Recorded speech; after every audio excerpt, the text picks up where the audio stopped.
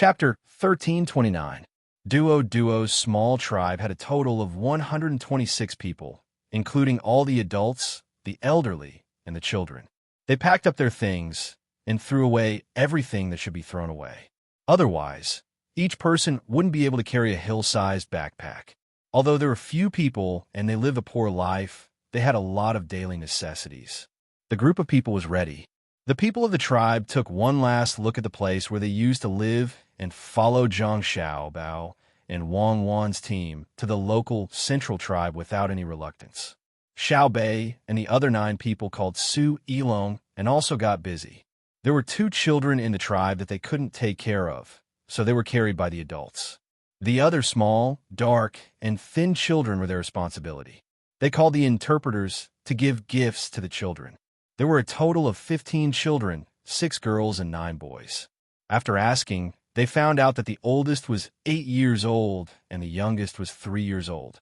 As for the 9-year-old, they were considered adults and needed help to do a lot of things. The gifts were very simple.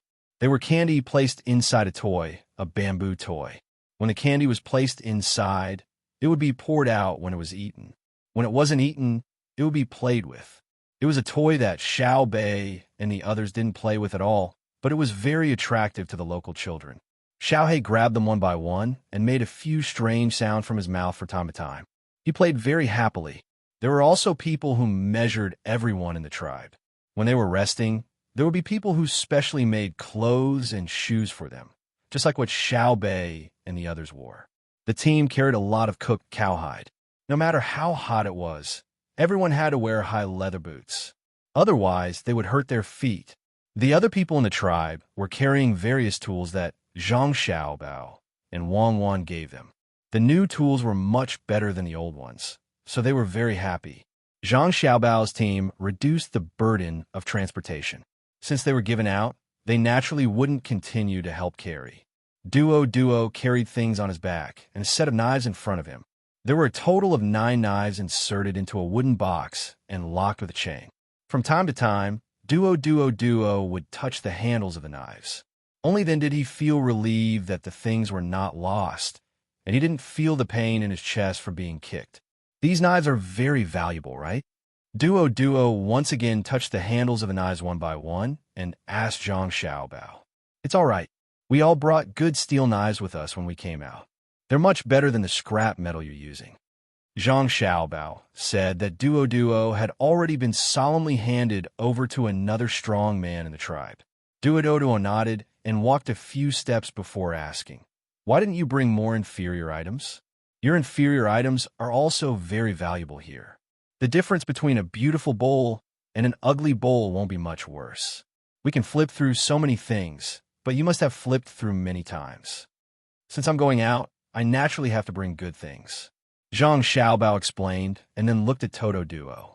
For some reason, he felt that Duo was just trying to find something to talk about, as if he wanted to achieve some sort of goal. Duo nodded and didn't say anything this time. Until noon, when they needed to stop and rest, they chose a relatively flat place for Zhang Xiaobao's family to eat. The other places were randomly chosen. Of course, the flattest place was reserved for the people who made the clothes and shoes. Today's lunch was still stewed. A large pot was placed on the rack with a fire under it. They threw in all the jerky that the tribe had saved with great difficulty to stew. This was not enough, so they also threw in some of the things they had hunted on the road and some wild vegetables. When they were cooked, they poured the noodles into it to make soup. Each person had a bowl to eat. Such a simple meal was sumptuous for the people of the tribe. They carefully held the iron bowl with one hand and reached in with the other hand to grab the food. However, they felt that it was too hot, so they gave each person a spoon, which was very strenuous to use. The food of the 9 children was better than the others. There was a small plate of kimchi. Seeing that the children of the tribe were staring at it and wanted to grab it with their hands, Xiao Bei had no choice but to put some into their bowls. She didn't want to eat the food that Xiao He had grabbed. There was a limit to how approachable she could be. The children of the tribe didn't see that she didn't want them to grab the food and happily ate a mouthful of the kimchi. It was sour and sweet, and their faces showed a happy expression. They were very satisfied. Xiao Bei looked and carefully tasted the food in her bowl. After swallowing it, she said, "It's really delicious. I also think it's a blessing." Do we still need to talk about our cook skills? Of course it's delicious. Do you think you have a hard life? Xiao Yuan said, and lowered his head to eat, pretending that he didn't see Xiao Bei's glare. A normal adult would be full after eating a big bowl, but the people of Duo finished a bowl and looked at the pot. They found that there was still some left, so they made do and ate half a bowl each. After eating, they were panting, not knowing whether it was because they were too full or because it was too hot. The team continued on their journey, but the clothes and boots were still not ready. Duo touched the hilt of the knife in front of her chest again. Suddenly, she turned her head and asked Zhang Xiaobao, "Do you know how to grow food? Do you know how to raise cattle and sheep?" Zhang Xiaobao looked over and nodded. "It's okay. My family has zhuangzi, which is specially used to grow food and raise livestock. Moreover, the yield is very high. If you want to raise livestock, I think chickens are good. Catch a wild chicken, cut off its wings, tie a rope between its legs, and encircle an area with a fence. You can eat eggs and chicken. If you can pay enough, I can even get people to send you good breeding chickens and pigs. I'll tell you how to take care of them. What's the price?" Duo asked anxiously. Zhang Xiaobao paused for a moment, smacked his lips, and shook his head.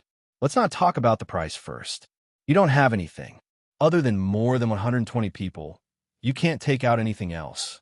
I'll tell you how to raise wild chickens and pigs first. I'll find a few people to introduce them to you." All right. Duo felt very helpless. He really couldn't take out enough things to exchange with the other party. After hesitating for a while, he took a deep breath and mustered up his courage. He said to Zhang Xiaobao, "I've thought about it. If I go back to the big tribe, they will take away my knife. They will take away the clothes and shoes you made for us. I can't resist at all. They will kill all of us. I intend to stay away from them, go to a place where they can't find me, and live a peaceful life with my people. But we don't know how to grow food, and we don't know how to raise things. We used to trade with them every few days with game and fish that we caught. If you can teach us, I won't have to worry about not having anything to trade. If you leave us some of your good tools, I'm willing to do anything for you." This time, Zhang Xiaobao understood that Duo was also ambitious. He also wanted to resist exploitation and oppression. It was just that he didn't have the ability in the past. Now, he felt that if he found a temporary backer and learned some skills, he would not be controlled by the big tribes. Zhang Xiaobao didn't answer immediately. He was thinking about how to solve the current problem of Duoduo's tribe while he was on the road. Until night fell, when they would arrive at the area where the big tribes lived, Zhang Xiaobao still couldn't figure out a solution. He seemed to be very confused. During dinner, he personally roasted the meat of a deer that he had hunted on the road for his younger siblings. He also cooked roasted deer belly and steamed rice for the children in the tribe to eat together. Together with the 4 injured members, he and Wang Wan continued to eat together with the rest of the team. Duo was very puzzled. He pointed to the 2 large portions of food and rice and said, "You can eat. We can't eat." Zhang Xiaobao seriously replied, "You are the leaders." Duo emphasized, "Yes, but we are not the wounded and the children." Zhang Xiaobao replied again. Duo shook his head. Obviously, he didn't understand why the leaders of a group couldn't eat well. Zhang Xiaobao didn't expect Duo to understand. After dinner, he went into the tent with Wang Wan and began to discuss the matter mentioned by Duo during the day. "I really don't know how to arrange it." Zhang Xiaobao sighed. "You have the ability to help them, but you feel that you can't get enough in return. Because they are not the people of the Tang Empire, you are hesitating whether to integrate them into the Tang Empire. You consider that they are not among the 56 tribes, so you naturally exclude them, right?" Wang Wan analyzed Zhang Xiaobao's thoughts and said. Zhang Xiaobao admitted, "Indeed, I always treat them as outsiders. And they are too backward and don't understand the Tang Empire. If I want to integrate them into the Tang Empire, I have to put in a lot of effort. Where to arrange them is the problem. Put them at the border? Their lives will improve, and at the same time, they are still them, not the people of the Tang Empire. If they are separated, they will not be able to adapt. They are almost a family, and it is very immoral of you to separate them. Then how can you arrange the 6 Zhao, the original Tubo, and the people at the border who were tricked into becoming hostages, the Turks, the Silla, and the other remote areas? Wang Wan asked suggestively. Because they are. All right, they are one of the 56 races. It could be 57, or 58, or 85. I just didn't get it right for a while. Then, if I help them, I will help myself. Together with the people of the large tribes, I will take away the authority of the leader and return them to the Tang Empire. Zhang Xiaobao thought it through, and the previous problem was no longer a problem. Wang Wan smiled and said, "We cannot kill the leader, but we can't let him have trusted subordinates. According to the plan, we will first take them away and let them be our logistics personnel. Slowly get to know them, and as time goes by, their leader's authority will gradually weaken in the hearts of the people of the tribe. If they play tricks, we will use this as an excuse to kill them. If they are honest, we will let them live. I hate it the most when I accept a group with its original management. It is the same for the military, the government, and the business. I hate it too. Let's sleep. Tomorrow, we will not tell Duo all the plans. Just tell him that we will help him. When we arrive at the place, we will trick everyone to follow us." Zhang Xiaobao yawned and pulled the blanket over himself and Wang Wan. He listened to the sounds of the little ones playing as they couldn't sleep and fell asleep. The next morning, the people of Duoduo's tribe changed into new clothes and boots. After breakfast, Zhang Xiaobao pulled Duo aside and whispered to him. Duoduo's face finally showed a look of relief and excitement. Chapter 1330. Duo, who had been promised by Zhang Xiaobao, jumped up and down as he walked. His head kept looking back and forth. Several times, he wanted to tell his tribesmen the good news, but he restrained himself. He was afraid that if he told the news, when his tribesmen met the leader of the big tribe, someone would accidentally spill the news. If the leader knew, he would be angry and kill all 126 of his tribesmen.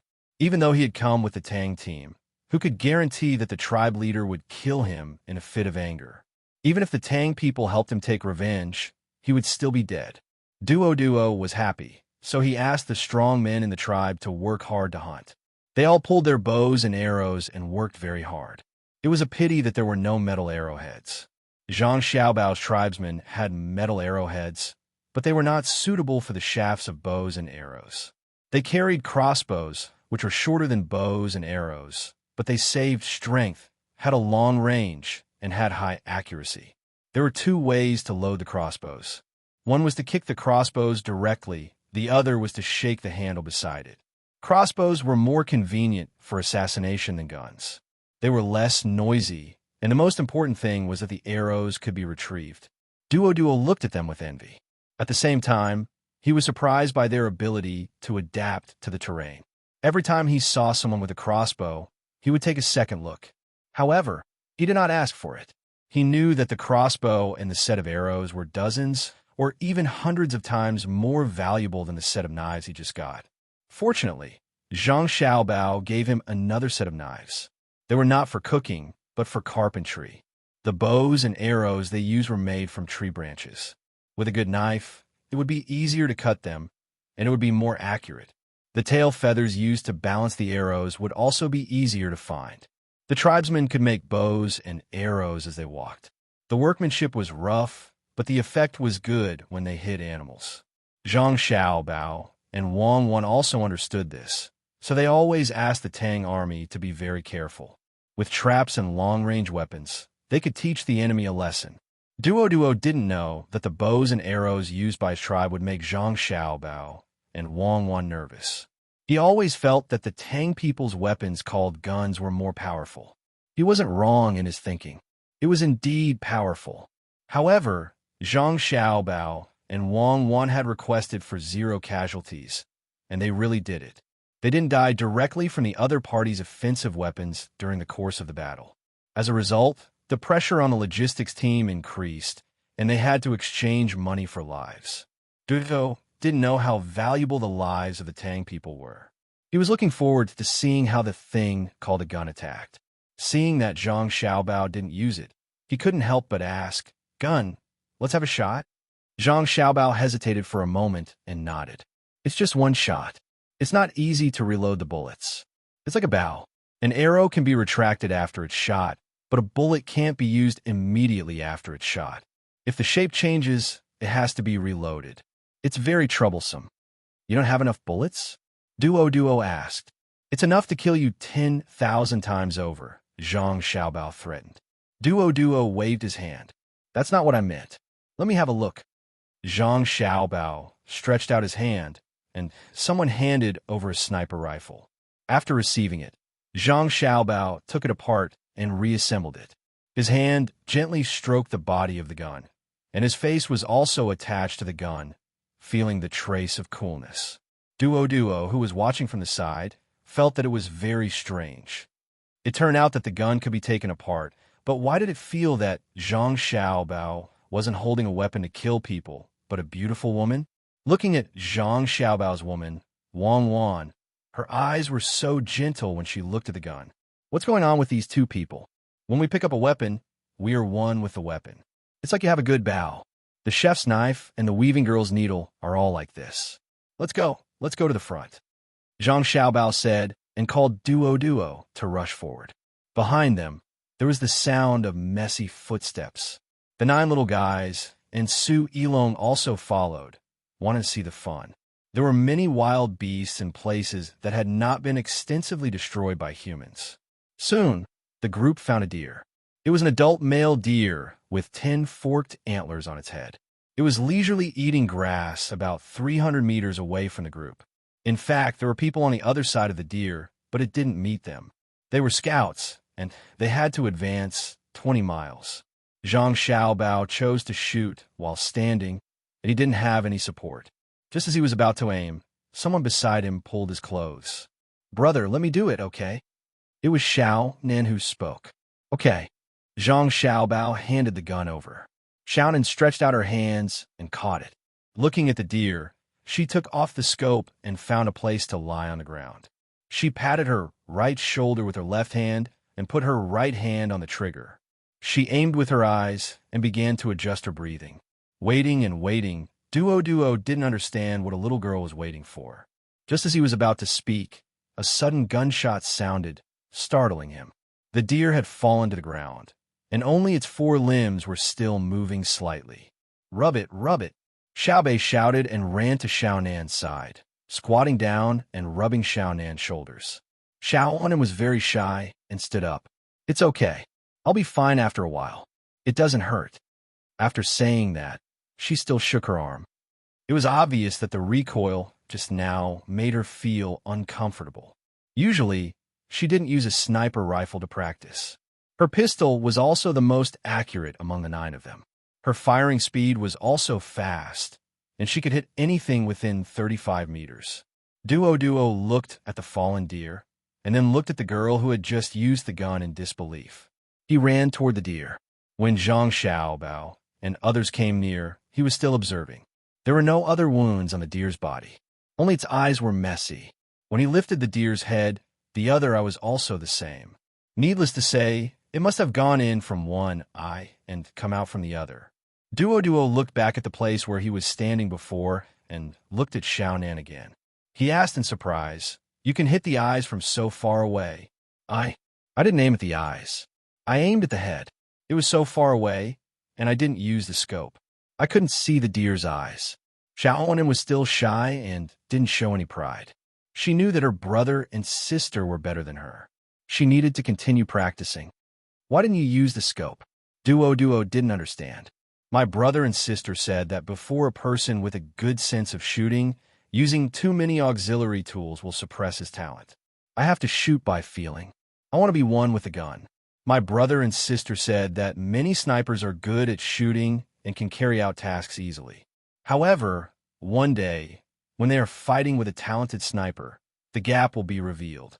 One is a gunsmith, and the other is a god of shooting. A gunsmith is for the task and planning the target, while a god of shooting is for the control of the field. A god of shooting who doesn't waste his talent and works hard can sometimes even control the shooting range by intuition. Within that range, he is a god of shooting. Xiaonan said with yearning. She was still holding the sniper rifle. Duo couldn't understand how powerful a god of shooting was, but he knew how powerful the little girl in front of him was. At such a far distance, where the arrow couldn't reach, she could hit the head as she wished. If it was a normal person, he would probably die. No wonder the tribal leaders were so scared when they talked about the weapons of Tang. Even children could kill people easily. It was said that there were countless people in Tang. If everyone had a gun, Duo didn't dare to think about it anymore. He used to admit that Tang was powerful, but it was just an impression. When he saw the team of Zhang Xiaobao and Wang Wan, he felt that Tang had countless good things.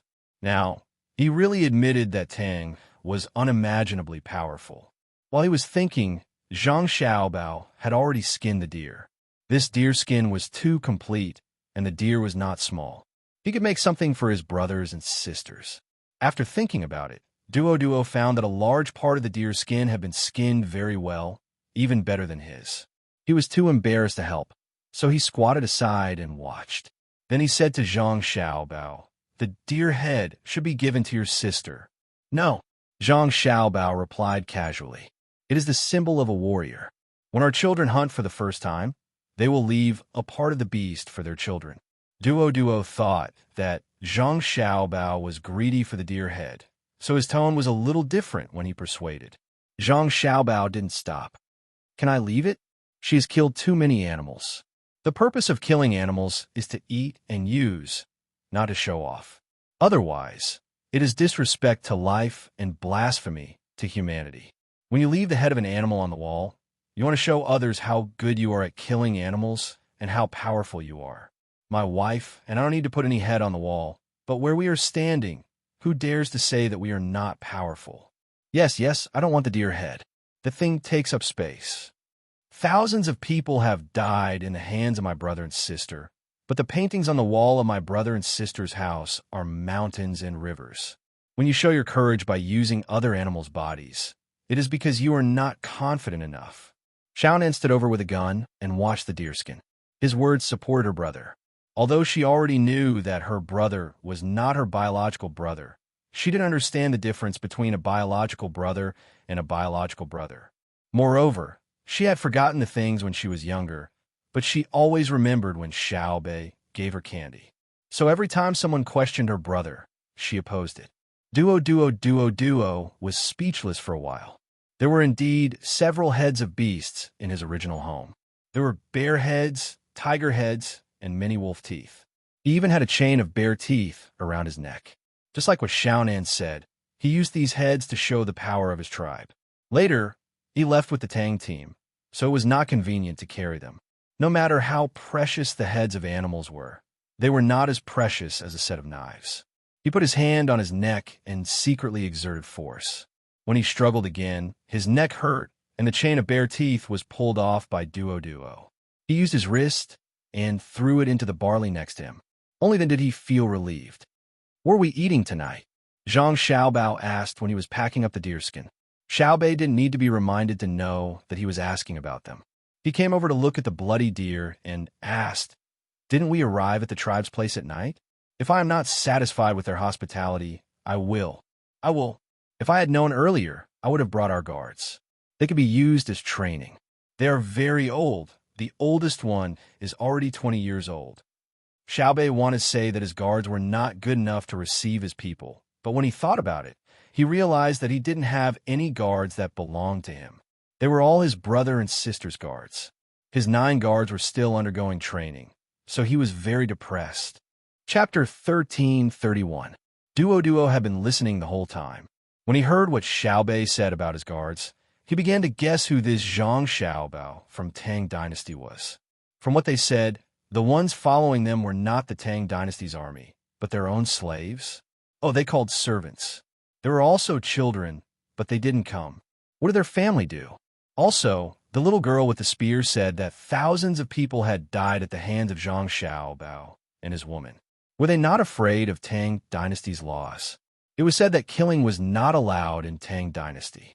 After hesitating for a while, Duo mustered up his courage and asked Zhang Xiaobao, "What is your status in Tang Dynasty?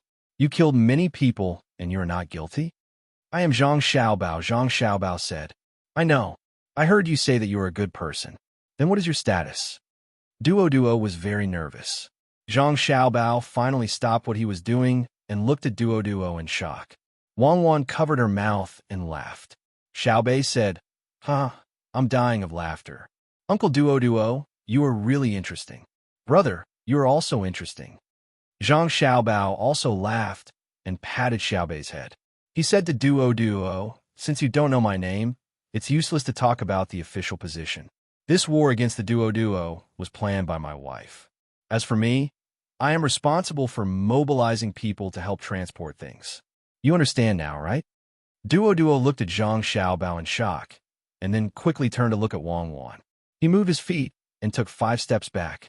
Not only did he understand, but he was also frightened. You're heartless Xiaobao, and you are Demoness Cuckoo? You're Xiaobei? Duo asked in a trembling voice. Xiaobei patted his head and sighed. Uncle, it's not that I want to belittle you, but how do you think you can lead the tribe to greater heights? Come, let me introduce you. This is Xiao Hai, and this is Xiao Nan. Her sister is Danan. Don't they look alike? There's also Xiao Gang, Xiao Chong, Xiao Zhu, Xiao Fong, and so on. My name is Xiao Yuan. If you're not, wait a minute. Brother, look, Xiao Bei is bullying me in front of outsiders. Xiao Yuan could not take it anymore. No, I'm not bullying you.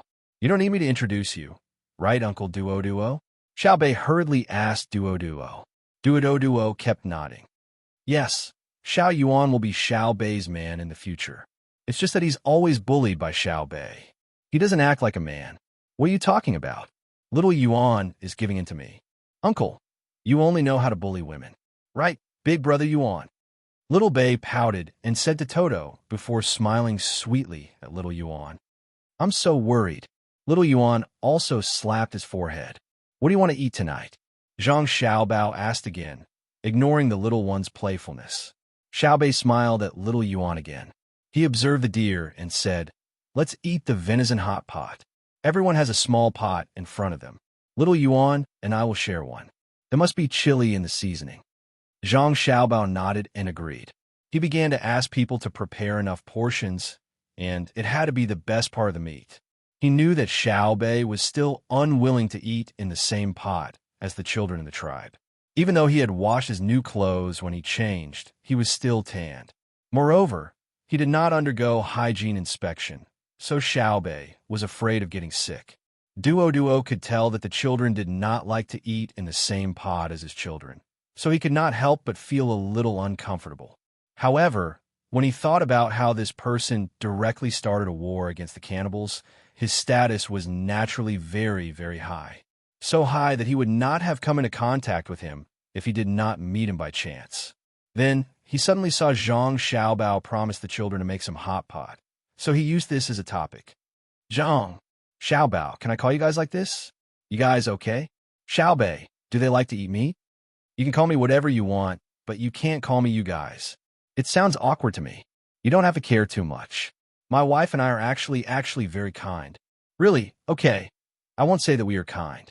I'll just say that we won't kill you guys. You should believe me, right? When Zhang Xiaobao spoke, he saw the look in Duo's eyes again. Wang was still smiling. She remembered how Xiaobao looked when he said that he was a good person yesterday. When she saw Duo looking over, she quickly tried to become serious and said, Xiaobei and the others like to eat everything. They're not picky about food. You see that they don't eat in the same bowl as your children, right? Wang immediately thought of this question. Duo nodded embarrassedly.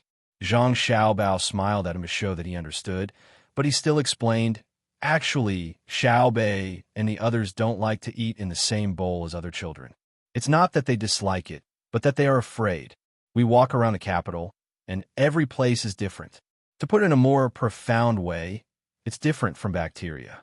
It's something that can make people sick. You locals are already used to it. Xiaobei and the others are children.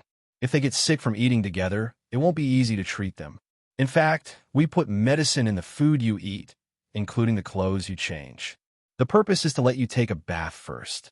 Otherwise, why would we be in a hurry to make new clothes for you? We are all afraid that we will get sick before we can fully adapt to your place. Once the words were said, Duo didn't feel uncomfortable anymore. Who asked them to not be clean enough? It wasn't enough to be looked down upon from the bottom of their hearts. They could wash off the dirt, but they didn't know what to do when they were looked down upon. After feeling comfortable, Duo said to Zhang Xiaobao, "Just now, when you said that they were in a dilemma about what to eat, why don't I give you an idea? Let them roast it. Roasted venison is very fragrant." "Thank you, but they said that they want to eat hot pot." "I'm not in a dilemma. I have to think about how to make them feel comfortable eating it. I'll do it according to the current deer. If the fiber of the meat is thick, I need to cut it thicker and let them cook it slowly in the hot pot. If the fiber of the meat is thin, I need to cut it into very thin slices and let them cook it. Also, what should we put in the soup? We can't use the pheasant that we just hunted here to make the soup, nor can we use the fish in the river. It's good to use beef bones and pig bones to make the soup, but we didn't bring them. So, I just thought about it. It's best to use the local mushrooms to make the soup. Previously, we had the throat mushrooms. Together with the mushrooms here, it'll be enough. It can also let them adapt to the local bacterial environment. Add 2 dried abalones. All right, that's it." Zhang Xiaobao patiently analyzed Duo. As he analyzed, he counted with his fingers like a child, calculating the counteracting and compatibility of the food. Duo was dumbfounded. Was this still cooking? This wouldn't do. His clansmen also had to consider the food they ate. They would have starved to death long ago. However, listening to it, he felt that it would definitely taste good. It was a pity that he couldn't compete with the children and the injured. Duo looked a little disappointed, not because he couldn't eat it, but because he thought about the lives of the Tang people. After comparing them, he felt inferior. He asked tentatively, "Do the Tang people all eat the same? How is that possible?" Xiao Bei raised his head and continued, "If only all the Tang people could be like this. Not to mention venison. We don't even have a lot of mutton. We eat pork every day. If we don't have enough pig meat, we have to exchange it with chicken and duck meat. It's good enough if we can eat pork ribs in half a month. If we want to eat venison every day, we have to raise deer like we raise pigs and chickens. Their lives are really tough. My family has a restaurant business, so the food there is better. It's a little better." Xiao Bei felt embarrassed as he spoke. Duo suddenly understood. He had heard of restaurants before. People who ate there had to be rich, and the food tasted good. He couldn't help but feel envious. If there was someone in his family who worked in a restaurant, the meat is good. It's very delicate. Cut out the tenderloin and chill it. Don't let it run. I don't want to make cold jerky for them. I want it cold and fresh. At this time, Zhang Xiaobao had already checked the meat for himself and instructed. Naturally, someone went to get saltpeter and chill the venison. Duo didn't know what chilling was, so he didn't ask. Otherwise, he would be even more surprised. Now, he felt that Zhang Xiaobao shouldn't be so serious. He advised, "Just make food. Don't worry too much about the children." "Yes, that's what I said. If you don't want to worry, then don't raise them. Even raising horses knows how to be careful, let alone raising children. Look at the wild vegetables under your feet. You can't just eat venison." Zhang Xiaobao began to pay attention to the path under his feet again. When he saw wild vegetables that weren't poisonous, he would pick a piece and put it in his mouth to chew. He wanted to see if the taste could match with the venison and seasoning. Every time he confirmed something, Duo would pick it. There were many wild vegetables in the mountains. He was usually very careful when he ate them, afraid that they would be poisoned. Small root vegetables? Sure enough, it's time to eat. "Babies, what should we do?" Zhang Xiaobao suddenly found many small roots of garlic. The scientific name was allium white. He dug one out of the soil and tasted it. He asked the little ones. The 9 children began to feel awkward. They knew that if they had small root vegetables, they would also have cat ears. Then, they could eat the small root vegetables with cat ears soup. It was very delicious. If they added a small plate of sliced cucumber with some salt, it would be even better. But someone had already gone to prepare the venison. What should they do? One by one, they frowned. Duo was puzzled. Your family is full of foodies. You frown when you're cooking, and you also frown when you're eating. It's as if you're in a dilemma. Is it more difficult than fighting a war? You can put the two together and eat them both. Duo felt that he was very smart and proposed a solution. Without waiting for Zhang Xiaobao to speak, Xiaobei shook his head. No, venison is warm and nourishing. The small root vegetables are spicy and also nourishing. The cat ears are earthy and can suppress the slight spiciness of the small root vegetables. Together with the cucumber, it will improve the taste and clear the stomach. It's a good combination. Therefore, we can't eat it together with venison. Otherwise, we won't be able to taste the venison. Also, after eating, should we take cold medicine to digest, licorice to balance, or medicine to warm the spleen and stomach to stabilize? It's just a meal. It's not like we're risking our lives. Do you want to eat us to death? It's like chili mixed with ice. Can that be eaten? It's also impossible to add licorice. Those who dare to prescribe such a prescription are either quacks or divine doctors. Didn't you see that brother is looking for vegetables to neutralize the venison? Yes. Illness comes from the mouth, and disaster comes from the mouth. We have to be very careful, Xie Yuan echoed. Duo didn't understand at all. The only thing he knew was that it wasn't easy for Zhang Xiaobao and the others to eat. It sounded very dangerous. Thinking of the danger, he became nervous again. He said to Zhang Xiaobao, "When we see our big leader, you must not reveal your identities. If the big leader knows who you are, he might want to arrest you." Chapter 1332. Duo spoke very sincerely. After knowing who Zhang Xiaobao and Wang were, he knew the difference between them. They were actually the leaders who started the war against the cannibals. However, he was also worried. This time, the leader of his tribe helped the cannibals once. He thought that the cannibals would succeed, but who knew that the great Tang would be so prepared? Not only did the sneak attack plan fail, but the cannibals were also beaten up. The cannibals did not resist at all and ran away without a trace. Thus, the great Tang troops ran to the tribe and searched. The leader did not dare to resist, but he also searched his small tribe again. If the leader knew the identity of Zhang Xiaobao and Wang, would he play tricks behind their backs and capture them? The two of them were very important to the great Tang. At that time, they could exchange for more compensation from the great Tang. What should he do then? Zhang Xiaobao blinked and suddenly said happily, "Does it mean that if we perform a little worse and give your leader a good opportunity, he will make a move?" "Aya, this matter can be solved in advance, right, madam?" Wang's eyes also brightened. She also looked at Duo and asked, "Can we really let your leader make a move?" "Not necessarily, right?" Duo began to lose confidence. He could see that Zhang Xiaobao and Wang were looking for an opportunity to make a move on the leader of his tribe. Looking at the people from the great Tang, Duo began to think.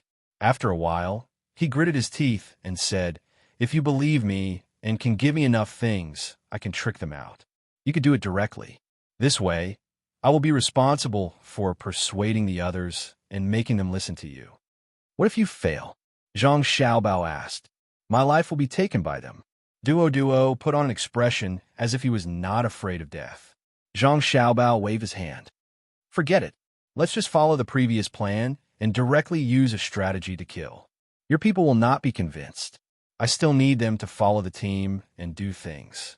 It is easy to kill people, but it is hard to change their minds. We should pursue benefits and not force them." "I think so too," Wang agreed. "It's easy to kill people, but difficult to make them work for you. Force has always been used to conquer, but not to rule. Then be careful." At this time, Duo's recognition of Zhang Xiaobao and Wang deepened. A large group with guns could have killed their way over, but they didn't. Instead, they chose another method. If he followed them in the future, he would definitely have a good life. How could his current leader use benefits to get what he wanted? He was clearly using benefits to coerce them. If over 100 of his clansmen didn't give them anything, they wouldn't give him any food either. When it came to an exchange, he would be at a disadvantage. The team continued to move forward. No matter what, they would be able to reach their destination before dinner tonight. In a situation where they did not plan to come into close contact with the other party, the team could increase their speed a little. They could hunt more wild beasts and store them to replenish the team's daily consumption. It wasn't that Zhang Xiaobao and Wang didn't know how to protect nature. Right now, they didn't allow Great Tang to cut down trees and hunt animals. It was unlike before, when they didn't have enough strength to stop it. They could only follow Great Tang's national policy of destroying forests and opening up wastelands. Now that things had changed, they could influence Great Tang's policy. Of course, they couldn't continue to pretend that they didn't see it. Bamboo forests could be cut down, and after cutting them down, they would have to plant new ones. Bamboo had a short growth cycle, and the old bamboo forests couldn't be touched. That was a cultural and precious resource. In fact, it was fine to cut down trees, but they had to be separated into different types of forests. Take the old red pine forests, for example. They couldn't bear to part with them and wanted to leave them for their descendants, let alone others.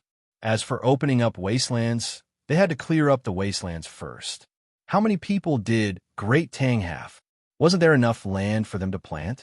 If they felt that the land was too small, they could just expand. If people came over to plant them, they wouldn't have to pay a single copper coin in taxes. They could even give them subsidies. But this wasn't the Great Tang, and it was impossible to kill all the wild beasts in the area. If 12,000 people could kill all the wild beasts in the area, it meant that the wild beasts had been on the verge of extinction before. This was impossible. The group hunted as they walked. When a scout at the front reported that they were only 5 li away from the other party's settlement, the group stopped to set up camp, cut down trees, dig trenches, set up tents, and start a fire. The Woodward's tribesmen couldn't help with this kind of thing. They could only watch. They saw that the Great Tang's group was very fast and that the camp was built well. You guys seem to be building camp faster than the Great Tang army. After 2 days of observation, Duo finally found this problem. He had seen it once when he was delivering things to the tribe, so he pulled Xiaobei aside and asked. Xiaobei and the other 9 people, including Su Yilong, were helping to measure the depth and width of the trenches, as well as the sturdiness of the stag trenches. Especially the trenches, the depth and width were not fixed. They had to look at the terrain. If there was a run-up, the trenches had to be widened. If there was something in the surroundings that could be filled in, the trenches had to be deepened. When Xiaobei was pulled back by Duo, he was on a small mound more than 160 meters away from the trenches. He was holding a Luoyang shovel and kicking down hard to see the structure of the soil. He was sweating profusely. When he heard Duo's question, he stopped and said to the people beside him, "Let the artillery calibrate this position. Even I can kick down, let alone you." What if they dig to fill in the trenches? 1 small cannon and 3 grenade launchers are enough. Let's see who dares to come over and dig. Then he turned around and asked, "What are you doing, uncle? I mean, compared to the Great Tang army that came before, you guys look more and more... It's faster to follow Yanjin, right?" Xiaobei helped Duo say. Duo nodded. "Yes, more rigorous. I've heard of this before." "That's right. They're the army of the imperial court, and we're the private army. What you saw should be the army led by Zhang Shogui and army supervisor Yang Xixuan. The 2 of them are still passable, and they have the help of 2 third-generation graduates from my family. Don't compare their fighting strength to ours. If we were to fight the 2 of them, even if 10 of them were tied together, it would be like a game for Big Sis. In other words, our 12,000 people can easily defeat 120,000 of theirs. The individual qualities of soldiers are different. Even if I explained it to you, you probably wouldn't understand." Xiaobei took advantage of the time while speaking to take a break. Then, he picked up his Luoyang shovel and kicked elsewhere. Duo stood in place for a while, stunned. Then he muttered, "In other words, your 10,000 people are more terrifying than their 100,000 people. Back then, they chased less than 6,000 people to the tribe. They clearly knew that there wouldn't be a battle, but they still built the camp like this. It's a waste of effort. Because this is tradition. You can't wait until you think there's danger. If you die on the battlefield because of this, no one will sympathize with you. They will only praise the victor." Zhang Xiaobao's voice suddenly rang out in Duo's ear. Duo jumped in fright. Turning back to Zhang Xiaobao, he exhaled and said, "You didn't make any noise when you walked. There's no danger here. Who would dare attack you?" "I changed into rubber shoes and came over to watch others work." Zhang Xiaobao smiled. And then he said to Duo, many times in history, when the enemy believed it to be safe, a battle won by a small force. The great Tang can lose, even if it has advanced weapons. But my wife's and my team cannot lose. Do you want to strike at the confidence of the great Tang? Defeat our army and capture us. No matter what method you use, whether it's a direct battle or a scheme, as long as you succeed, all the industries of my great Tang will be in trouble, and the people will be shaken. My wife and I are the symbol of invincibility. If we are ambushed here, even if 10,000 of our enemies die, it's still a victory for them. So you won't give them a chance. You're standing beside me without anyone protecting you. Aren't you afraid that I'll capture you? Duo understood a little, but he still thought of a possibility and clenched his fists. Hee. Zhang Xiaobao laughed. Your chest doesn't hurt anymore? You don't even have a stick on you, and your nutrition isn't balanced. It's just that you don't control yourself when you eat. As for me, this is called a knife. Don't move. The knife is very fast, faster than the knife I gave you. As Zhang Xiaobao spoke, a small knife suddenly appeared in his hand. It was light black and had hemp patterns. He gently placed it beside Duoduo's neck, and with a flick of his hand, a pu sound came from a small tree beside them. Duoduo's pores opened instantly, and he felt much cooler. He turned his head to look at the small tree and walked forward. When he got closer, he shivered again. There was a 2-inch-long red worm that was nailed by the knife. Zhang Xiaobao, can you really beat your woman? If you want me to beat my wife again, I'll beat you first. Hurry up and rest. I think your leader will come over when it's time to eat. I've already sent people there to trade for food. We've consumed too much food along the way. Zhang Xiaobao walked over and pulled the knife out of the worm's body. He then took out a white handkerchief and wiped it. The small knife made a light black mark on his hand, and then it suddenly disappeared. Duo looked at Zhang Xiaobao's back as he left. His feet seemed to be glued to the ground, and his expression was blank. He didn't understand what kind of person this person was. When he looked at his smile, he thought that he was very ordinary. He just looked a little better, and he didn't look that strong when he wore clothes. Why did he have the strength, the throwing knife, and the ability to cook good food, but he was willing to eat the same food as his subordinates? The most important thing was that he was afraid of women. As long as his woman, Wang Wan, looked at him that way, he would smile. If I smile with my women, what will it be like? He's not like a man. He's so powerful, but he's afraid of women. Maybe only his women can understand him. Duo muttered to himself. He found that he really couldn't evaluate Zhang Xiaobao with what he knew. In fact, I don't know him very well. I only know a part of him. Of course, he doesn't know me completely, but he definitely knows me more than I know him. I plan to use my life to understand him. Don't just stand there. Organize your people. Your leader is here. Wang Wan's voice was the same as Zhang Xiaobao's. She suddenly sounded behind Duo. Then she caught up with Zhang Xiaobao, who was holding a stick, and said to him, Brother Simo Domo, he luo, fo che, hoemo, wu has come in person. He only brought 25 people with no weapons. It's really strong. Zhang Xiaobao swung it a few times, but it didn't break. He praised it, and then asked Wang Wan, Who? What do they do? The local leader. Wang Wan also came over and kicked the side of the deer. Aren't they the Mish tribe? There's no Mish in their name. Others call them Mish, just like the Japanese call us Shina. Do you have Shina behind your name? Who dares to call me that? I'll let him know why flowers. How many eyes does Ma Wanyi have? Japan was originally called Neon, okay? Later, our Chinese people were magnanimous and thought that their sun rose first, so they called it Neon. Unfortunately, this Neon name became derogatory in our time. I feel sad for them. Come with me to meet some Moda people. Zhang Xiaobao threw down the stick and walked in the direction Wang Wan pointed. Chapter 1333. Zhang Xiaobao and the leader of the local tribe, Seymour Domohi, Luo Fach. When the two of them met, they didn't shake hands or hug each other. They didn't even get close to each other. The two of them were 10 meters apart. Zhang Xiaobao sat on a chair with his back facing the south. Seymour Domo, he only had a stool and sat facing the north. When he looked at Zhang Xiaobao, he had to look up.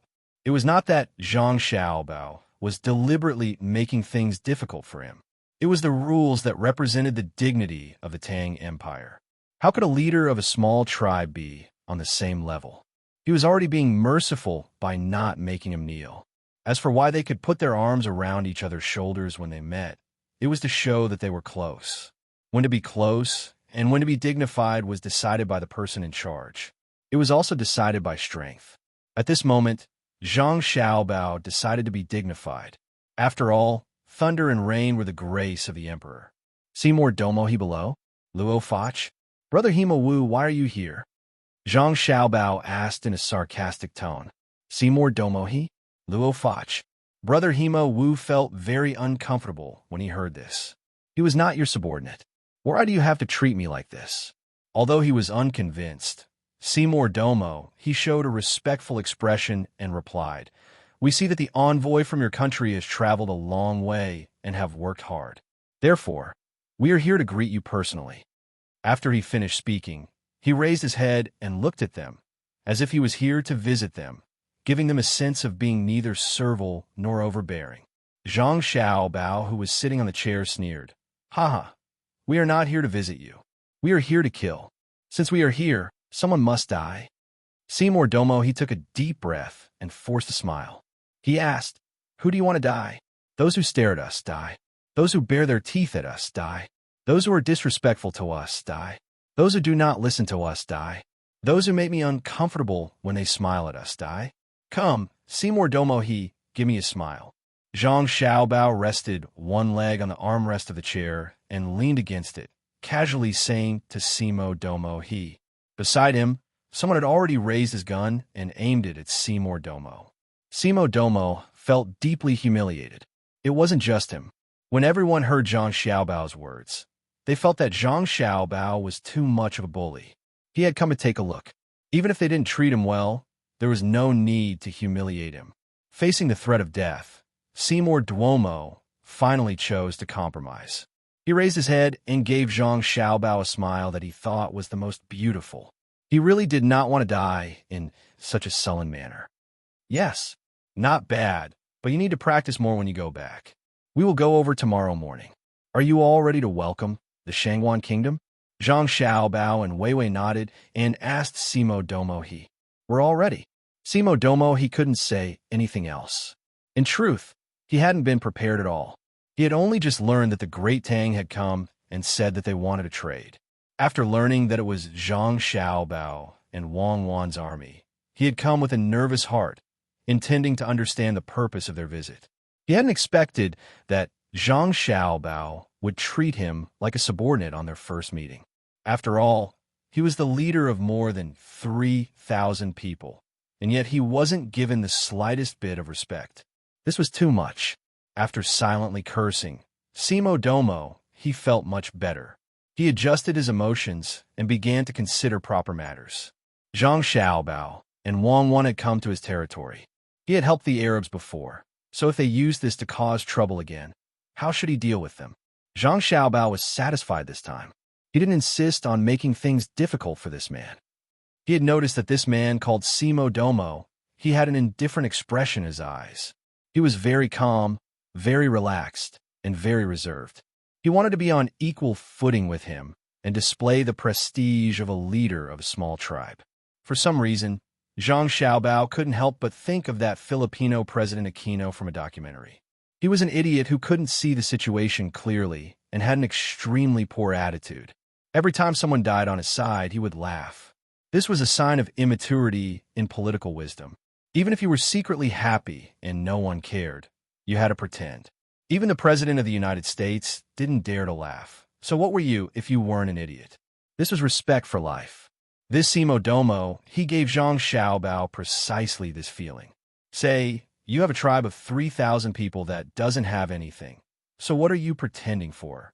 What right do you have to appear equal in front of me and play neither servile nor overbearing? Haven't you read too many historical stories? No wonder the great Tang spoke so smoothly. With this thought in mind, Zhang Xiaobao waved his hand, closed his eyes, and leaned back to rest. Seymour Domo, you can go back now. We'll be there tomorrow. Why don't you stay for a meal? It's getting late. Someone immediately gestured to Simo Domo he, appearing rather polite. Okay, let's have a meal. We truly haven't eaten. Simo Domo he happily agreed. This way, please. This person was immediately depressed. He was just being polite, but this guy actually agreed. But since he had already said it, he naturally had to entertain him. Seymour Domo followed them and kept looking at the situation of the camp. He found that it was very messy. The tents were not arranged in rows or columns. Instead, there were tents here and there. It seemed like Zhang Xiaobao and Wang Wan's troops were really not good at marching and fighting. At the same time, he was thinking about what he had done wrong.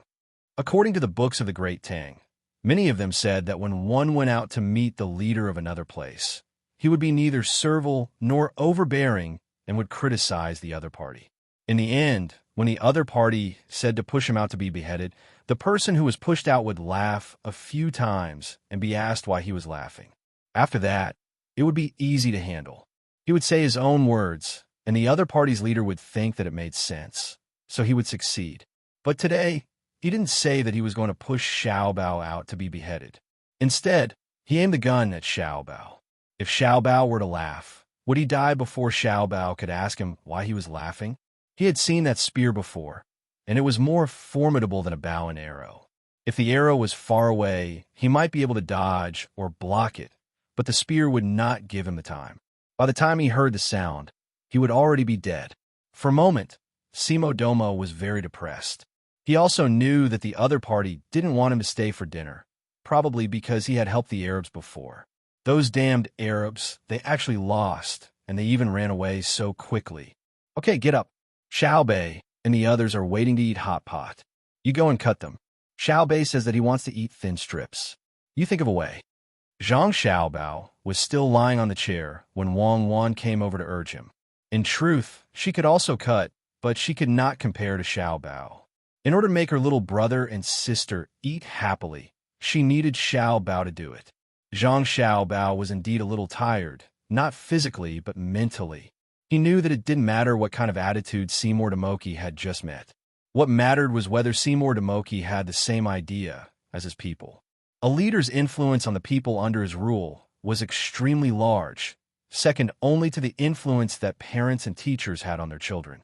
If Simo Domo he's daily propaganda was hostile to the Great Tang, then the more than 3,000 people probably had the same idea. As he got up and walked to the kitchen, Zhang Xiaobao said to Wang Wan, when the Japanese invaded, let's not talk about invasion and just talk about integration. They also started teaching Japanese in the 3 northeastern provinces. From this, one can see how smart the Japanese are. But in the end, they failed. I'm worried that Simo Domo, he will also have nothing better to do and educate his people. If that's the case, we won't be facing the same opponent. Wang Wan smiled and said, I can see that Simo Domo he is using his cleverness in the wrong place. He probably thinks that we're always high and mighty and lack someone who dares to communicate with us normally. So he wants to play this role. In truth, he still has too little understanding of our Chinese culture. There's no such thing as equality, and no leader would be so cheap, including Li Longji. We really do treat him this way, but it's not because he lacks feelings in this aspect. It's because we can provide him with benefits. He laughed and was very happy when Xiaobei stole food from him. But without us, Xiaobei wouldn't have had a chance to steal food. Even if he did, would he still be happy? He's being magnanimous by not teaching Xiaobei a lesson, but he'll definitely teach Xiaobei's family a lesson. If Xiaobei was an ordinary person, Li Longji would teach a lesson to the local officials.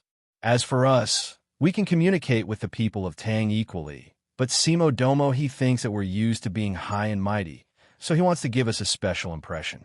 Pooh! Well said. Where's the meat? Zhang Xiaobao had already arrived at the big tent that served as the kitchen. He saw the washed wild vegetables, but he couldn't find the meat that he wanted to cut. Little young master, here. Someone outside answered and brought in a tray. There was a large piece of venison on the tray. It was estimated to be around 40 jin. Zhang Xiaobao glanced at it and said, It's too much. Xiaobei, the children in the tribe, and the 4 injured people can't finish it. There's still other dishes. It's not much.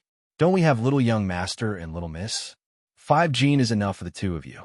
After dipping it in the soup, the weight of the venison will be lighter. The person who came and looked at Zhang Xiaobao and Wang Wan with an expectant gaze. We'll eat with you. Little young master, we need someone to watch the little ancestors when we eat hot pot. Tonight, we have 2 dishes. One is braised with a variety of flavors, the other is wild vegetable dipping sauce, and the other is fish soup. It's not worse than hot pot. The main dish is hot dry biscuits. The person introduced what they were going to eat tonight. He meant that they didn't need to eat with them. They ate well, so they could accompany the little ancestors to eat hot pot. Zhang Xiaobao hesitated and looked at Wang Wan. Seeing Wang Wan nod, he said, "Okay, Cuckoo and I will be extravagant today. We won't eat with you. Find Duo and invite him to eat. He probably hasn't eaten our hot pot before." "That's great. Here, put the meat." The person answered happily and ran out. Zhang Xiaobao began to cut the meat.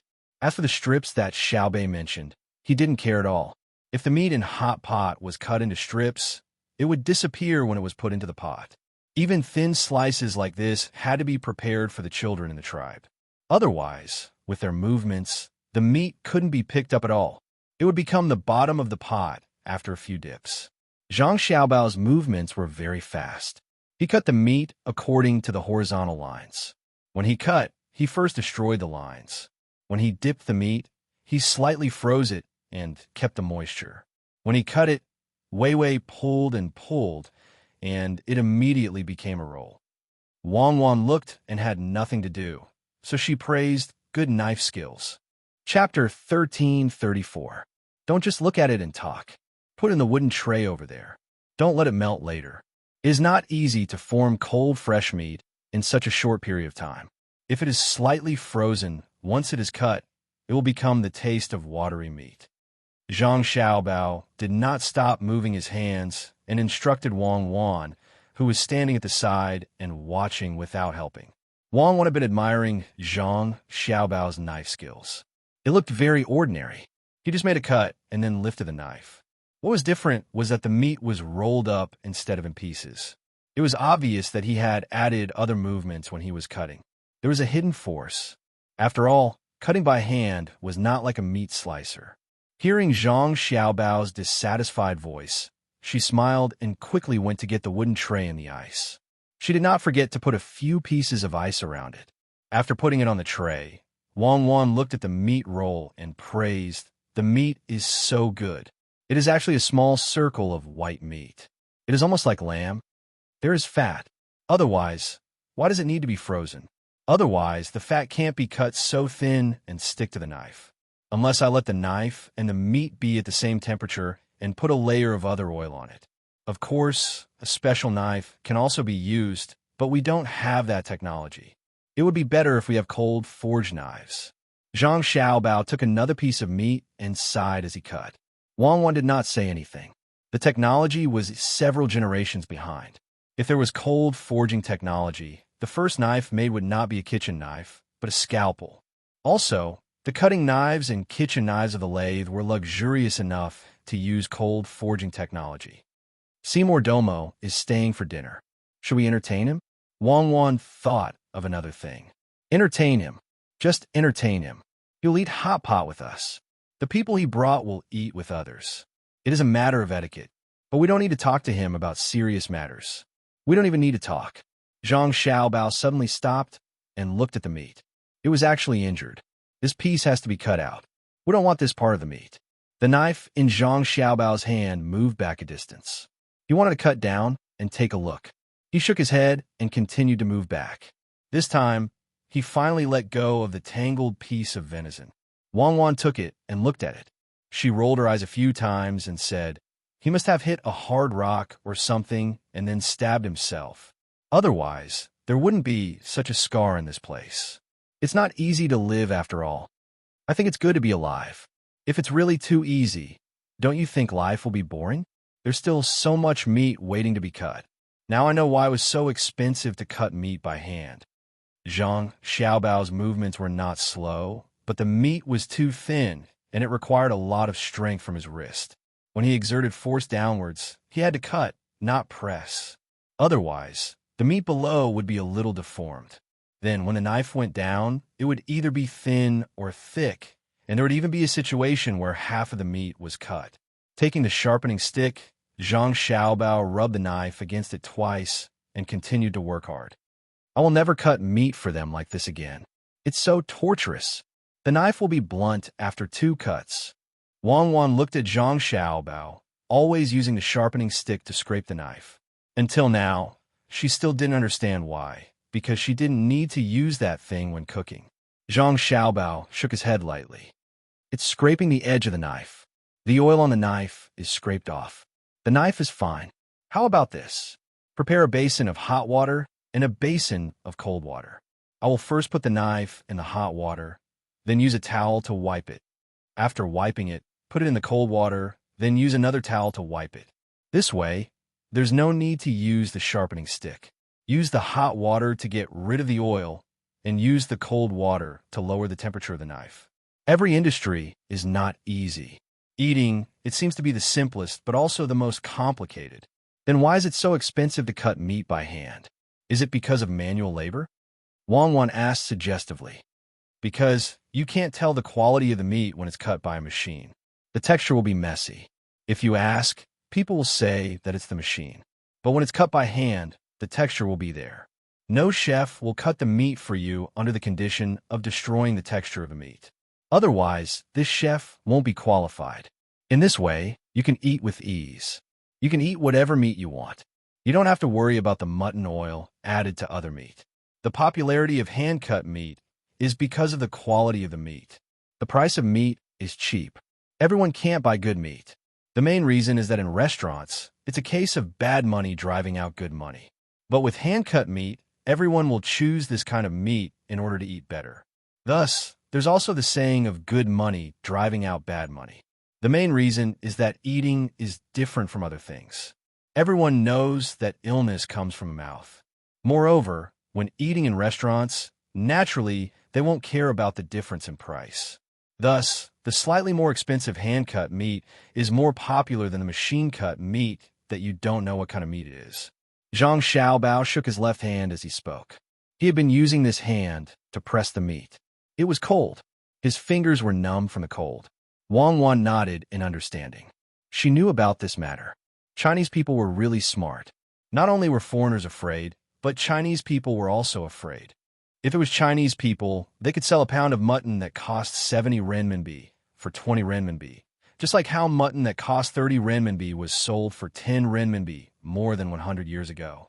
Let's not talk about the specifics first. Just talk about the similar taste and how low the cost of the food was. Thus, Chinese people were afraid. Generally, they would go to Muslim to buy beef and mutton and cut it themselves at home. It was very ironic.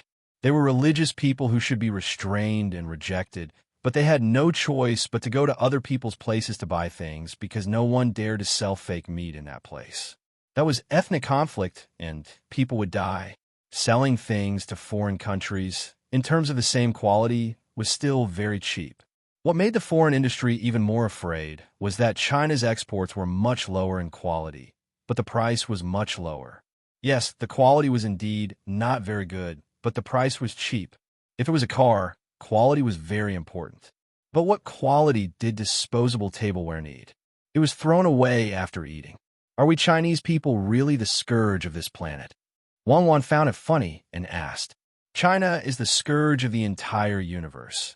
So let the Chinese people rule this planet first, and then scourge the universe. The others can't do it all, and can only suffer losses. The people of this deer are really good. The meat is delicate. If you look at it under the setting sun, it's like the texture of a cloth. Zhang Xiaobao pinched a piece of meat and looked at it under the light. Wang Wan came over to take a look and nodded. It's really good. It exercises all year round, and it's different from other animals. It's especially better than wild boar meat. The fiber is not so thick, but it's a pity that there's no marbling. If you didn't deliberately let people put some fat, you wouldn't even see a bit of white when you cut it. Marbling, it's nothing more than the ratio of protein to fat. That's other people's rules, not our Chinese rules. If you take 5A beef, other than making steak, can you stir-fry it and eat it? If you cut along the texture, you'll separate the fat from the thin. If you don't and cut it horizontally, then fine, let's not eat the shredded meat. Eat the foam, it will break. It's a matter of eating habits. It's not always good when others say it's good, unless it's specially sold to them. It's like eating fish and crabs. Do people in England eat crabs? Do people in America eat carp? There are a lot of thorns. But in China, if you have wild crabs and carp, they're very expensive. The English think it's hard to eat crabs. Lobsters are all peeled by the chef. We don't need it. We have special tools to eat it. There are 8 pieces of crabs. It's very delicious. And carp, of course, people in America don't eat it. It's very earthy, and there are too many thorns. Why? Because the way they eat it is simple. Children in China know to spit out the thorns when they eat fish from a young age. They don't wait for their parents to remove the thorns and fry the fish with breadcrumbs. Many people are sad. They only say that the food in America is good. Western food, in fact, I don't like to eat this. I'd rather cook it myself. It's not that other people's food is bad. People always eat it, but I'm not used to it. It's too nutritious. I don't need so much nutrition. When you're like me, you eat lean meat. I don't need marbled fat. What I care about is explosive strength, not fitness.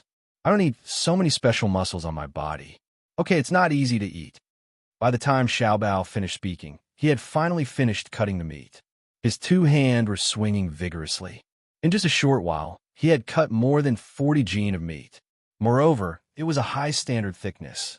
The knife was only now showing its age. It was not as good as the cold forged knife. The difference was too big. Wang Wen was also not idle.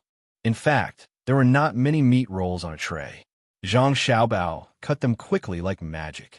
When you looked at him, he cut them again and again. But if you counted according to his movements, you would find that he was very fast when he counted the numbers. It was a visual error. It was the same as when the wheels of a car turned very fast in one direction, and then you saw it turn back very slowly. After placing the last meat roll on the 10th tray, Wang Wan looked at Zhang Xiaobao and smiled. Dear, what I admire most about you is your love and support for our Chinese tradition. I will not say whether you are right or wrong. I only want to say that your persistence is not something that all Chinese people have. Just like what we had discussed before, many people who went overseas said that China was not democratic and developed slowly. The quality of the people was not as good as them overseas. However, he had never considered that if China was suddenly gone, would his status as a Chinese be affected in the outside world? Why are they so nice to him? It's because this country that he looked down on has nuclear weapons, high GDP, and influence over other countries. Does he really think that he is powerful? Does he think that he is Qian Shuesan? Yes, as I said, they are far inferior to the Utans. Without Israel, the Utans are rootless duckweeds, so the Utans outside will defend Israel. They are a nail in the religious community of the country we are attacking now. I won't say whether they are right or wrong. I only admire their spirit. Let's go, you can take 2. I don't have enough hands. Are you still my wife? Are you not my wife? Zhang Xiaobao started to design trays. There were 10 trays, and he must find a way to carry 1 trays. He will carry 1 trays, carry 1 in each hand, place 1 on his arm axle and 1 on his shoulder. That will be 7 trays, and he still has 3 trays left. But Wang Wan had her hands behind her back and was looking at him with her feminine eyes. She did not help him. Carry 1 and carry 2. If you don't work, I will divorce you and divorce you. I am scared to death. Dear, do we need a marriage certificate before getting a divorce? Take it out and let this concubine take a look. Wang Wan helped Zhang Xiaobao adjust the tray on his head and said with a smile like a flower. Chapter 1335. Fresh venison is here. Zhang Xiaobao shouted and rushed over with 7 trays on his body. The 9 little guys immediately rushed forward and reached out to help. Wow, brother, you're amazing. Are you going to perform acrobatics? It would be even better if you could hold one in your mouth. It's not difficult at all. People can put a very long pole, and people can move back and forth on it. You can hold it in your mouth, really. Xiao Bei said to his brother as he tiptoed and took the tray down from his brother's head. Many acrobatics can be vomited out after eating. Do you want me to vomit a few mouthfuls for you? Zhang Xiaobao said discontentedly. Hee. No, if you don't say it, I'll eat it even if you vomit it out. When you say it, I always think of those drunk people vomiting. It's so uncomfortable. Look, how's my brother's knife skills? I'm asking you, Su Ilong. What are you looking at? Xiao Bei kissed his brother, ran to the table with the tray, and asked Su Ilong, who was staring at the meat roll. Su Ilong was looking at the lamb roll. He had never seen such a thing. He used to eat hot pot at between the clouds and the water. He didn't know what hot pot was before that. He used to eat all slices. How did it become a roll today? Say something, venison. Don't you recognize it? Xiaobei looked at Su Ilong's confused look and said aloud, "Why is it a roll?" Su Ilong murmured, "Because it's cooked faster when it's put in the soup. My family used to eat it like this." "Oh, it's not like this to outsiders. It's not a big deal. If you want to eat it, wait until we go back. If you eat in the restaurant opened by my family, you can ask for a roll." Xiao Bei made a gesture of boiling the venison and began to distribute the food. The children in Duo tribe were very honest. Each of them had a small hot pot in front of them, but they were a little far from the hot pot. When they wanted to eat, they had to stand up from the chair and walk to the front. Otherwise, they couldn't boil the food. During the process of eating, they had to go back because the small table with the plates was next to the chair. They were not the only ones. Xiao Bei and the others were the same. However, the 9 little fellows were already used to it. They would go there when they were cooking and come back when they were eating. They would just make a few more trips. Su Ilong frowned and said, "That's not what I meant. What I wanted to say was, why would the frozen meat be rolled up after being cut? It's just like the shaved ice you sold in the beginning. In fact, it's all rolled up and then broken. Why are you asking such a question? Go back and study physics yourself. How would I know? It's not like I've learned enough. I'm just starting to eat. I don't care about all that. It's such a mess. The more I think about it, the more vexed I get. There's no end to learning." After Xiao Bei finished speaking to Su Ilong, she said to the children of Duo tribe. She picked up the chopsticks with one hand and a small spoon with a fine net in the other. She picked up the meat with the chopsticks, placed it on the small spoon, and dipped it into the small hot pot in front of her. In fact, she didn't need to use the small spoon. Just the chopsticks were enough. However, the children in the tribe were used to using their hands. They were very bad at using chopsticks. She had to demonstrate. Even so, the children in the tribe were very busy when they were eating. The translator was also busy, but he couldn't eat yet. It wasn't that he couldn't eat. He wanted to eat, and Zhang Xiaobao and Wang Wan would definitely support him. However, he knew that if he ate, he would be isolated when he went back. The hot pot in front of him was not for him, but for the little ancestors. Rules were rules. The children in the tribe were all very honest. They felt that there was a distance between the small pot and the place where they ate, so they proposed to move the small table forward. After hearing the translator's words, Xiao Bei was very helpless. She stopped and said, "No, it's burning charcoal. There's charcoal poison, which is carbon monoxide. Brother and sister said that this thing will come into contact with the red blood cells and then squeeze out the oxygen molecules. Then we will be poisoned. We are children and can't bear it. If it was in the open, it would be fine. However, we are in a tent now. You have to bear with it. Look at us. Aren't we the same? You don't understand, right? Anyway, it's fine as long as you know that you can be poisoned." Xiao Bei actually didn't know what carbon monoxide was. She had never seen it before, but she believed that this thing was the same as what her brother and sister said. Her brother and sister wouldn't lie to her. If they said that it was impossible, it was definitely impossible. Furthermore, it was definitely related to her body, not a matter of money. Xiao Bei still had some impression of throwing the big pearls on the marble floor when she was young. She couldn't understand why she did that back then. Now, the big pearls were still at home. It was probably good luck that they threw them for fun. She wouldn't throw them again. That was money. Her brother and sister were really too much. They let her and the others throw such big pearls to play with. She hoped that her younger brothers and sisters wouldn't break them now. Luckily, there was a house and they could play inside. However, they shouldn't break the glass. Pee and the like were unavoidable. That was Agarwood. When she thought of the things she used in the past being ruined by her younger brothers and sisters, Xiao Bei didn't know what to do. She pursed her lips and ate a mouthful of venison. "What's wrong with our family's most lively Xiao Bei?" Zhang Xiaobao didn't pay attention to Simo Duomo, who was eating hot pot with them. He just smiled at Duo and then focused on his younger brothers and sisters. I'm thinking about the problem of the house, Xiao Bei said very honestly. Wang Wan was stunned for a moment and tried hard to think of a house. Zhang Xiaobao immediately said, when I first made a house for you, my thoughts were very simple. It was to let my younger brothers and sisters have their own space. The price didn't matter. How much money could be exchanged for the happy smiles of my younger brothers and sisters? Yes, that was the best house in Tang. Even your emperor uncle was jealous. Today, it was the only one in the world with a Mercury dynamic balance foundation and a back connection structure. It was the only one in the world with a chain design. It was the only one in the world with a self-floating water supply structure. It was the only one in the world with a constant temperature heating and air-changing system. Back then, our grandpa, Bai, and the others kept an eye on your house all day because they knew that your sister and I would always put the most advanced things in your house. The most important thing was the wood agarwood. In fact, it wasn't valuable. What was valuable was its concept.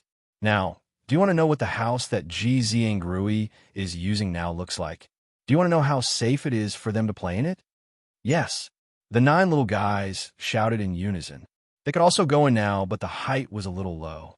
However, this house was very big and was also relatively high. If the adults didn't straighten up when they went in, they wouldn't hit their heads. What house? Simo Domo suddenly interrupted. He felt that he was left out. It has nothing to do with you. Anyway, don't expect the children in your tribe to live there. That house is ours. The function of the house, if I say it out loud, you'll be scared to death. The function is the place to use it. Anyway, you don't understand. Brother, hurry up and tell us. What has become of the house now? Xiao Bei explained to Simo Domo, then shook his head. He felt that he shouldn't say it. The other party wouldn't understand. Zhang Xiaobao answered under the anticipation of his younger brothers and sisters. There are more things in the house now. One is the oxygen supply, and the other is the battery heating. Why? Yes, why? Xiao Bei asked very cooperatively. Then, she stared at her brother with her big eyes. What she meant was that she had cooperated with him once. Next time, she wouldn't cooperate with him at a critical moment. Moi. Zhang Xiaobao kissed his sister hard.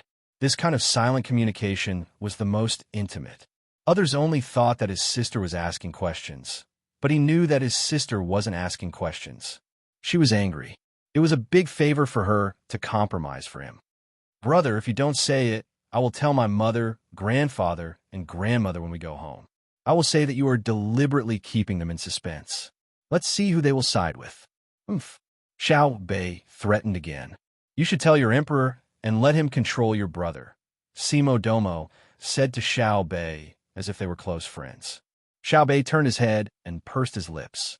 Are you stupid? I was just saying it to my brother, but you took it seriously. If I took it seriously, it would be useless no matter who I looked for. Even if I looked for my grandparents, they would tell me to beat your brother when we see him. In the end, when we really saw him, we couldn't wait to feel sorry for him. Do you think I'm stupid? This is a disease that needs to be treated. Brother, tell us quickly. We are all waiting. Ha! Zhang Xiaobao laughed heartily and kissed his sister again.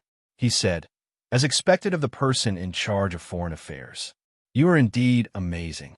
Good, let me tell you. Now, Ji Ziangrui is using your original house.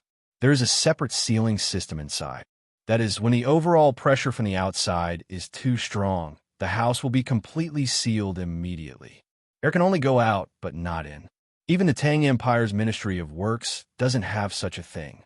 They use an automatic response system that your sister specially designed. There are oxygen cylinders inside. When there is an external force, they will open in a chain. The principle is very simple. It is a passive lever structure and gears.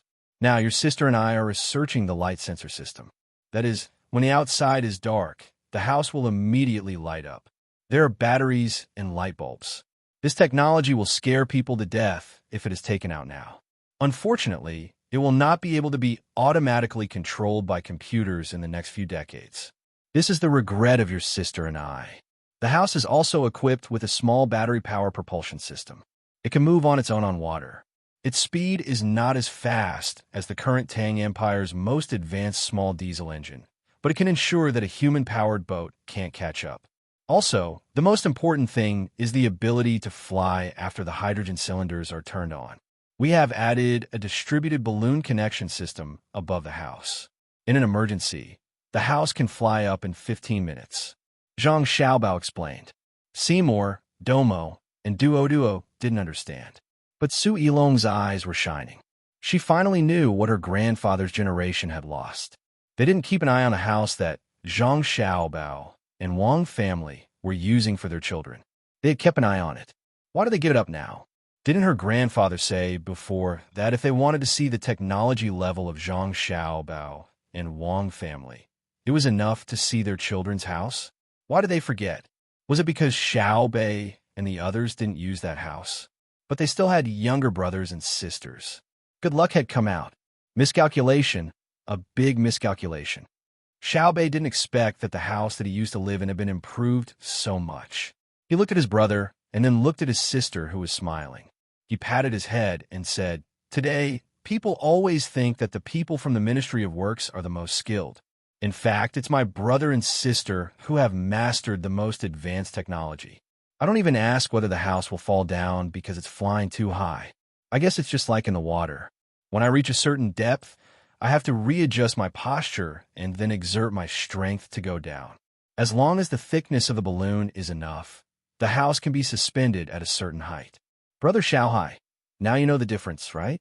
My brother and sister must have calculated it. When you were calculating the quadratic equations, my brother and sister calculated the relationship between the lift force, air density, and the self-gravity of the object, right? Yes, I'm still far from it." Xiaohai said. He knew what Xiao Bei was talking about. It was the theory that his brother and sister said when they made the airship. It sounded very simple, but it was very difficult to put it into practice. He didn't expect that his brother and sister not only applied it to the airship, but also to the house filled with passive gas that was not completely sealed. How much data was needed to support that? Don't think too much. When you learn this in the future, your sister and I will teach you. When we can't teach you anymore, it means that the technology of the Tang Empire has reached a certain height. Remember, never be proud and complacent, because the knowledge that you are proud of is actually the common sense of many people. When you think that you can stand at the peak of the world because of this bit of knowledge, those who regard this as common sense will think that you are so insignificant in the starry sky. When Zhang Xiaobao talked to his younger brothers and sisters with a smile, he picked up some bean sprouts with his chopsticks and put them into the mushroom soup. Normally, one shouldn't put bean sprouts into the mushroom soup when eating. However, when cooking meat, bean sprouts must be added, because it could remove the smell of meat with its own earthy smell. It was very magical. Xiao Bei and the others began to ladle the soup into the small pot in front of them. They didn't forget to teach the children in the tribe. Most importantly, each of them was given 2 ounces of yellow wine, which was being boiled in the big pot. They could drink it when it was warm. When used as a medicine, yellow wine was neither harmful nor harmful. That was to say, for many medicines that required people to abstain from alcohol, it was fine to drink less yellow wine, because it could exist in the form of non-alcohol. It was a seasoning.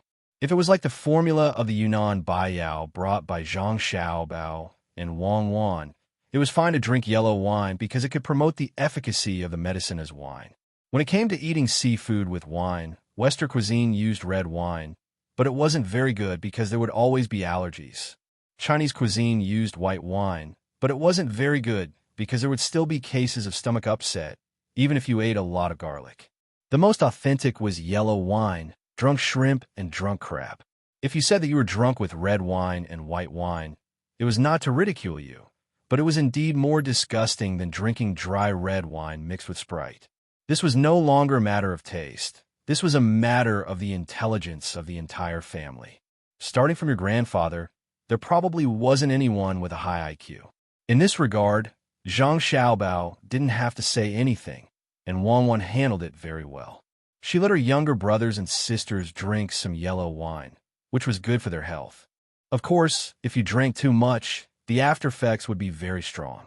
Simo Domo listened to them speak, and watched them eat and drink. He also learned from them. The food was indeed very delicious, especially the dozens of seasonings. He felt dizzy just looking at them and didn't know how to choose.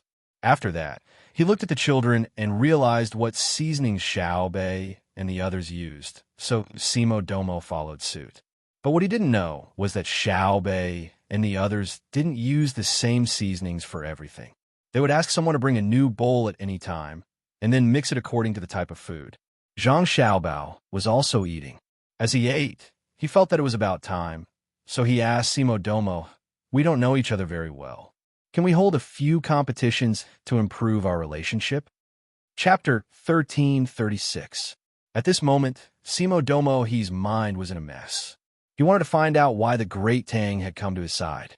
He knew that helping the Arabs had angered the Great Tang, and they had even stolen many of the things stored in his tribe. Fortunately, the current season was not bad. If they had stolen the things in the winter, many people on his side would have starved to death. A group of Great Tang soldiers had just left, and now another group had arrived.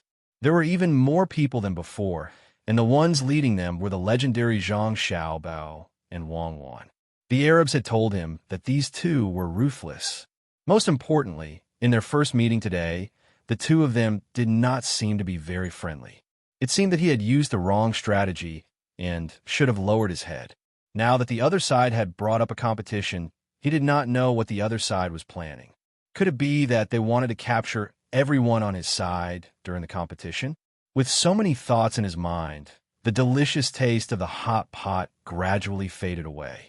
Simo Domo He slowly swallowed a piece of meat and looked at Zhang Xiaobao, who had suddenly become amiable, and asked, "What are we competing in?" "We can compete in anything. Hunting, fishing, chopping wood, fighting, whatever you say, we'll compete according to what you say. But the rules have to be the same so that we can get to know each other better. Who knows, maybe we'll become a family." Zhang Xiaobao put down his chopsticks and smiled at Simo Domo He. He took a small bowl in front of him and scooped out some soup from the hot pot. "Drink the soup. It's fresh." The taste of the hot pot soup depends on how it tastes when drunk directly. If it's not fresh, then it's not a good hot pot. Good. Simo Domo also took a small bowl and imitated Zhang Xiaobao's actions. He scooped out a bowl of soup and blew on it. He raised his head and gulped down half a bowl of soup. He praised its delicious. Zhang Xiaobao, Xiao Bei, and the others were speechless. "Is this how you drink soup?" "That's sour plum soup and mung bean soup." "Okay." "To relieve the heat." Eat meat. We found good meat today." "Xiao Bei, don't eat too much." Once again, Zhang Xiaobao invited Simo Domo to join his chopsticks. He didn't forget to shout at his younger brothers and sisters. Otherwise, if they ate too much, they wouldn't be able to sleep at night. They rubbed their stomachs and strolled around to digest the food. Xiao Bei was explaining to the children of the Duo tribe how to best match the ingredients in the hot pot. He was very serious. When he heard his brother's words, he responded with a big smile and promised, "Don't worry. I won't eat so much meat today, nor will I eat rice. I'll just eat mushrooms and green vegetables. Also, I'll chew them up to help my stomach digest. Just now, I drank a bowl of soup to fill my stomach. When the soup is gone, I won't be full anymore." Zhang Xiaobao nodded. This was a good idea. He would drink the soup first, and when he felt full, he would stop and wait for the soup to be digested. He would feel better. Xiao Bei turned around, picked up a plate of mushrooms, and placed it in front of the children of the tribe. "Eat mushrooms. Eating mushrooms is good for the body. Don't just eat rice. I found that you guys can eat too much. Your appetite is comparable to people with big appetites." Immediately, an interpreter helped to explain to the children. The child in front of Xiao Bei quickly ate a few mouthfuls of rice. Only then did he put more than 10 mushrooms into the small hot pot. He smiled at Xiao Bei embarrassedly and continued to eat. The children in the tribe liked to eat two things, venison and rice. They even knew how to soak in the soup. Duo blushed shyly and explained to Zhang Xiaobao, "It's because your rice is too fragrant. We don't have the same kind of rice in our area. We eat wheat, and the meat doesn't taste good. Usually, we exchange the meat with the tribe. We can only eat one meal every few days. Sometimes, according to your calendar, We can't even see meat in a month. Yes, there is no oil in the stomach, and there is little salt, so the children eat more. You don't have to worry in the future. The children eat for 10 days to half a month. Look, they won't feel hungry after eating 3 meals like now. Zhang Xiaobao understood. In the past, the children of the villagers were like the children of the tribes. One reason was that they exercised a lot and needed to grow up. Another reason was that they didn't eat much oily food. The more they ate, the poorer they became. The poorer they were, the more they could eat. Their productivity couldn't keep up, so it was useless to say anything else. When Duo and Zhang Xiaobao talked, Simo Duomo was unwilling. He admitted that he couldn't compare to the Tang people, and that he had used the wrong strategy. But he was the leader of the entire tribe. Unless he returned to the country, his status would be lowered. If he was afraid of the Tang people, how could he be on equal footing with the leaders of a small part of his tribe? So he glared at Duo and said, Duo, why didn't your people stay at the place I arranged? What are they doing here? He was speaking in his native language. Zhang Xiaobao found it difficult to translate, but he still understood what he meant. He smiled and continued to eat the meat with his chopsticks. Duo was shocked and lowered his head. Then he realized, that's not right.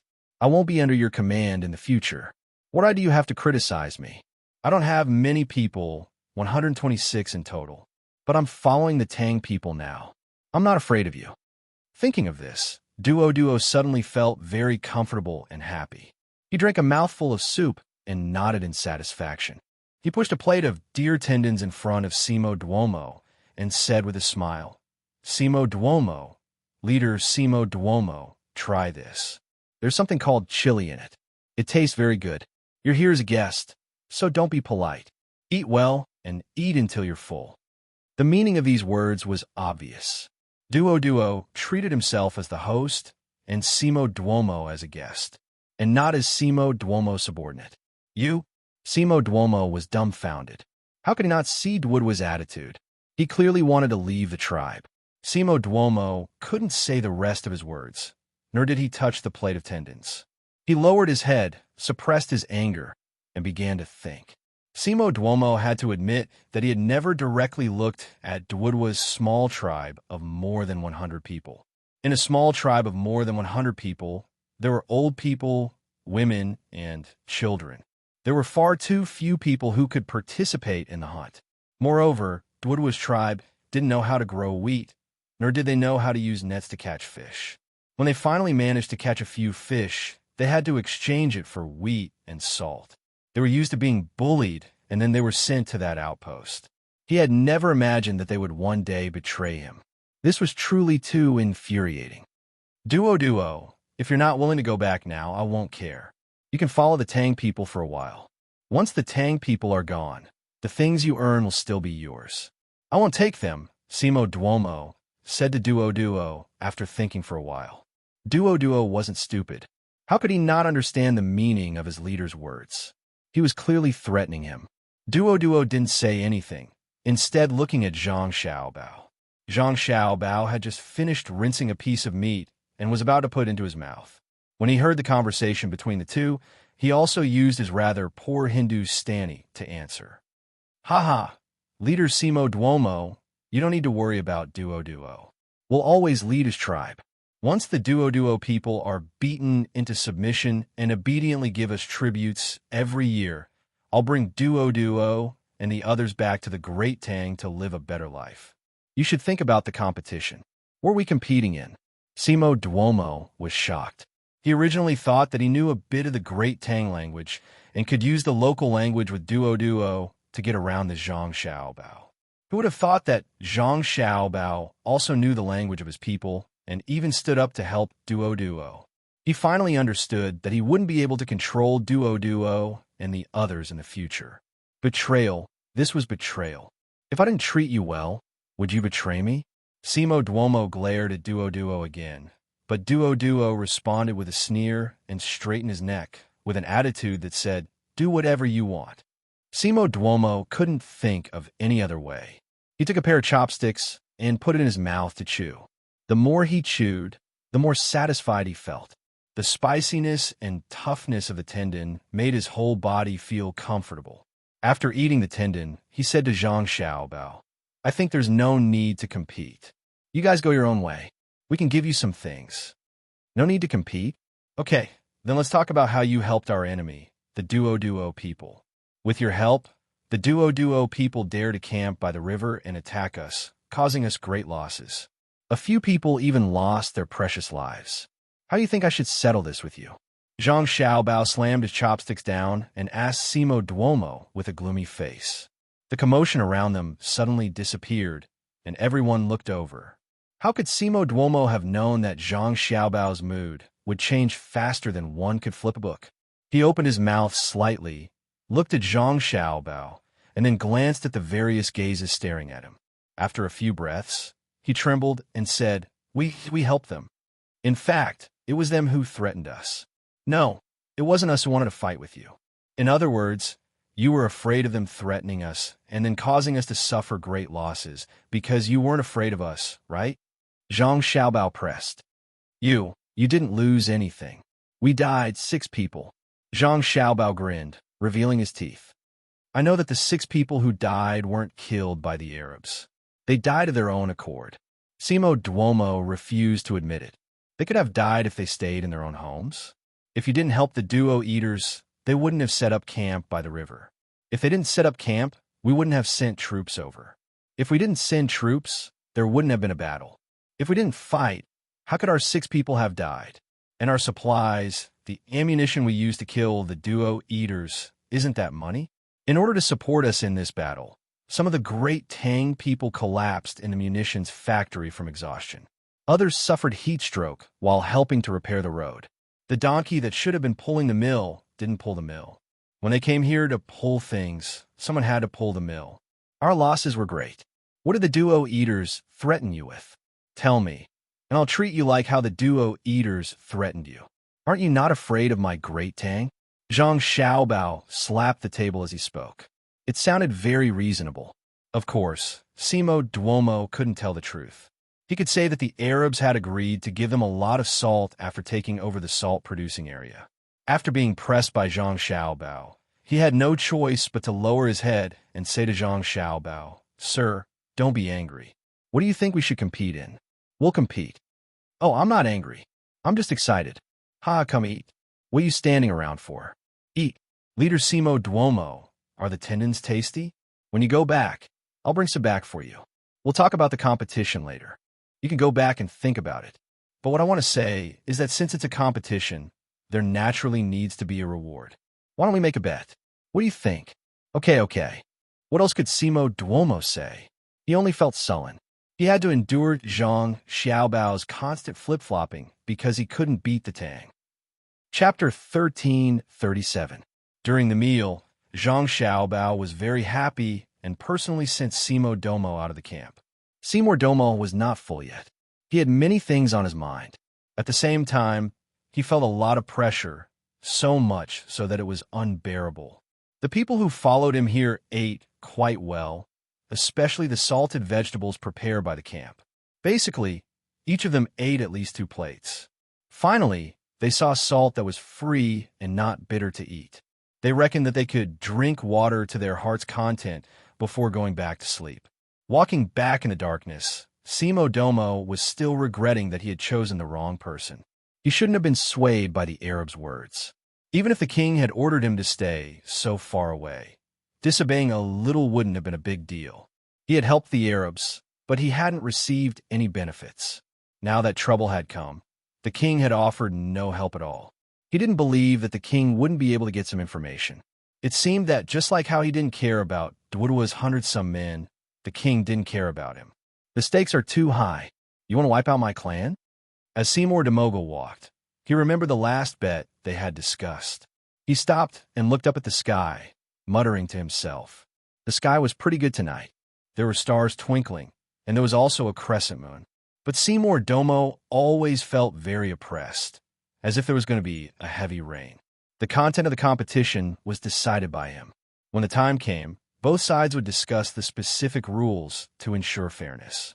However, the stakes could not be changed. If the tribe won, they would be forgiven by the great Tang. Furthermore, in the future, large amounts of salt would be sent to them every year. Just like what they ate today, there was no bitter taste, just a comforting saltiness. If they lost, the tribe would have to follow the Tang people. They would hunt, carry things, and dig for wild vegetables. Of course, they would also be able to obtain salt. However, the food would depend on what the Tang people gave them. There was definitely no good rice, and there were other foods that they had never seen before. King, let's fight it out with them. He didn't know what had happened to the king, but he could feel that the king was not happy. That's right, one of the bodyguards said to Simo Damoga. Using the light of the moon and stars, Simo Duomo looked at the person who was speaking. The corners of his mouth moved as if he was mocking himself. He said, "Fight? More than 3,000 of us. They won't be afraid of us dying in front of them. They won't hesitate to kill us. Go back and have a good rest today. I'll think of something."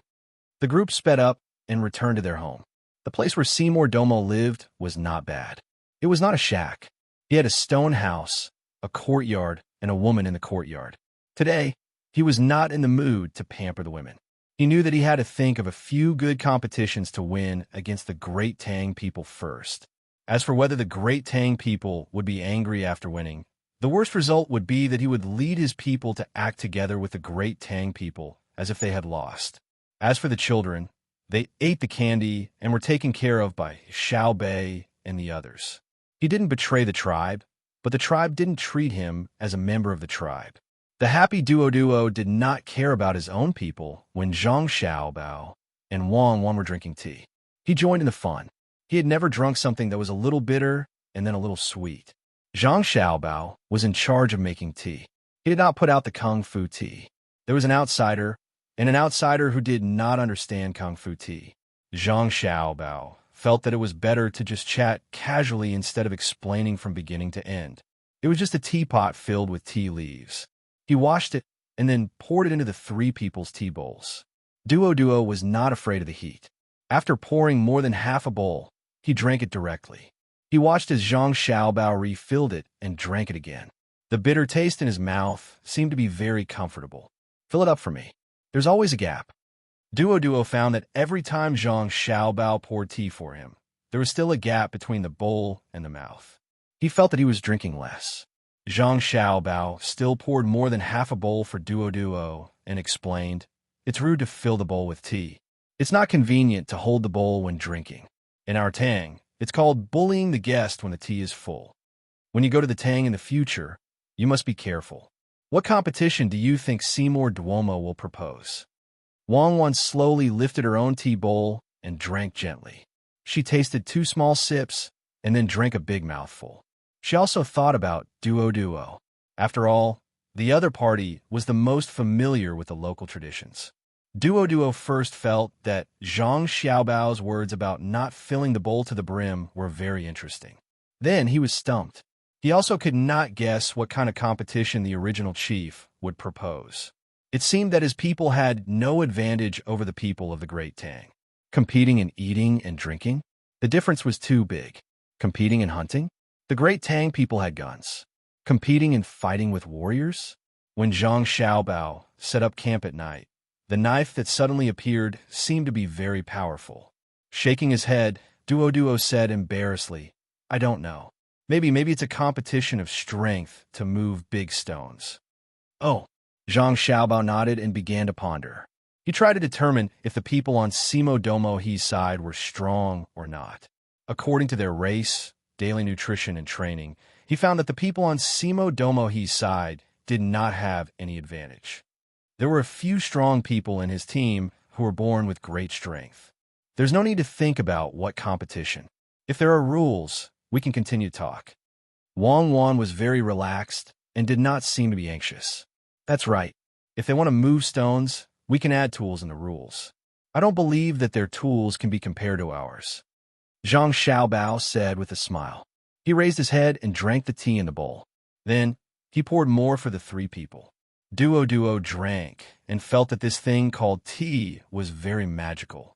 In the past, he had only heard about it from others but had never tasted it. Even the people of Great Tang who saved him did not let him drink it. He watched as Zhang Xiaobao squeezed a small ball into the flask and poured the water nonstop. The water that flowed out had that smell, so he drank as much as he could. He wanted to see if the small ball would always have that smell. In addition to the food he had eaten before, he finally could not drink anymore.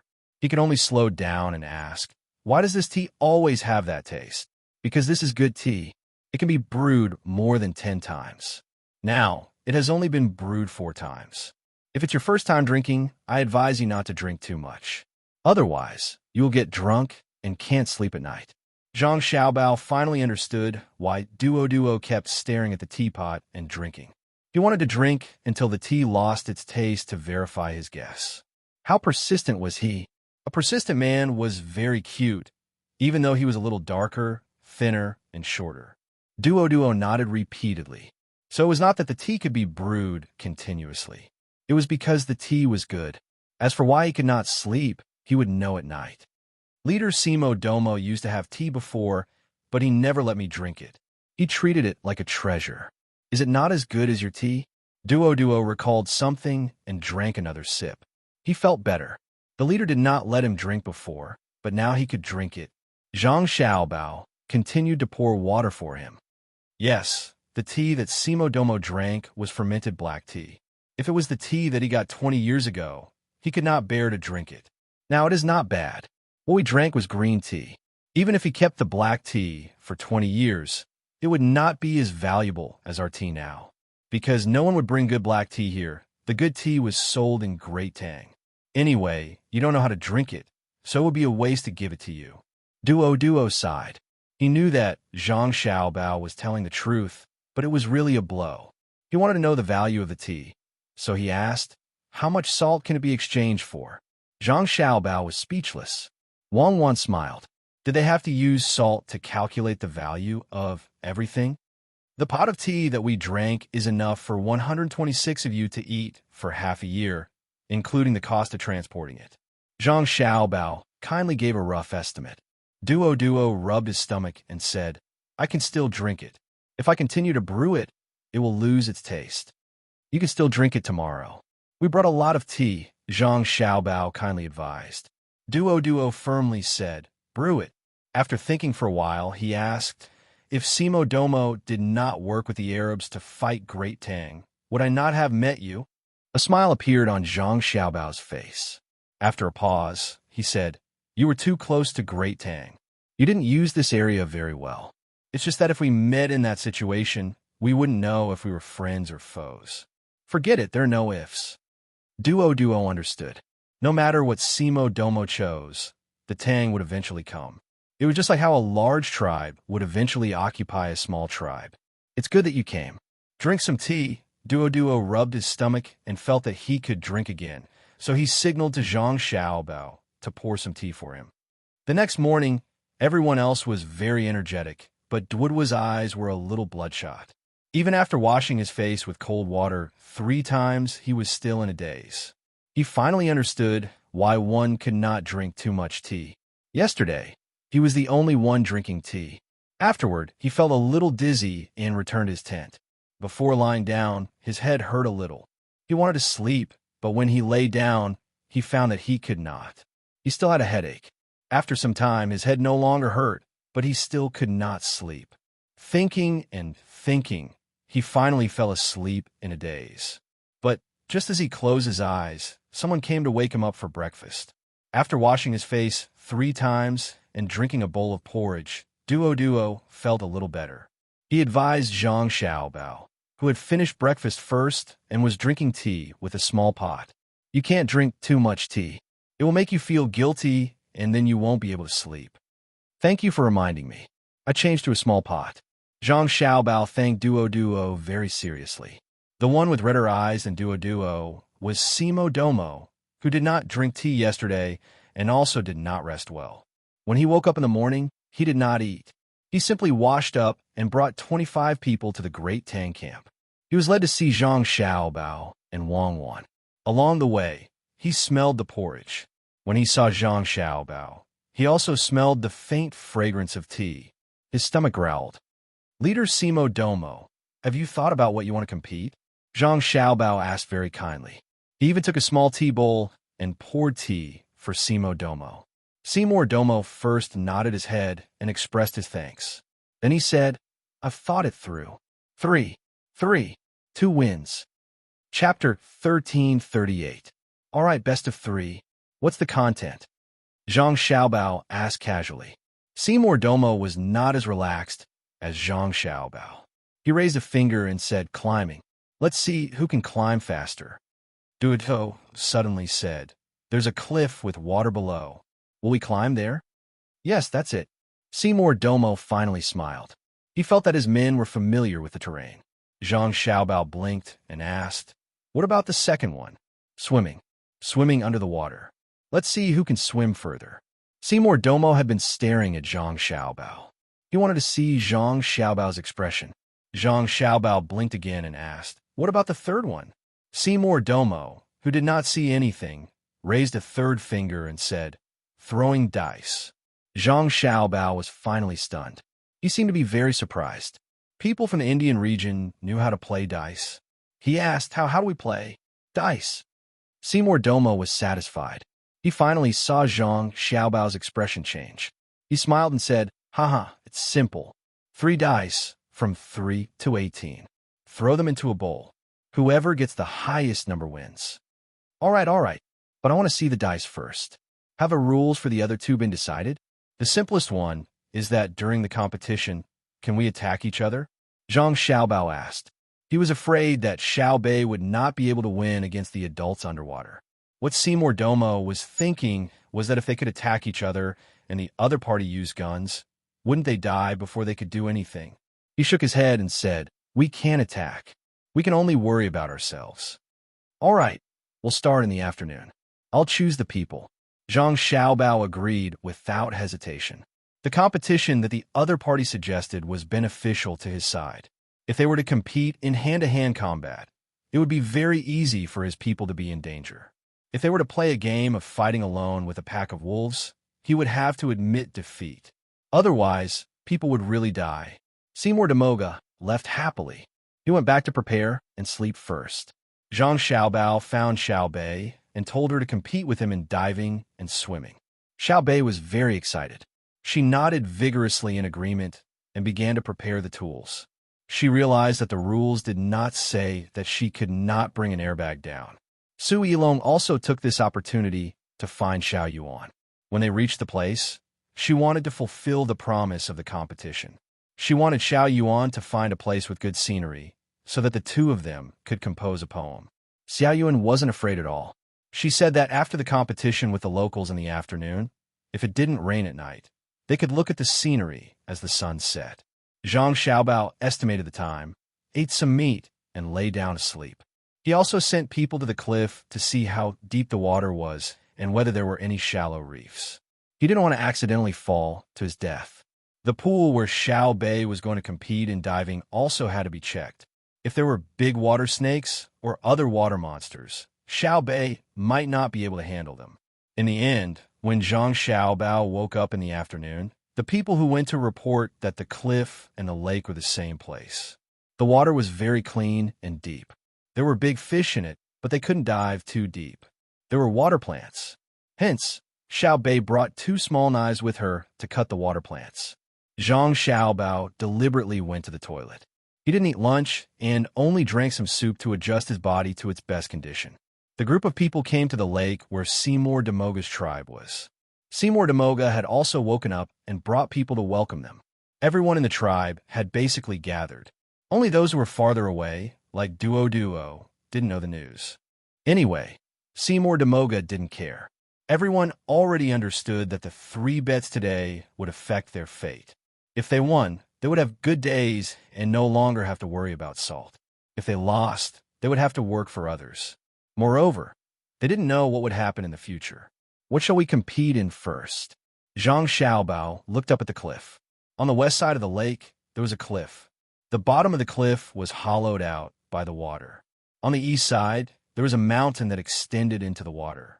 The bottom of the mountain was also hollowed out, but it wasn't as serious as the west side. Zhang Xiaobao knew at a glance that a river had once passed by, and it was a very big river. It formed a canyon and then turned into a lake.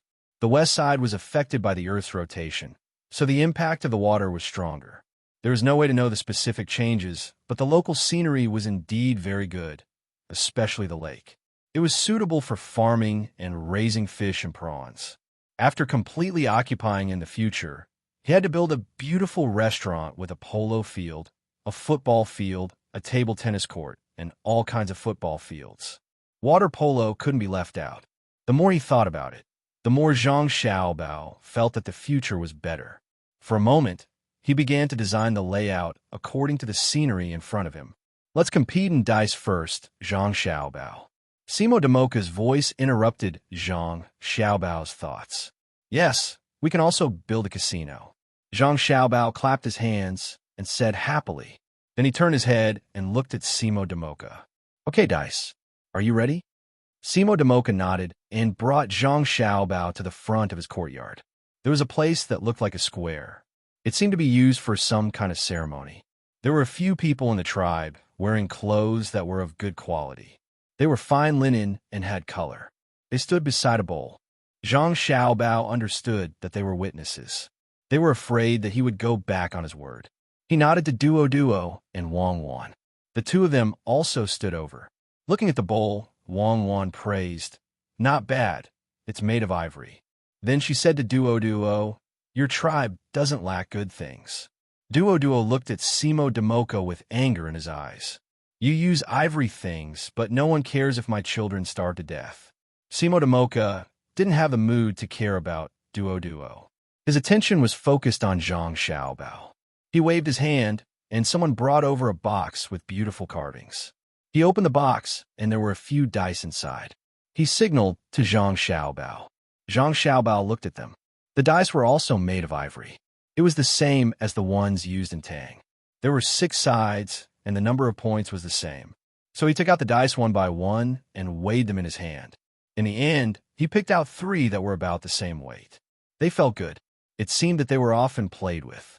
Let me try a few throws. After Zhang Xiaobao finished speaking, he didn't wait for Simo Damoka's agreement. He picked up a dice and threw it into the bowl. He took it out and changed to another one. He did the same 3 times.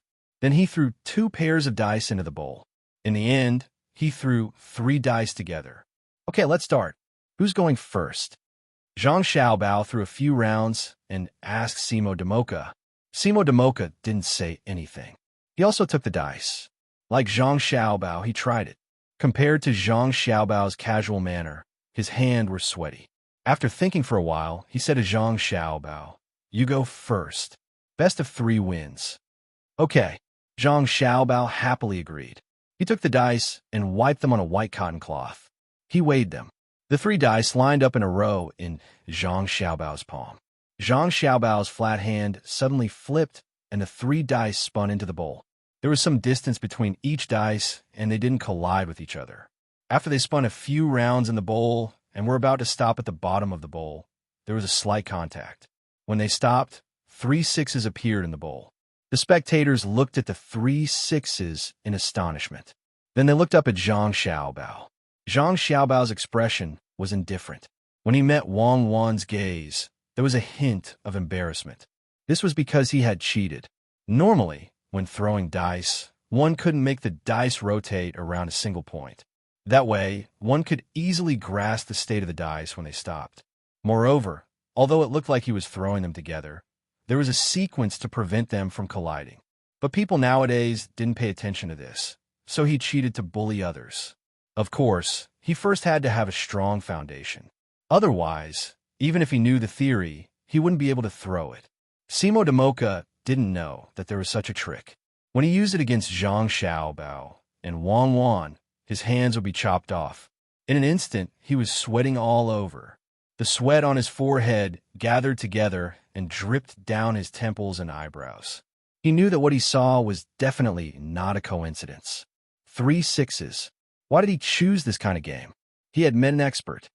Simo Damoka, please. Zhang Xiaobao gestured with his hand. Simo Damoka used his sleeves to wipe his sweat and rubbed his hands on his body. He trembled as he picked up the dice in the bowl.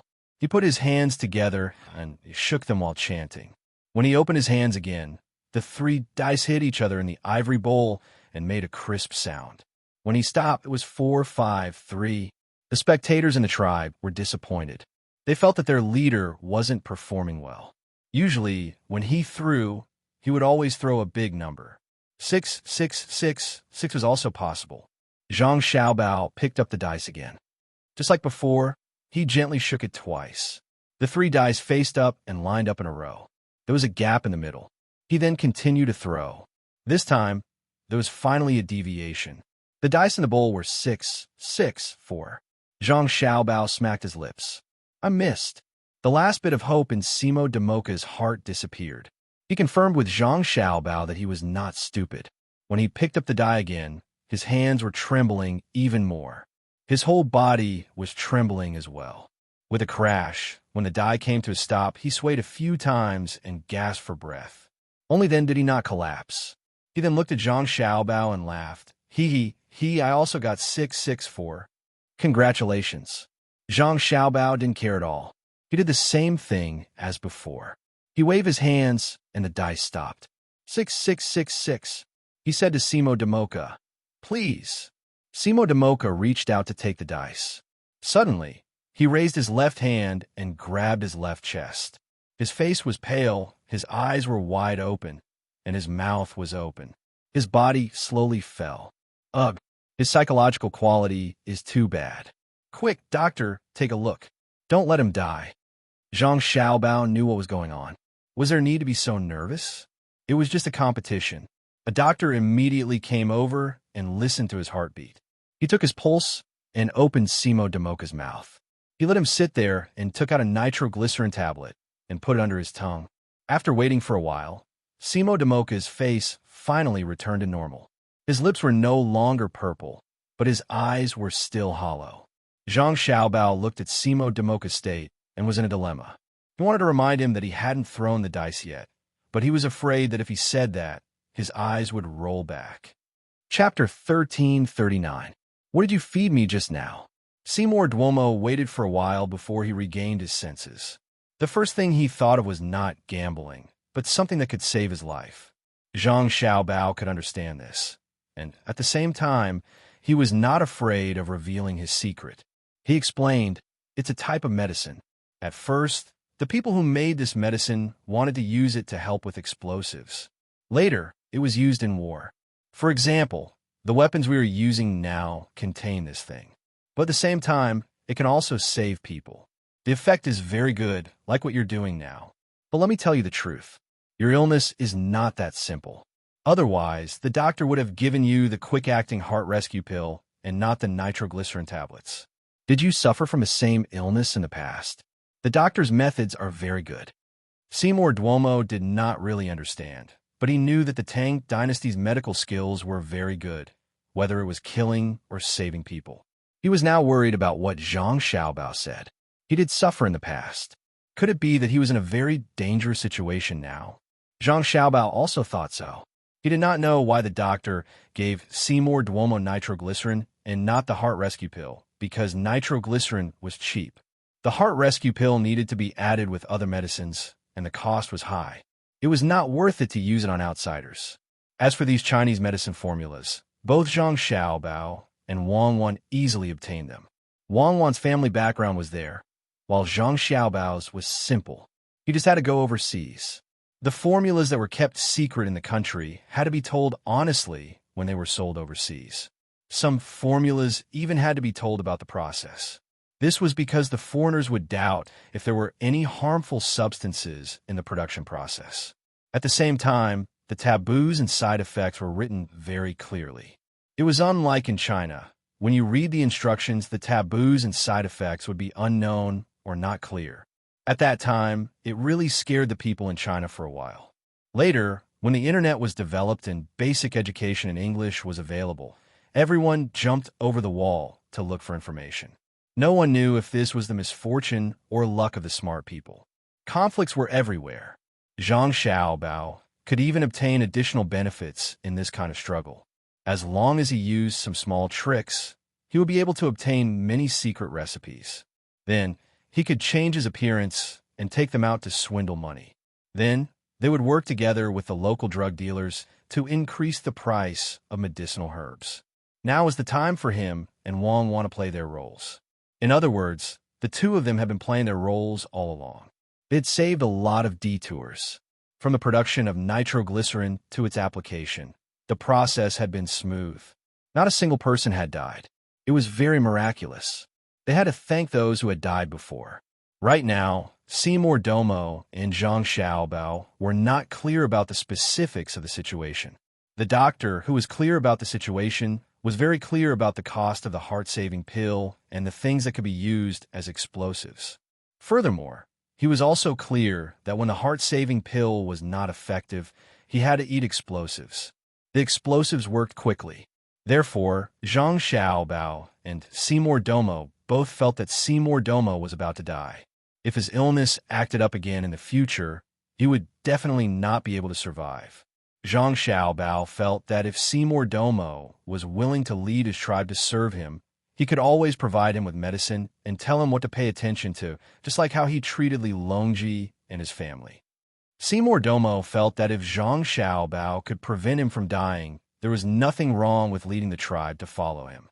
If he died, would the tribe still listen to him? Thinking of this, Seymour Domo stood up again, took the dice, and casually threw it into the bowl.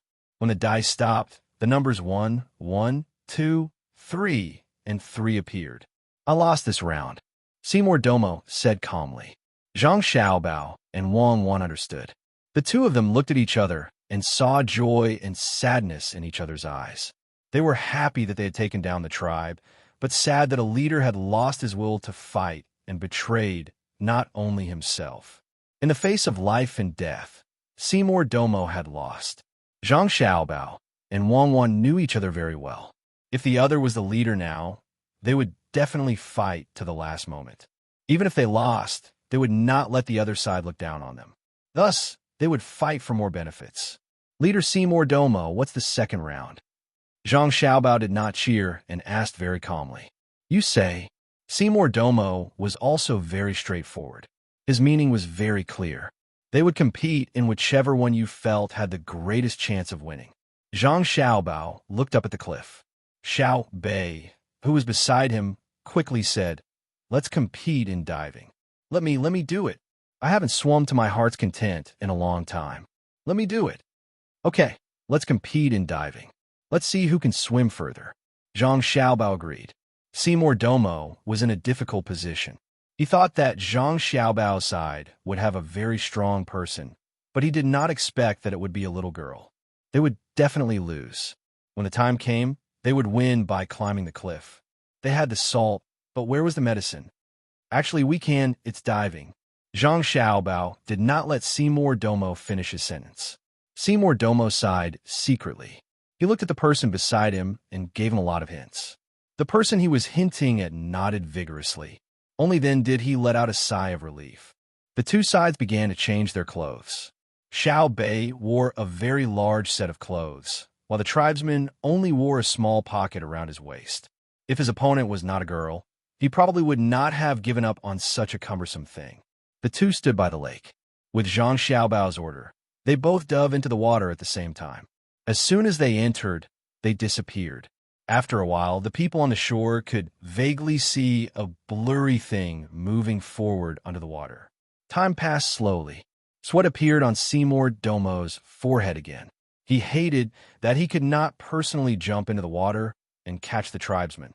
He had hinted just now, but he did not expect that this idiot would think that he was asking him to persist. You persisted until the end. How much longer can I persist? Zhang Xiaobao and Wang Wan began to look at their watches. 3 minutes had passed. The two could not help but worry. They were not worried about Xiao Bei, but the other party. They could no longer see the figure under the water. It was too far away.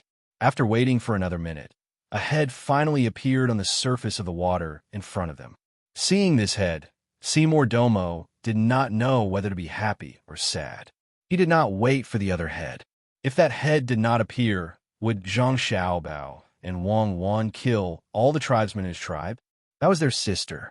At this moment, everyone felt that time was passing very slowly. It was as if they could hear their own heartbeat. Every beat was very clear. Everyone's eyes were fixed on the surface of the lake. 2 long minutes passed just like that. Just as Seymour Domo was about to send a few more people over to take a look, Xiao Bei's head finally appeared from a further place. She then placed her hands in front of her chest and treaded on the water as she walked back. From her upper body, it could be seen that she had taken off her bloated outer clothes. Inside, she was wearing a swimsuit. The tribesmen looked at Xiao Bei, who was treading on the water, as if they were looking at Buddha.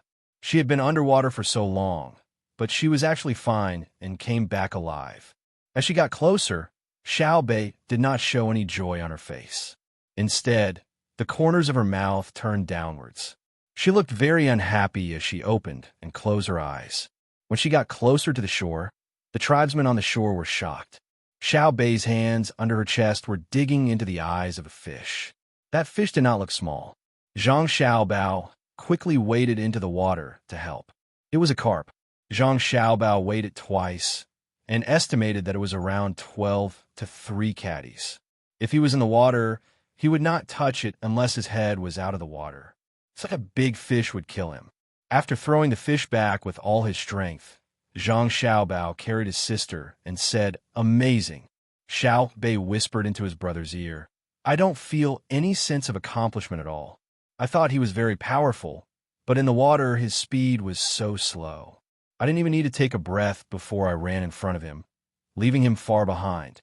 By the time I needed to take a breath, I was already a long way away from the surface of the water. If I had known, I would not have cheated. That would have been faster. Even if he held his breath for 10 minutes, what was the use if he could not swim the distance? I felt that this was very unfair to him, so I took a few breaths and caught a fish. Brother, don't you think it's amazing? There are carps here too. It's amazing. In the future, we will not cheat when we deal with him. Where's the thing?" Zhang Xiaobao replied softly. "It sank with the heavy object. I used up my qi. If we still have to bring the heavy object back, how are we going to get the fish? Let's make fish soup tonight. 1 fish is enough for us to drink." Xiao Bei still had a look of regret on her face. She had overestimated her opponent. On the shore, Shima Duomo's eyes revealed happiness, but his face was full of pain. He glanced at his tribesmen and shouted, "We have lost. I know that all of you think the same as me and are unwilling to leave here, but we have to abide by our oath. We have lost a bet. From today onwards, we will follow the Tang people. We have to go to dangerous places, but we do not lack warriors. I believe that the places that the Tang people can go to will not be difficult for us. Now, I want to ask the Tang people if they're willing to abide by the bet and provide us with enough salt in the days that we follow them." As he shouted, Shima Duomo looked at Zhang Xiaobao. Zhang Xiaobao immediately cooperated and shouted, "We are willing." Did you hear that? Although we have lost some things, we have also gained some things. Now, go back and take the useful tools at home. Do not come back. That is against the bet. Buddha will punish you. I will send troops to catch you back. Shima Duomo shouted at the people around him again. Except for the original people on his side, those who came later immediately turned around and left to get the things. Zhang Xiaobao looked at Shima Duomo's confident look and could guess what was going on. The important materials were in the hands of Shima Duomo. If those people did not come back, once they lost the resources here, they would have a hard time in the future. They might even die because of lack of things. Zhang Xiaobao really admired Shima Duomo. He could hide the idea of surrendering so deeply and speak of it so openly. If he did not consider his illness, but really knew the gap between his tribe and the Tang Empire, and thus gave up his independence, he was really great. Someone in the crowd on the shore was not satisfied and said to the person next to him, "Is it over? What about our competition?" "Now is fine," Xiao Yuan said to Su Yilong. Chapter 1340. Su Yilong and the 9 little guys did not participate. They stayed by the lake, looking at the mountain, the water, and the cliff hanging upside down.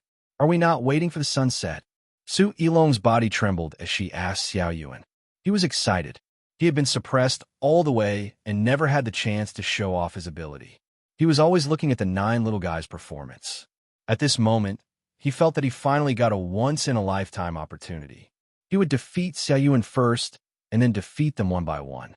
Xiaoyuan looked up at the sun and quickly closed his eyes, saying, "We're not waiting. Maybe we'll be busy with other things later. Right now, this mountain, this water, this warm sun, and the slowly floating clouds. Of course, if you pick up a fish and write about it, it's fine too." Last question, is it writing modern poetry? What modern poetry? Su Yilong did not understand. Brother and sister will write it occasionally. It's a modern poetry written strictly according to the standard requirements. It's divided into 5 or 7 words. The standard poems and quatrains are different according to the beginning and end of the cycle. For example, "No need, we're not writing this. The rules are too strict and affect our performance." Writing poetry is not about rules. It's about expressing one's inner feelings, understand? Su Yilong was confused and quickly interrupted Xiaoyuan, saying with a guilty conscience. Xiaoyuan followed the good advice. Okay, not following the rules. Writing poetry can express one's feelings. Isn't it the same if it's written in vernacular? It's like a newspaper story. Yes, it's the same. But don't you think that poetry can better reflect one's literary level? Beauty, knowledge, Su Yilong advised. Isn't modern poetry more beautiful? Is it more knowledgeable? Xiao Yuan continued. Let's not think about this today, okay? Let's talk about poetry. I'll go first. Do you see that cliff? Su Yilong also knew that she could not win against Xiaoyuan on the same topic because she used double standards, so she quickly changed the topic. Xiaoyuan looked in the direction Su Yilong pointed and nodded. I see it. There's a depression below. Very good, the poem is out. The first sentence, I see the cliff, is depressed. The second sentence, why, we're leaving. Xiao Bei's voice suddenly sounded. She stared at Su Yilong unhappily. Are you playing with us? I can follow up with your question. Why is there a groove? When I turn my head to look at the other side, there's also a groove there. Haha, Xiao Bei, you're so cute. I'm just kidding. I'm not done yet. Wait, let's start. The water surface is boundless, reflecting the cliff. The mountains and ridges are hard to stop the rushing current. The movement and stillness are in harmony with the quiet and distant. After Su Yilong finished speaking, she looked at the 9 little guys and waited. After waiting for a while, seeing that they did not respond, she asked, "How is it?" "To be honest, I don't know what it means." Xiao Bei pouted and said to Su Yilong, "Yes, you're still young and can't understand so deeply. It's my fault." Su Yilong was helpless and had to apologize to the 9 children. "Actually, it's not your fault. Let Lil Yuan do it." "Lil Yuan, tell us a jingle. It has to be like a nursery rhyme." Lil Bei revealed a big smile to Su Yilong and instructed Lil Yuan. Xiao Yuan nodded and looked at the surrounding scenery. She raised her hand and pointed. The birds on the trees are chirping, and the water flowing under the trees is splashing. The fish and shrimps swam and swam until they reached the end of the cliff. There were vines halfway up the mountain, and green grass was sprouting. Can those wild vegetables be eaten? We have to dig them up. Hee hee, it's really nice. Lil Yuan, you're not bad. Continue to work hard, and you'll be very powerful in the future. After listening to the nursery rhyme made by Xiao Yuan, Su Yilong felt that it was very difficult for such a big child to be able to write the rhyme. She quickly praised him and looked like a teacher. Her smile was so reserved and conceited. Xiao Yuan smiled shyly, then pointed to the tree and said, "The birds on the trees are chirping, and they complain about the world when they reach the top of the mountain. Chun Xian's hair is frosty, and she's young. She's like a destroyed king, and she's killed in battle. She's like a gentleman, and she's worshipping the temple. My song, Ru Feng, always praises, and she's like a poem." Su Yilong was stunned when she heard it. She just felt that it was not easy for a child to write the rhyme, but in the blink of an eye, he started to use the rhyme. Moreover, it ran through the book of songs and praised the elegance. It was about a woman in a family who supported the family business on her own. Every time she reached the top of the mountain, she would complain about the long journey. There were elders and children in the family, and her husband was ordered to kill in the flames of war. This was fighting together with the king in order to open up new territory. Whether it was her song or your wind, they were praises. Was a rhyme? This was actually called life. Using rolling ears, Ru Fun, Zhangbei Luo Hu, Yi Wu and Guanzi. Was this kind of ability something a child could have? Now that they were going to take the Imperial examination and advancement examination, it was really easy to solve the questions. It was too demoralizing. This rhyme is better than the previous one. Brother Elong, don't you think so? Xiao Yuan, continue. I like to listen to rhymes the most. I don't understand any poems. Xiaobei's voice was still so sweet, and her smile was still bright. Su Elong looked at the rippling lake in front of her that was blown by the wind. She really wanted to jump in and never come up again. It was so embarrassing. She even wanted to show off in front of Xiao Yuan. She finally came up with 4 lines, but Xiao Yuan used a rhyme right away. This was an impromptu poem. No one gave you time to think about it one by one. It tested not only your quick wit, but also your foundation. How was it possible? Su Elong felt that she was a failure, especially when she heard what Xiaobei said. Why was the usually cute smile so awkward at this moment? Yes, I don't understand poems, let alone compose them. The only thing Su Elong could do was to agree with Xiaobei and return a smile, but no matter how she smiled, it was unnatural. Xiao Yuan's expression did not change much. Just like before, she pointed at the big tree again. The birds on the tree chirped. Looking up, the warm sun set in the east. Wild vegetables grow in the remote jungle, and new melons grow in the fertile soil of the hometown. Tianxing Ming crossed 1,000 rivers and dreamt of the 100 Gorge last night, singing nursery rhymes softly, sleeping early, and smiling like a flower in auspicious times. I miss home too. Auspicious times, and auspicious times can call people, right? No, we can't come here for nothing. We have to find more things that can't be seen in the capital and make them into specimens to bring back for our brothers and sisters to see. Are there any gems here? I don't know if they broke the pearls that I dropped last time. When Xiaobei heard Xiao Yuan's words, her eyes turned red. She sniffled and pulled Xiao Yuan along as she ran towards the place where Simo Domo lived. She felt that it was best to ask the local leader first. If there were any, they could use other seasonings to exchange for them. After all, the locals were stupid and could not eat gems. If they gave them something real, they would definitely be very happy. The 9 little guys ran to find Simo Domo and made a fair exchange with him. Su Elong stood by the lake for a long time without moving. She understood what Xiao Yuan meant.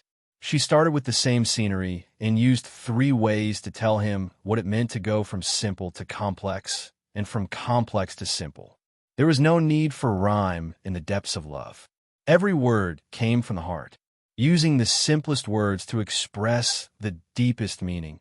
This was the realm. As for herself, she was still in the process of going from simple to complex. She had not entered the stage of complexity. One day, she would use illusion and deliberately carve words and sentences to see Xiao Yuan's footsteps.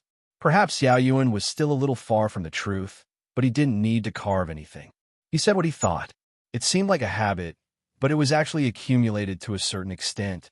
Su Elong once again felt the terror of the 9 children of the Zhang family and Wang family. It seemed that her grandfather was right to send her over. Otherwise, she would still be flattering each other with the other officials of the same generation. She would be proud and complacent when she did something. Looking at the 9 little guys, they did a lot of things. When they met many tribes, they could immediately take the children to play and take good care of them. When she saw them every day, she felt that they were very happy. Of course, when she saw them happy, she was also happy. But thinking about it carefully, she realized that the places where they played every day were places where they were needed. When someone was sick or the work was not easy to do, they would immediately go over and help as if they were playing and chatting with the others. In other words, they took on the task of adjusting the atmosphere in the team. They had been infecting everyone with their happiness and innocence. They would also fall down and accidentally get scratched. Looking at them pouting and saying that it didn't hurt, the adults who were also injured seemed to feel that they didn't hurt, even if their injuries were more serious than the children. They can actually play a role in stabilizing the hearts of the troops and improving morale. They have never been a burden to the team. They never made others worry. Why did I only find out? Su Elong said to himself in the lake. Then he was very annoyed. He thought that he was the only one who was useless. He couldn't do physical work, he didn't know how to cook, he couldn't bring happiness to others, and he didn't have the affinity that Xiao Bei and the others had with the tribe's children. Damn, I'm actually a good-for-nothing. No, I have to follow and learn. Su Yilong strengthened his confidence. He was full of yearning for the outside world. He came to a conclusion. Once he followed the team to the end of this journey, he would learn 1,000th of the strengths of everyone in the team. When he went back and met the other officials of the same generation, those people would not be a threat to him. Just like Xiao Yuan's indifferent look when he was pulled away by Xiao Bei after he finished his last poem. Xiao Bei didn't take him seriously at all. It was really depressing. Chief Seymour Domo, where are you? Seymour Domo. Xiao Bei and the others shouted. They were brought to the hall where Seymour Domo had invited Zhang Xiaobao and Wang Wan. Chief Seymour Domo, I see you again. Hello, what's that? I heard that you have a white jade beauty. When Xiao Bei saw him, he first spoke with his hands behind his back and his feet moved. Chapter 1341. Xiao Bei, come here. Where's Su Yilong? Without waiting for Xiao Bei to finish, Wang Wan shouted first, then stared at Zhang Xiaobao. Zhang Xiaobao seemed to be very wronged and said, there's only one sentence. The content is different. Don't you think this sentence is very domineering? I think it's very hooligan. It's the prelude to taking advantage of others. Xiao Bei, why did you run over? Wang Wan said to Zhang Xiaobao and hugged Xiao Bei, who ran over. Xiao Bei looked at Simo Domo He and said to his sister, it's all Xiao Yuan's fault. It would have been better to compete with Su Yilong in poetry, but he had to suppress her. He also had to choose the theme of homesickness, which made me homesick. Then I thought, Ji Xiang Rui and the others can leave, right? They can call for help, right? I remember when I was young, I had such a big pearl and put it in the house. When I go back, should I bring them a bigger pearl? If they really can't find a big pearl, gemstones and the like will do. Naturally, I have to ask leader Simo Domo He. I won't ask for it for free. We can use our ancestral secret seasonings to exchange. 13 spices. Usually, we can't bear to eat it. For example, when they eat barbecued meat, we can put some. Brother. The latter part of the sentence was directed to Zhang Xiaobao. Zhang Xiaobao nodded solemnly. Yes, the ancestral 13 spices. If they're willing to take out more things to show their sincerity, 18 spices is also fine. It's easy to eat curry. While they were talking, Xiao Yuan and the others had already started to communicate with Simo Domo He. Simo Domo He could speak the Tang language, so there was no problem in communication. I know my brother is the best. Of course, my sister is also good. 18 spices? Why didn't I know? Xiao Bei whispered to his brother and sister. That's because your brother has never used seasonings that are 13 spices, let alone 18 spices. Those are for people who don't know how to cook. Look at the chefs in our restaurant. Which one of them would grind seasonings into powder and add them to their dishes? Also, I asked you to teach Su Jin's grandson something. Look at how you bullied him. Can't you let him have some self-confidence? Wang Wan also said in a low voice. Xiao Bei pouted. It's not that we're bullying him. It's just that he wants to gain confidence in his poetry through Xiao Yuan. If you're to look for me, wouldn't there not be so much trouble? How stupid was he? Using one's own shortcomings to attack the enemy's strengths. So it's not that we bullied him, but that he didn't succeed in bullying little Yuan. Yes, it's all his fault. It's fine. People get used to it after a few more blows. Don't ask Seymour Demoga for anything. He is also a poor man. If you want gems, you can find jadeite in the places we pass by on our way here. Now is a good time. I think we can find jadeite the size of a house. Zhang Xiaobao could imagine how big of a blow Su Yilong had suffered. Not to mention her. Even he and Cuckoo sometimes had to memorize the information for their younger brother, little Yuan. When they needed to use it, they would ask him. 1% of talent was too powerful, and 99% of hard work could not make up for it. Of course, according to another theory, 100% of children had their own talent. It depended on the environment and the guidance of the adults. The simplest example was when a child was born. The right side of the brain was better developed. He used to use chopsticks with his left hand, but he was forced to use chopsticks with his right hand. Every time his left hand touched the chopsticks, he would hit it. After a long time, The child would not only change the hand that held the chopsticks, but it would also form a conditioned reflex to suppress the use of the right side of his brain. Then, the parents would say that their child was stupid. Was there any reason? Xiaobei did not consider whether Su Yilong's heart was hurt. She was most interested in places with jadeite. She had jadeite jewelry of various colors, mainly red and green. No matter how she looked at it, it was more beautiful than glass. Brother, it's a mine, right? Our precious candy house. It involves too many lives and interests. Behind the beauty of every gem, there is blood. We will occupy the place where jadeite is produced, but we must stay away from our precious candy house. You can give every child a big cake, but it's impossible to make a jade bracelet for every child. The sweetest thing is the honey pastry of our precious candy house. The happiest way to eat it is to taste it with family. This is the true meaning of our precious candy house. It's not that the most beautiful thing is the jade bracelet of our precious candy house. The easiest way to get it is to gamble on raw stones. Our precious candy house has lost its soul at the same time that it has lost its care for its children. We let you participate in the animal husbandry industry because you can get substantial things to help the children from this industry, such as milk and meat. The mining industry can't provide direct help to the children. It's nothing more than making money and then using the money to buy the things the children need. It seems to be the same thing, but it's actually a different concept. As the owner of the candy house, when you see something, the first thing you think of should be what this thing is for the children, not how much this thing can be sold for. Then, you use the money to buy things for the children.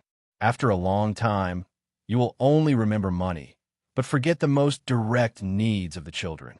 Everything will start to be measured by money, understand?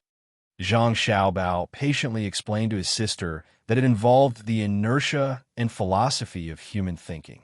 Xiaobei blinked his big eyes and thought for a while. He nodded and said, I understand. It's like when I fell and hurt my arm. The first thing you and big sister thought of when you saw me was, does Xiaobei hurt? Was the fall serious? Instead of hearing that little Bei fell, you estimated that it would cost 5 strings of cash to treat her. Go. Get someone to get 7 strings of cash. A fallen little Bei doesn't just need money. Even if the former doesn't have money, it's still love. Even if the latter has money, it's still indifference. Of course, it's even better if there's money and love. Once we participate in the mining industry, our thoughts will gradually turn to money. Zhang Xiaobao picked up his sister and placed her on his lap. He kissed her hard and said, Moi, our little Bei is so smart. It can't be helped. She's always been smart. Who's as stupid as Su Yilong? 10 years. It'll probably take 10 years to catch up to the current little Yuan. If he starts practicing every day from now on and works hard to learn, 5 years might be possible. Little Bei patted her chest and deeply agreed with her brother's words. Wang Wan finally asked about the specific situation. What did little Yuan do? Little Yuan let him know something about Buddhism and something you guys talked about before. That is, seeing a mountain is a mountain, seeing water is water. Seeing a mountain is not a mountain, seeing water is not water. Seeing a mountain is a mountain, seeing water is water. According to what you guys said, the last one is to find it 1,000 times in the crowd. It was as if Xiaobei had won the competition. He was overjoyed and delighted. Little Yuan is already so amazing. Wang Wan was a little surprised. She naturally knew what that was. 3 realms. In literature, very few people could reach the last realm. When you deliberately emphasized in writing, the reader would feel the beauty. When you didn't emphasize, the reader would forget the way you wrote and only remember the plot. Zhang Xiaobao spoke at this time. He's not that amazing. Little Yuan doesn't have enough life experience. He can't understand many things thoroughly just by relying on the knowledge in books. His success this time is because he chose the topic of homesickness. Even children know how to miss. That's why he made Su Yilong suffer a blow. Little Yuan, right? Yes. My little Yuan didn't write about the profundity of history. He simply expressed his longing for his younger brother and sister because he's not stupid. Little Bei understood everything. That was why she said a jingle and a nursery rhyme to cooperate with little Yuan. Zhang Xiaobao and Wang Wan looked at each other and stood up to walk out. Brother, where are you two going? Little Bei looked at Simo Domo when she asked. Didn't they want to discuss something with him? Zhang Xiaobao patted Little Bei's head. You guys talk to him. Your sister, and I will take a look at Grandpa Sue's grandson. Otherwise, when we go back and talk about it, I'm afraid your grandpa, Sue, will fall ill and be hospitalized. Okay, leave this to us. Little Bei agreed and ran to Simo Domo. Zhang Xiaobao just nodded at Simo Domo and then walked out with Wang Wan. Simo Domo, who was sitting there, was angry. He felt that he was left out. He looked at the children in front of him who were talking to him about a deal. He gritted his teeth and decided with a hint of revenge to get some benefits from the children. After that, if Zhang Xiaobao and Wang Wan didn't agree, he would return the benefits. If the two of them didn't say anything, he would take it that they agreed. Compared to Simo Domo's complicated thoughts, Little Bei and the others were much simpler. They didn't think about who would get how much. They only felt that according to the actual situation of the local poverty, they would use 13 incense to exchange for other people's good things.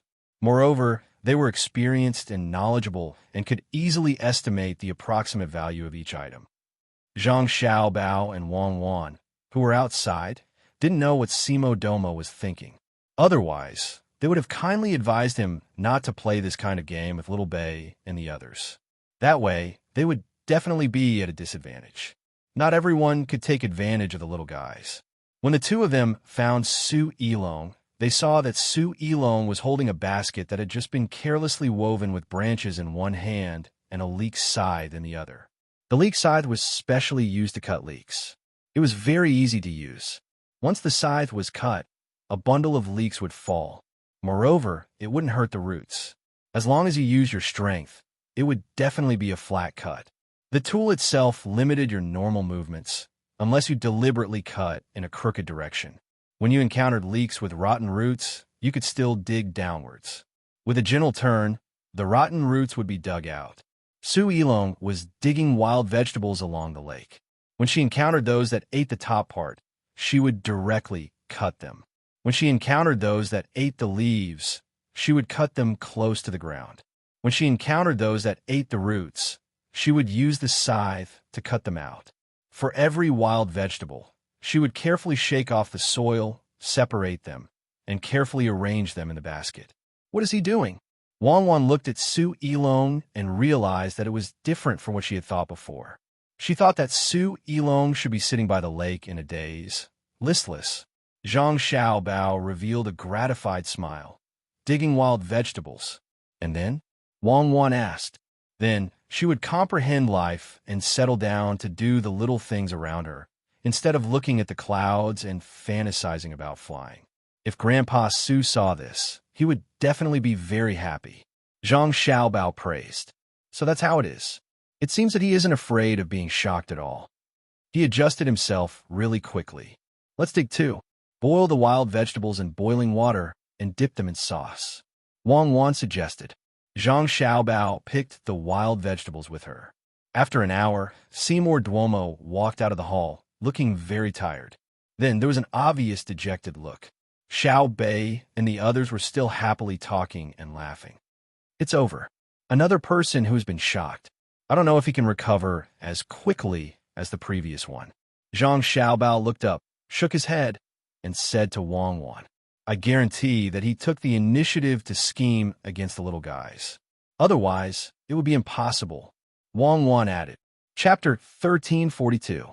The sound of Xiao Bei's laughter woke up Su Yilong, who was digging for wild herbs by the lake.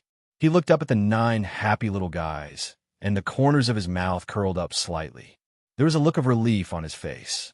Zhang Xiaobao happened to see Su Yilong's appearance when he raised his head. At this time, Su Yilong was not as high-spirited as before when he was following the team. He looked very easygoing and natural. Zhang Xiaobao knew that this was a sublimation of thinking. When Su Yilong returned, he would be much higher than the others of his generation. In that case, he would have an explanation to old man Su Jian. At the same time, the Tang Empire would have one more useful talent, or a good official.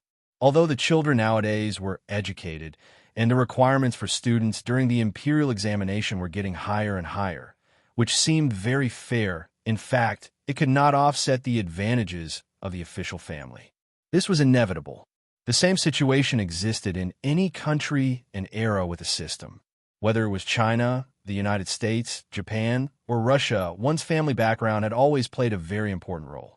Since he could not stop it, it was better to find a way to improve the personal quality of the official's children.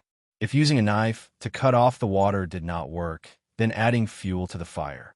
Use the system to limit some of the power, and use the humanities to influence some of the officials.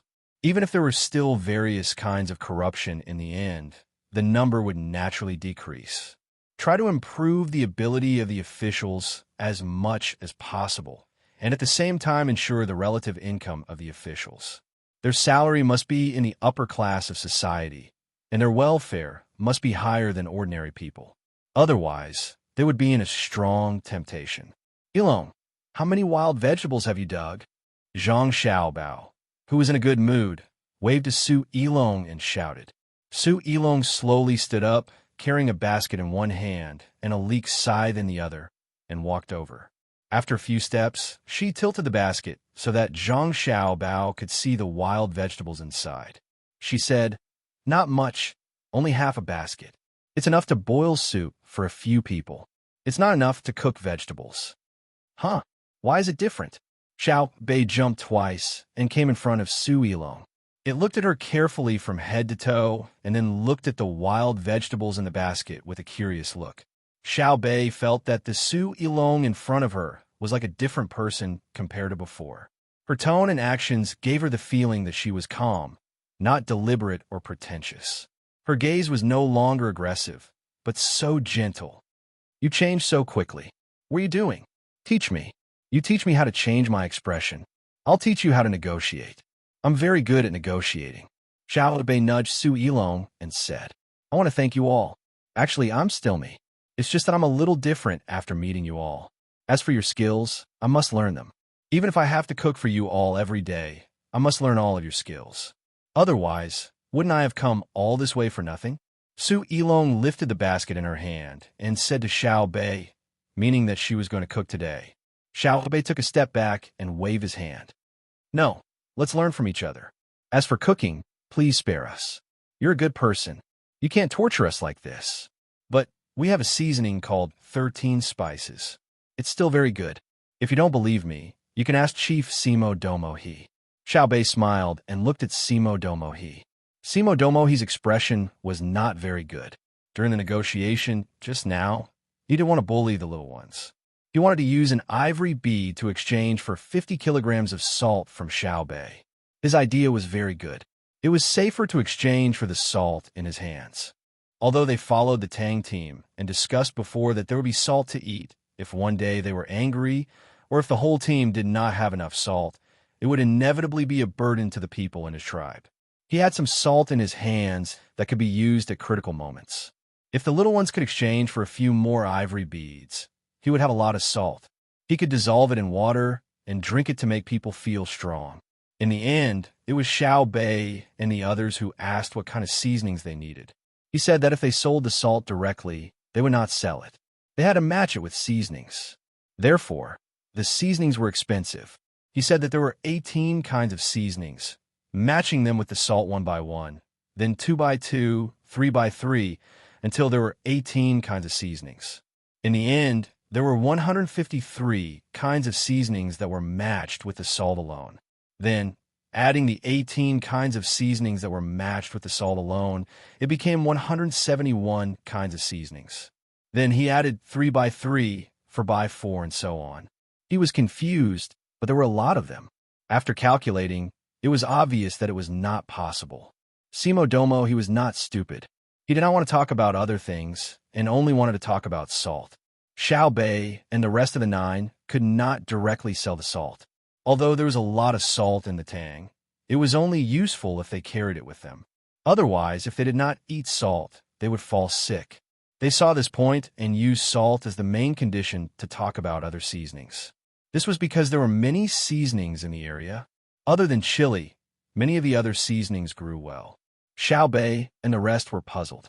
Why were there so many seasonings in the area? They did not know that if there were not so many varieties, their brothers and sisters could not eat curry every day in India. Even if they were imported, they had to take the climate into consideration.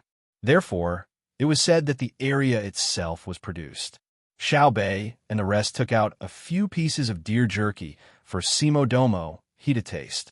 Deer jerky was made with a few kinds of seasonings. They could not carry any seasonings with them. The smell was too bad. After Simo Domo he ate it, he felt that it was indeed not bad. When he heard Xiao Bei and the rest say that it would taste better with more seasonings, he could not help but be tempted. Xiao Bei and the rest struck while the iron was hot. They said that they could provide an unlimited amount of seasonings to Simo Domo, he and his people. As long as they could eat it, they would provide all they had, including salt. The prerequisite was that Simo Domo, he also had to give all he had. Simo Domo, he was happy and said, "You can give me as much as I want." Xiao Bei said, "No, I want as much as you can eat. If you eat 1 jin of salt per person a day, I will give you 1 jin per person. If you can eat 2 jin, I will give you 2 jin." They went back and forth on this topic. Simo Domo, he was very tired. They had 9 people, but he was only 1. After an hour, he agreed. When he agreed, he was in a good mood. He felt that he could hunt for ivory in the future, but he could not find seasonings and salt. Just as they were about to leave, Xiao Bei told him that there were seasonings in the area. If they wanted them, they had to send people to pick them. Then, there would be people in the group who would specially make them. They could eat as much as they wanted, but the prerequisite was that they had to pick them. If they did not pick them, it was fine. Their own group would pick them and provide seasonings.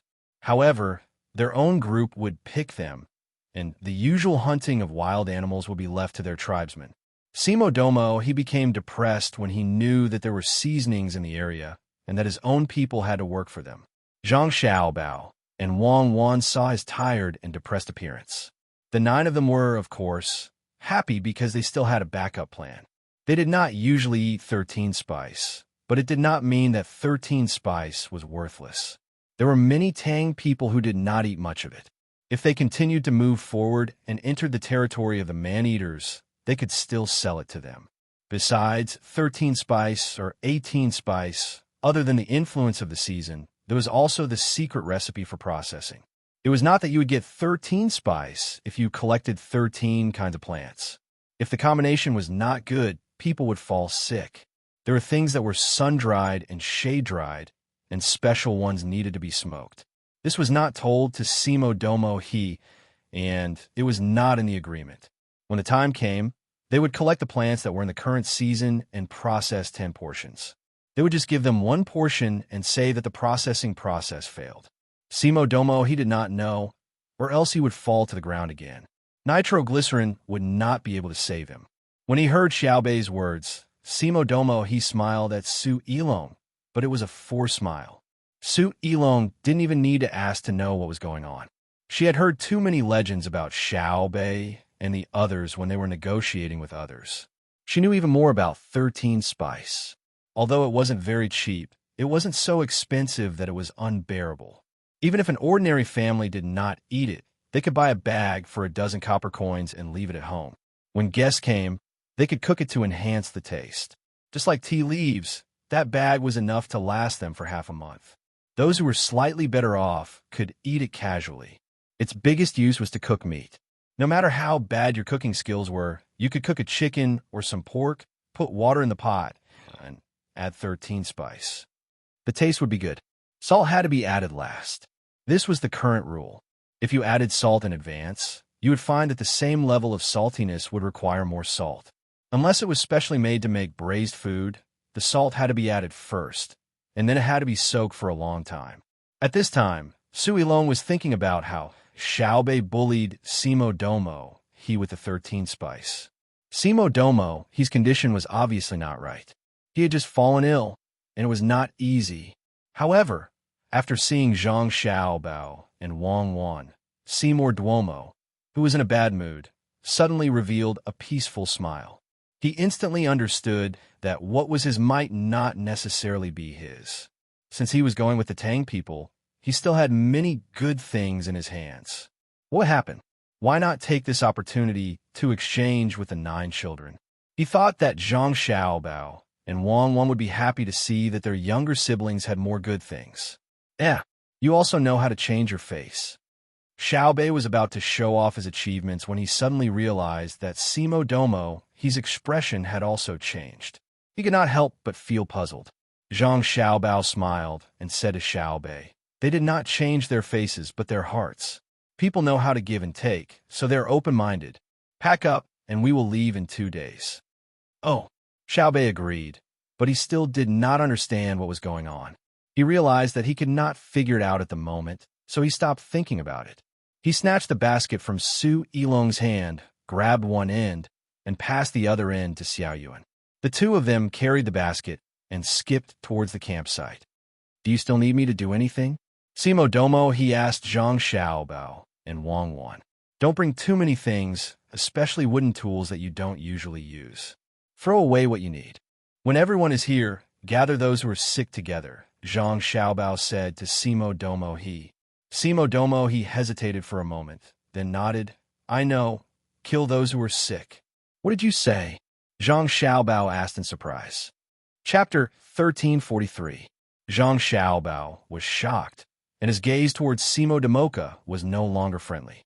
Simo Domoka didn't know what was going on and was still explaining. "I said that I am willing to listen to your orders and kill the sick people." Don't say you'll listen to my orders. I'm not that heartless. If you were my enemy, I'd just be happy if you all died. But now, you're my people and not my slaves." Zhang Xiaobao said firmly to Simo Domoka as he stared at him. Simo Domoka was stunned. Then why do you want me to gather the sick people? "To treat them. Most of the people here are still young. They died because of illness or other problems, so those who are alive now don't have any serious illnesses. We have a medical team that can give you simple treatment. Not only the sick, but also your people. You all have to cut their hair and take a hot bath. I have medicine specially used for bathing. After that, change into new clothes. If you don't have new clothes, find a cloth to cover yourself." Zhang Xiaobao once again felt the cruelty of the slave system. This kind of disregard for life was even more thorough than his and Cuckoo's. He and Cuckoo had killed people, and he had used all kinds of methods to destroy the enemy. But that didn't mean that he didn't know how to respect life. He also felt uncomfortable when he killed people. He only did it for the benefit of the Tang Empire. There was no right or wrong. He had never said that he would torture people after they surrendered.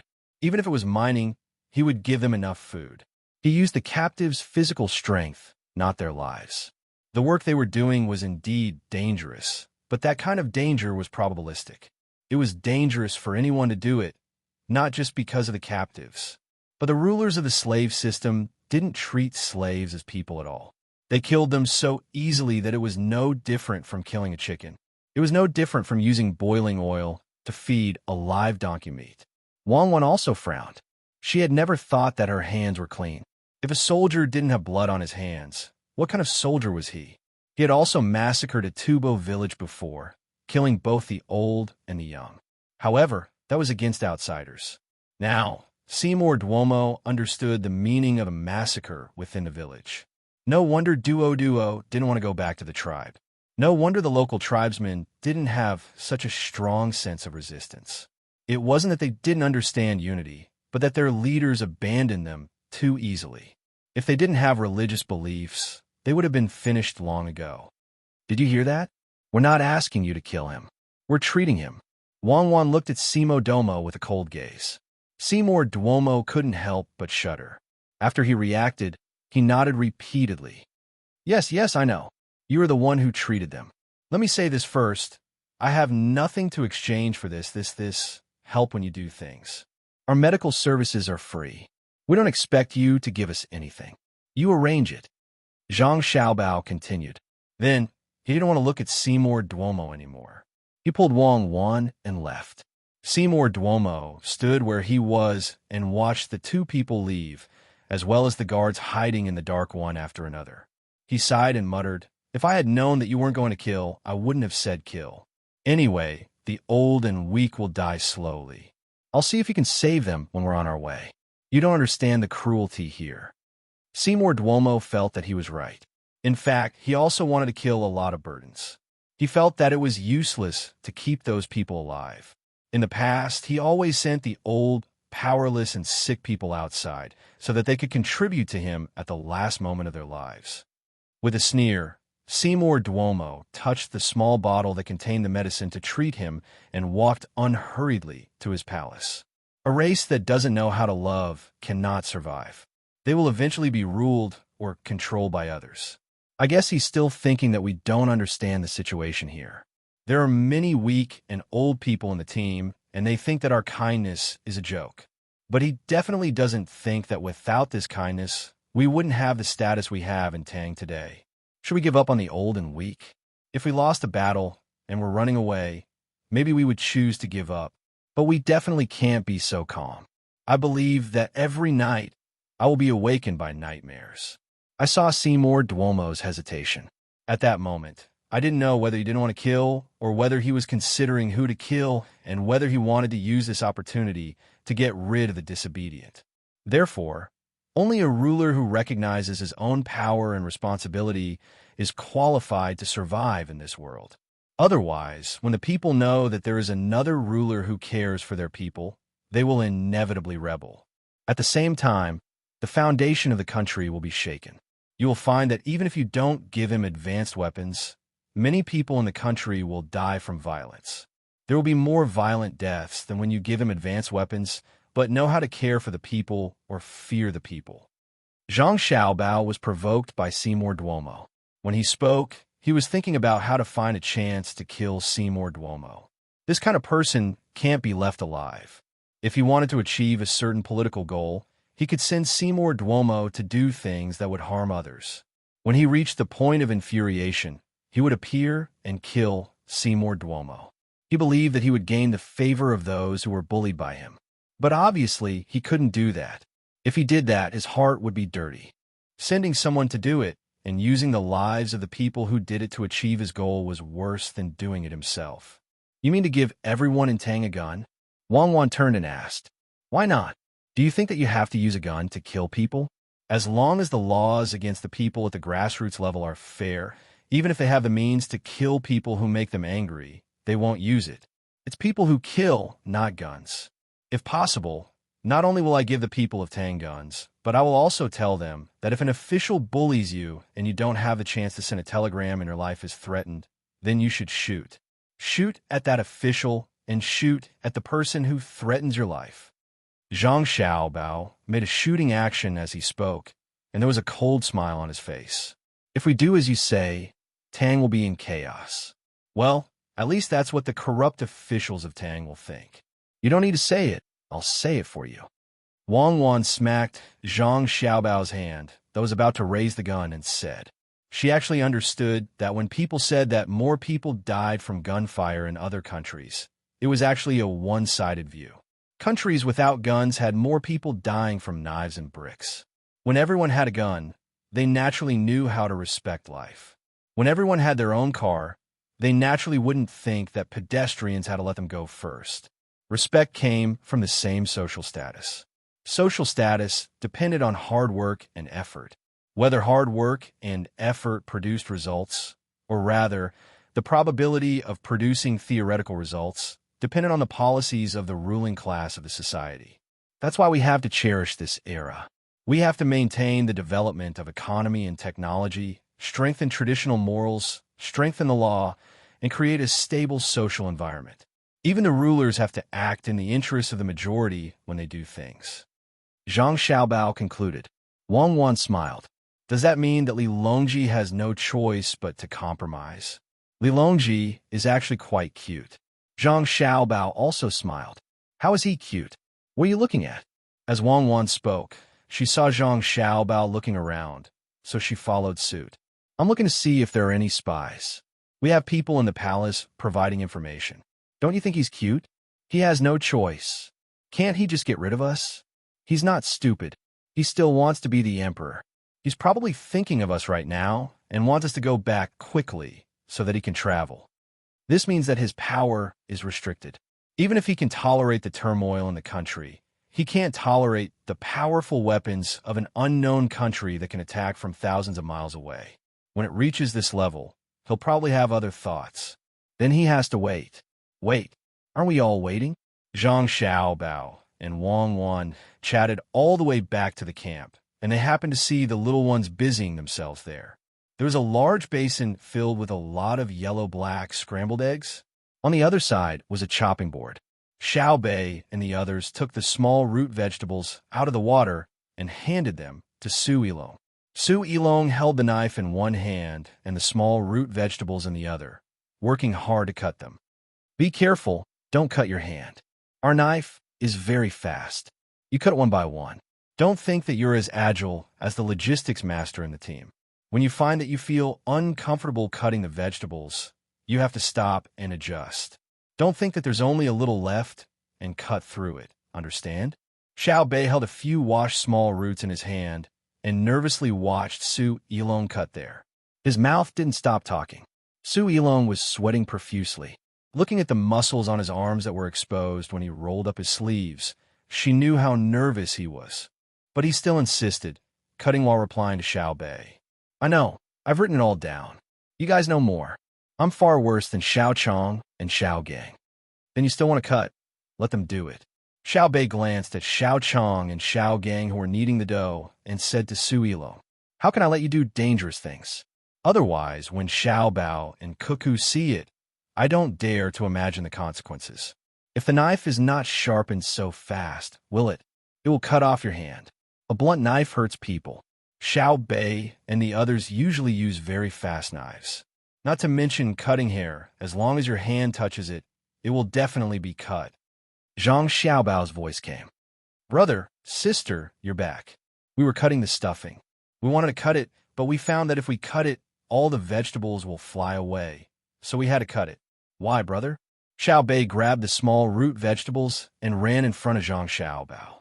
As he spoke, he put the small root vegetables in front of Zhang Xiaobao's mouth and let him eat. Zhang Xiaobao dodged back. Who put the garlic together with the small root vegetables? The color and size are different. Let's take a good look. Oh, I know the garlic, but there are only a few. It's not good to eat raw as it's too spicy. This thing is useless. Brother, why do you think it flew away when you cut it? Xiao Bei retracted his hand and looked. That's right, the garlic is there, purple skin. This is physics knowledge. If you want something to fly out when it's under force, you have to control the transmission of force and the physical characteristics of the current object. On the other hand, if you don't let something fly, you also have to control it. The easier it is to cut something, the harder it is to fly, so you have to fix it when processing metal parts. Then, there are two ways to cut vegetables. One is to do it like me. As Zhang Xiaobao spoke, he stepped forward and picked up the other kitchen knife beside him. He took the mixture of root and garlic from Xiao Bei's hands and placed it on the chopping board. The knife rose and fell, and after a few swings, the mixture was cut into small pieces. Then, he continued to cut it into smaller pieces. This is the familiarity of the tool and the thing being cut. It also requires strong control. Practice makes perfect. It's very simple, but you need to persevere. Wow, brother is so awesome. Xiao Bei clapped his hands and shouted. Su Yilong stopped and listened carefully. She knew how Xiao Bao's cooking skills were, but she had only eaten before. She had never seen Xiao Bao cook. Today, it was an eye-opener. Why couldn't it fly?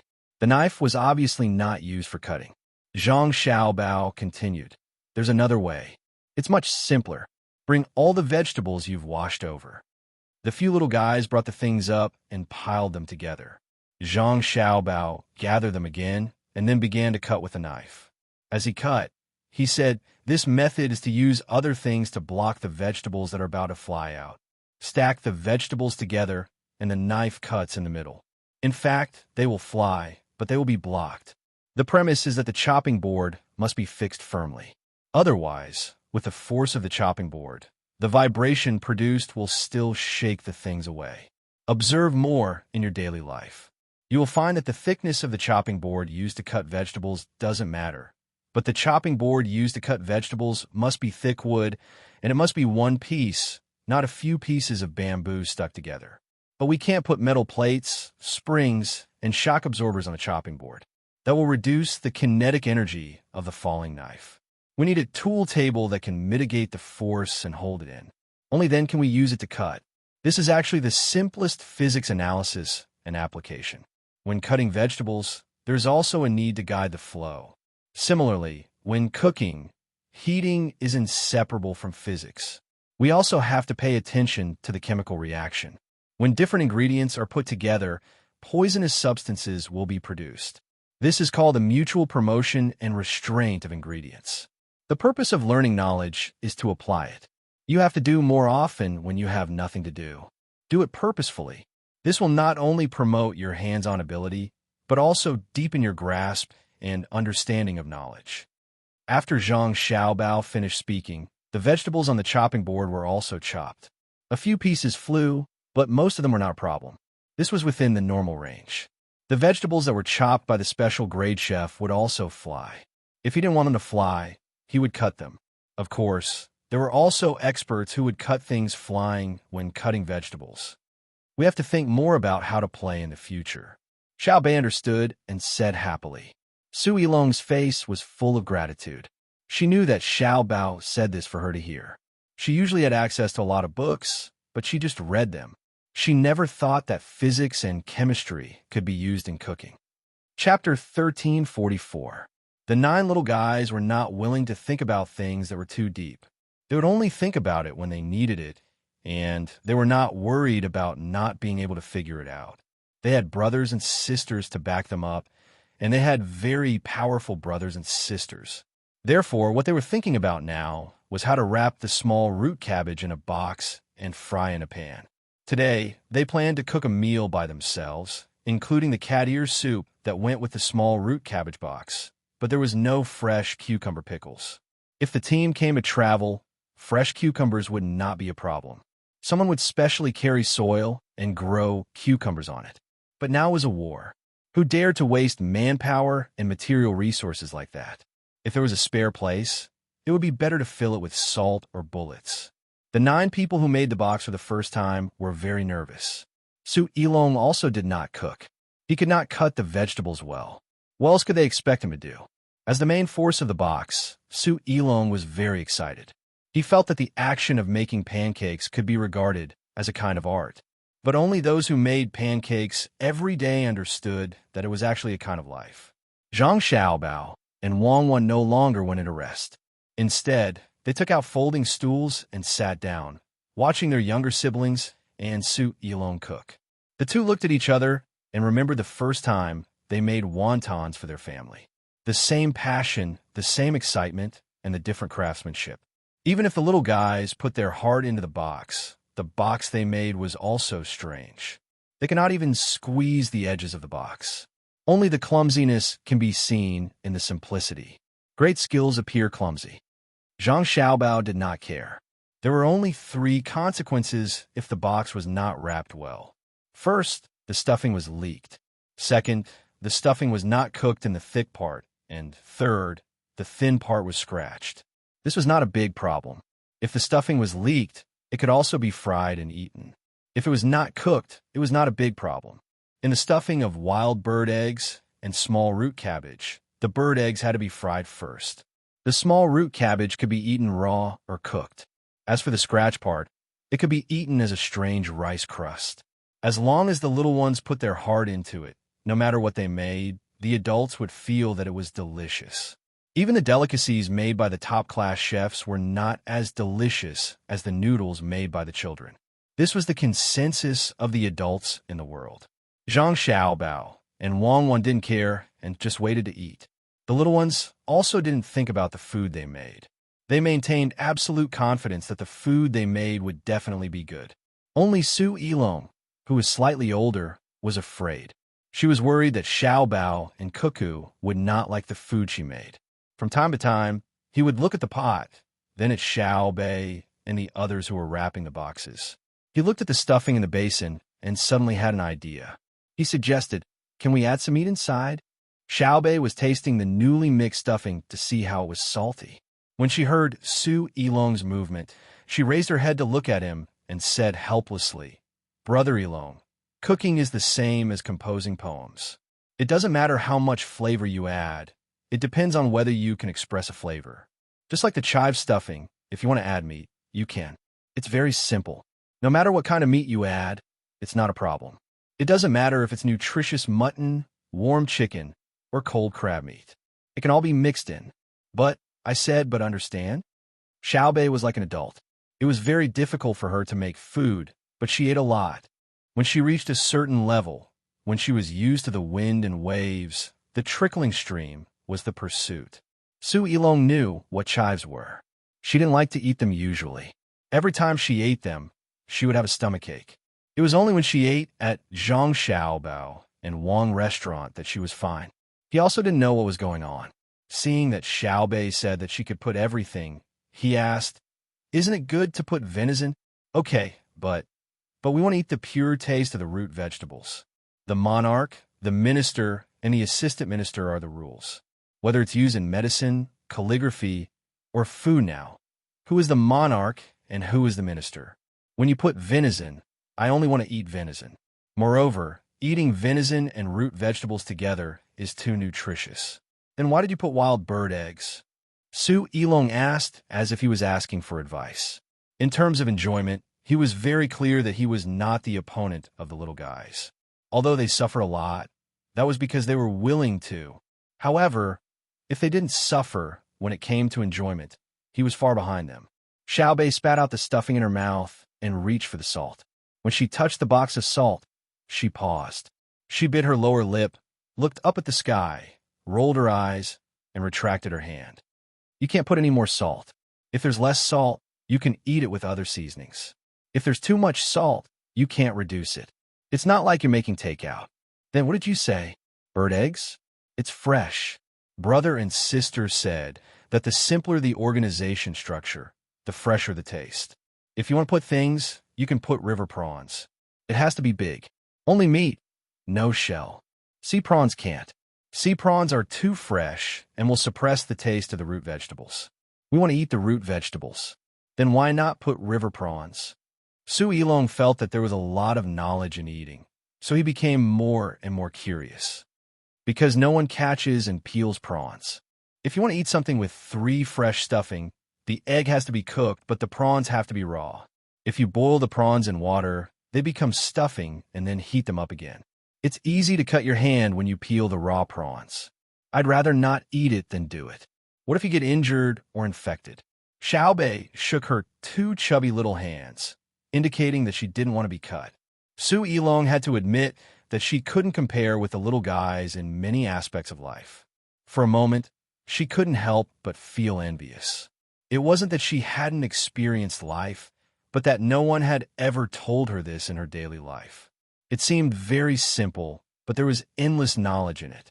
No wonder His Majesty also put his youngest children beside Xiao, Bao, and Cuckoo. They were the eldest princess and the first prince. It turned out that their education started from the bits and pieces of life. After an hour, the root vegetable boxes were done. Black, yellow, and gray, they were stacked one by one. They were put on a plate and sent to the dining table in front of Zhang Xiaobao and Wang Wan. There was also a bowl of wild vegetable soup with the smell of oil floating in it. Because the root vegetable boxes were limited in quantity, they were usually only eaten in the inner courtyard for Xiaobei and the others. The wild vegetable soup was much easier to make. In addition to some chopped green onions, there was water, salt, pepper powder, and some uncooked oil. There were 2 full pots, less than half a basket of vegetables in them. They were distributed to more people to drink. There were a few wild vegetable leaves in each bowl. Zhang Xiaobao and Wang Wan had the most wild vegetables in their bowls. This soup was simple to make, but it was very good for people's health. Regardless of whether the weather was cold or hot, drinking it while eating would replenish water. Furthermore, it was eaten with steamed buns, so there was no need for vegetables. It couldn't be compared to the soup of the rich and powerful. That kind of soup was boiled or boiled. Speaking of the soup with the best taste, the rich and powerful generally couldn't drink it. It wasn't that they didn't have the ingredients, but that they didn't have the skills. Zhang Xiaobao drank a mouthful and looked at Wang Wan. Wang Wan smacked her lips and said, "No wonder people in the south said that northerners' soup is scrubbed water. If the oil isn't boiled well, it is indeed very similar to scrubbed water. If the southerners' soup isn't boiled well, It's no different from the Northerners' pig food. Let's not attack each other, okay? Generally, only people who have never been out, or people who went out and suffer losses, are willing to attack each other. Whoever attacks shows that they have low self-esteem. The strong are respected wherever they go, so they are friendly to everyone. When I was abroad, I didn't attack the country. I even wanted to come back, but I knew that as long as I showed my face, I would definitely be caught. Especially beautiful geniuses, they were very willing to catch me. Zhang Xiaobao looked at the soup bowl in front of him and said to Wang Wan. Wang Wan took a bite of the small vegetable box and swallowed it slowly. She drank 2 mouthfuls of soup and let out a long breath. Ah, now I don't have to worry about the excess food in my stomach. But people who have gastro problems definitely can't eat this kind of box. Eat. Don't complain. It's my mission to catch you. I'm not talking about you. I'm talking about the beauty. Xiao Bei, come. Let me tell you, next time when you make this kind of soup, remember to sprinkle the chopped green onions into the oil first. If the chopped green onions don't turn black, it means that the oil temperature is not enough. Don't add water immediately. Zhang Xiaobao said to Wang Wan. Seeing that Wang Wan's eyes began to change, he hurriedly called his sister. Xiao Bei also knew that the taste was not good, but this was made by them. She had to drink and eat. She picked up a black box on both sides and put it on her brother's plate. She said, I haven't made it before, so I'm not familiar with it. Next time I won't. If it's not good, don't drink it. Zhang Xiaobao was speechless. You think it's only the soup that's not good? Then why did you pick up a black box for me? But he said, how is it not good? It's just that it hasn't reached the highest level. If the soup is given to the people of Duo tribe to drink, they'll be happy to death. It's good enough that there's salt. I think so too. Xiao Bei was very considerate, but she still looked at the soup and frowned. She asked, Brother, is there a way to not have the smell of raw oil no matter when you add water? There is. Zhang Xiaobao patted Xiao Bei's head. It's fine as long as the oil is cooked before. Didn't you notice that there are many oil jars in our kitchen? It's that simple. Then what should we do now that the soup already has the smell of raw oil? Xiao Bei felt that her first time cooking was a failure. Do you still have chopped green onions? Yes, there are wild onions in the mountains, a lot of them. You just need to chop the chopped green onions and sprinkle them directly on top of the soup. Zhang Xiaobao gave a remedy in a situation where there was no other way. Xiao Bei was happy. Sure enough, her brother was the best. She threw down the chopsticks in her hand and ran to find Xiao Yuan and the others to make arrangements. Zhang Xiaobao smiled and said to Wang Wan, Eat beauty. Actually, this soup and box are not bad. The title of beauty was effective. Wang Wan did not mention what had just happened. She gently drank the soup, and it seemed that it was really delicious. Then she said, compared to the people in the refugee area, the food in front of us is a delicacy. Yes, the damage caused by natural disasters is great, but there are also many man-made refugee areas. I wonder how many refugees will appear in Duo tribe this time. Zhang Xiaobao also carefully chewed the black box that Xiao Bei had given them. It depends on the situation at sea. Wang Wan turned her head and looked to the west. Chapter 1345. Wind direction, southwest. Wind speed, 5. The situation under the water is unknown. It is not easy for large ships to approach the shore. Send small ships into the water. Pay attention to the tail waves. On the ship closest to the shore, someone on the lookout tower sent out a signal with a sailfish. In the fleet of large ships, there were immediately 100 smaller ships. 2 small ships, each 4.5 meters long and 2 meters wide, came down from each ship. Each small ship could seat 8 people. They rowed toward the shore, and there were also things covered with canvas on the ships. About 200 li away from the 1,000 ships, there were 9,000 ships anchored there, including 2,000 gunboats. These were all the naval forces the Tang Empire could muster. Over the years, they had built 3,000 gunboats. 200 were left in the country, and 500 were used to patrol the seas. Wherever there were Tang merchant ships, there would be Tang gunboats. The rest were all sent here. In the future, they would not build the same type of gunboats. New gunboats were rarely built. Usually, they would build 2 or 3 and send them to the seas lakes, Yellow River, and Yangtze River for training and to learn the techniques. If there was a need, the large shipyards would start construction at the same time. The other ships anchored on the sea were transport ships and supply ships. There were 200,000 soldiers on the shore this time. For a long time, they would not be able to get supplies from the country. They also needed to carry livestock for transportation. 10,000 ships sounded like a number, but when looking at it, one would never compare this number with the situation on the sea. There were already merchant ships coming back from farther away. When they saw the ships on the sea, the people on the ships ran up and shouted, "Boss, boss, quick, come out and look at the ships." A merchant ship called Longing Tang was returning to the Tang Empire along the shore. The lookout on the mast saw the scene in front of him through a telescope and shouted at the top of his lungs. As he shouted, he climbed down from the mast. "What are you shouting for? Little Dong, when can you be more steady? Ever since we left the Tang Empire, I haven't seen you rest. You shout when you see fish, you shout when you see seabirds. Look at the ship, we are already on the ship. It's not like we haven't seen ships before. Is this a merchant ship or a guard ship of the Tang Empire?" On the deck, in a small wooden hut, a person was rolling noodles. Next to him was a wooden shelf. On the paper, there were 3 very small children. From their clothes, it could be seen that they were 2 boys and 1 girl. When he heard the lookout shout, he quickly added some cold water into the pot and shouted back. The man he called Xiao Dong had already slipped down from the mast very deftly and stood in the doorway. He sniffed and said, "Boss, Captain, you made noodles for me again. There are boats, many boats. Who made it for you?" "The noodles I brought from the Tang Empire were not much to eat. I cooked and ate a few mouthfuls, but when I got home, the 3 kids kept pestering me. I couldn't even eat a peaceful meal of noodles. When I came out, they were less than 1 year old. When I went back, they would be 3 years old. That is the time when they are naughty." The captain narrowed his eyes as he looked at the picture on the paper. Suddenly, he glared at Xiao Dong and said, "Xiao Dong, I told you 100 times to hang the binoculars around your neck. You just had to take off the rope. If you really fell into the sea, I won't be your witness when we get back. Let's see how the authorities will deal with you." "Boss, don't worry. You see, I have a rope tied around my waist. I can't wear it around my neck. My neck will be worn out after a long time." "Boss, Captain, ship, if you don't believe me, you could take a look at the binoculars later. It's so scary." Xiao Dong pulled the binoculars. Sure enough, there was a rope tied around his waist.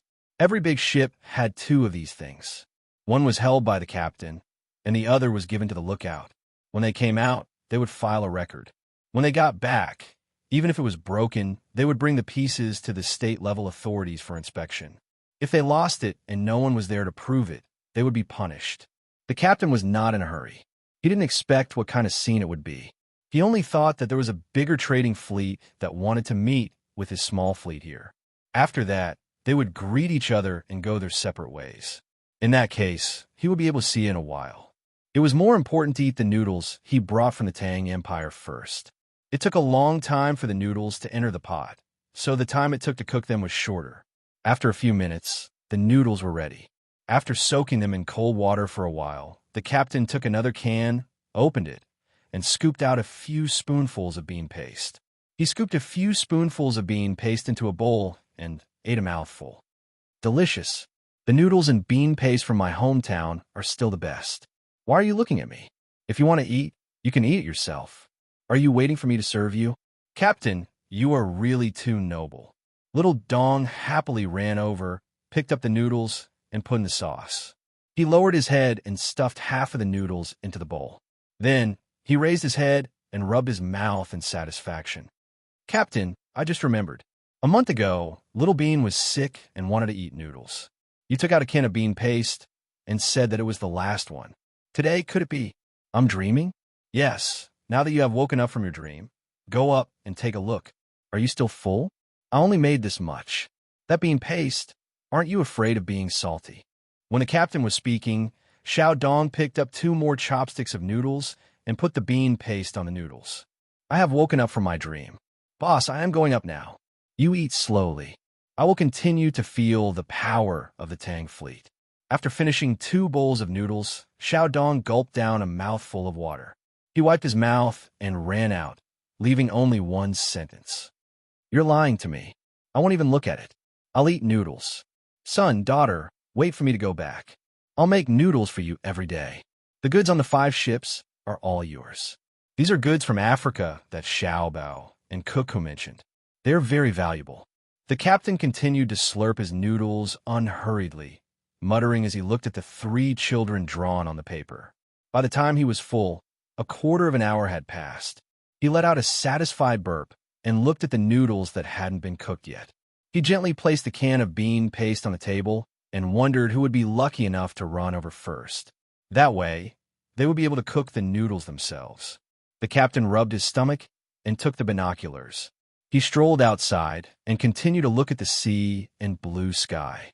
He thought of Xiao Dong's words and looked ahead with the binoculars. So many ships. Damn, this is the Tang fleet. Our Tang has so many ships. Reflected in the captain's eyes were ships after ships with dragon flags fluttering in the wind. Everywhere he looked, there were only ships. There was no end in sight. At the end of the sea and the sky, he could vaguely see the silhouettes of ships. The captain was dumbfounded. He swallowed hard and murmured, "What's going on? Am I dreaming? No, absolutely not. Why would the great Tang's fleet come here? Who is going to be unlucky? So beautiful, so mighty. Come out for this, captain. Look at the fleet. It is the Tang fleet." After muttering to himself, the captain began to shout to the cabin below the deck. His hands holding the binoculars turned white, and his body trembled uncontrollably. He was too excited. In the past, he could only see a few gunships and supply ships of the Tang fleet. It was rare to see dozens of ships at the dock at the same time. Today, he was truly satisfied. His great Tang had so many warships. When gathered together, they could blot out the sky. This was the Tang fleet, the strength to protect the Tang people. The captain pursed his lips, puffed out his chest, and let the sea breeze blow.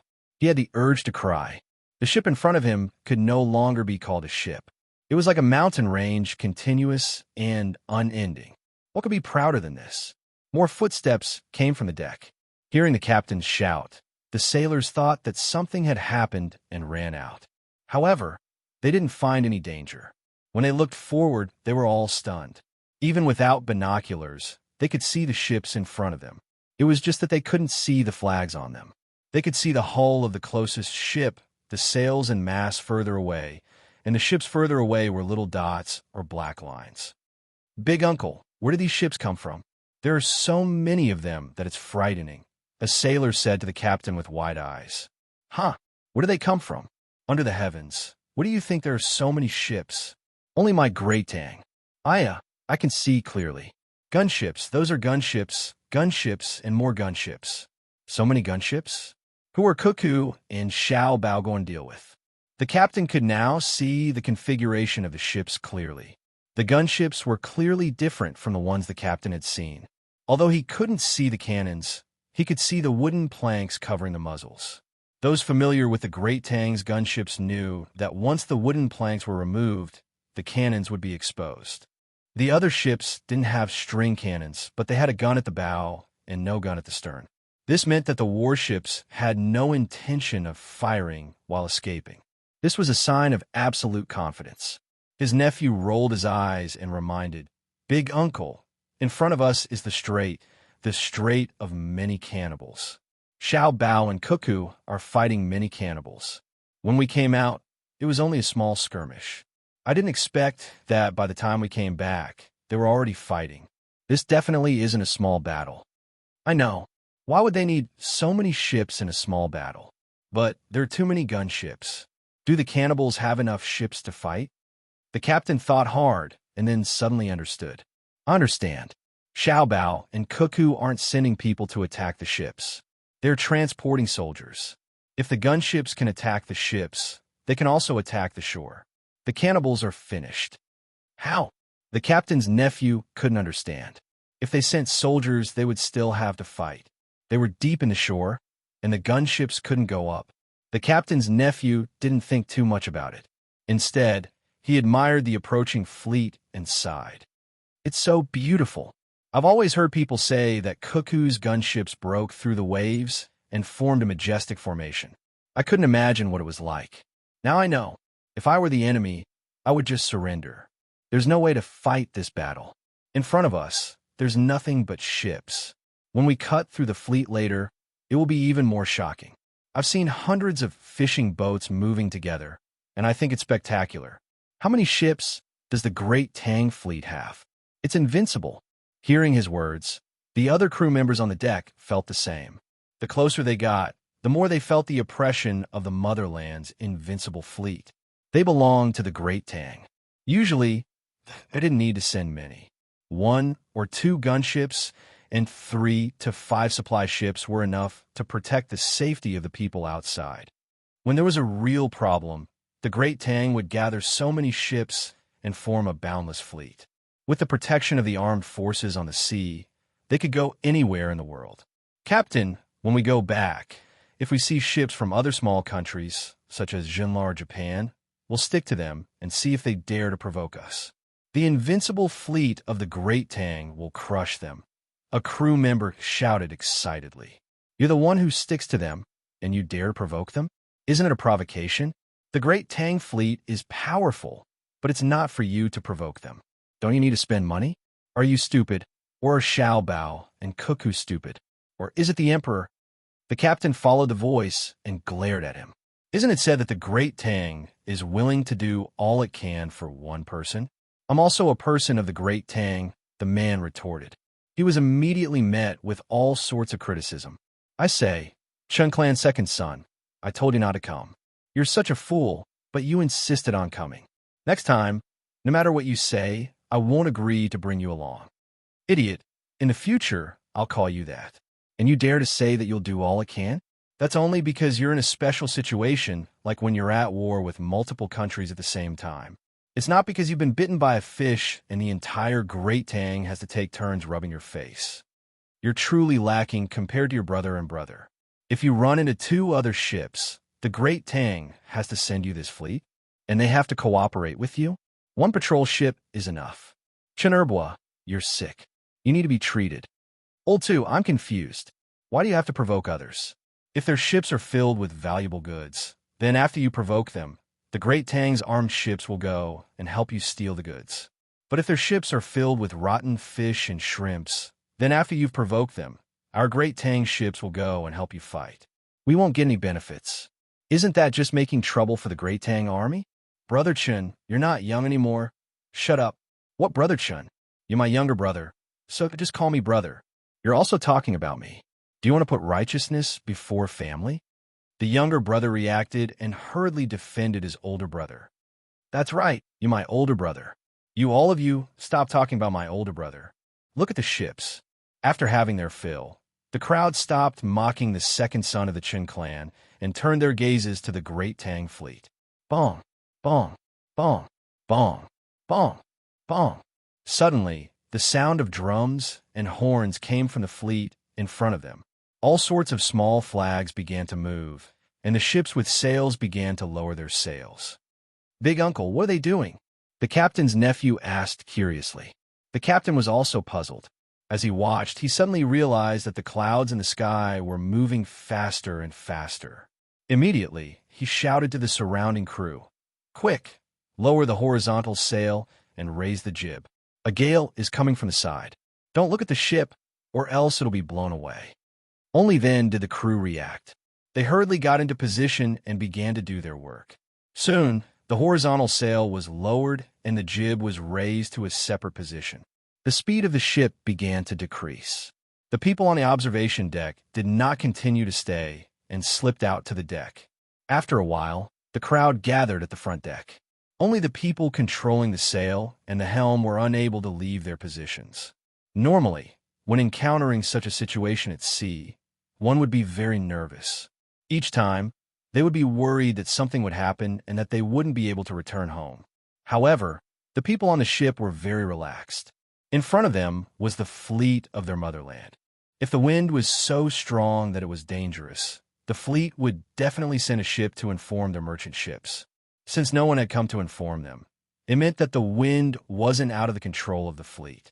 Since this was the case, the 5 ships on their side would enter the fleet in a short while, and the fleet would protect them.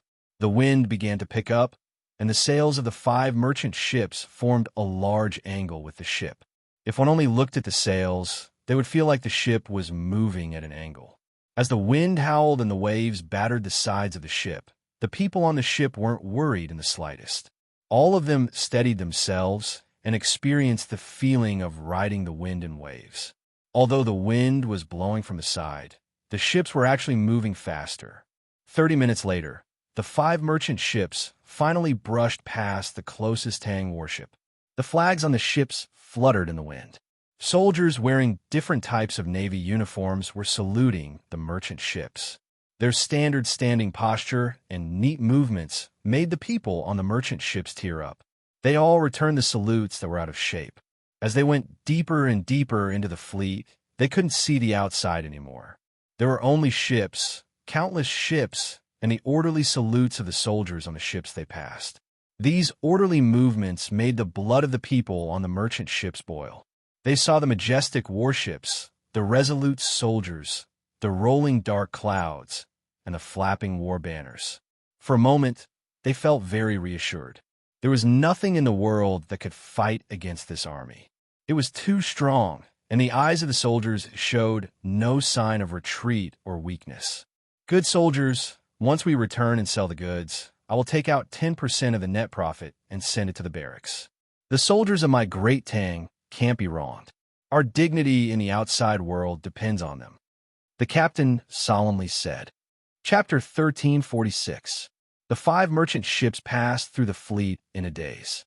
They didn't know how much time had passed, but when they came out, they found that the gale had already passed. The people on the ships were all very excited, occasionally turning their heads to look at the seemingly endless fleet. After looking around for a while, the captain returned to his cabin, picked up a pen, and wrote, "We're still in a land of many cannibals in that part of the sea. I know that it won't be long before we get home." On the way, I saw patrolling armored ships and merchant ships like mine. Whether it was whales or dolphins, they were all very ordinary on the surface of the sea where the sun constantly rose and set. Even Africa didn't shock me. After all, someone else had been there before me. I knew that the last part of the journey would go very smoothly, that no country would come to make trouble. I have always firmly believed that the great Tang's gunships were the most awe-inspiring. But I must say that the fleet I saw today can no longer be described as awe-inspiring. Without seeing it with one's own eyes, one would never be able to imagine such a scale. This is a sight that should not exist in this world. Warships much larger than merchant ships were anchored on the surface of the sea in rows and groups. When I looked through my binoculars, I couldn't see the end of them. They simply floated there, doing nothing, but my heart was filled with boundless pride.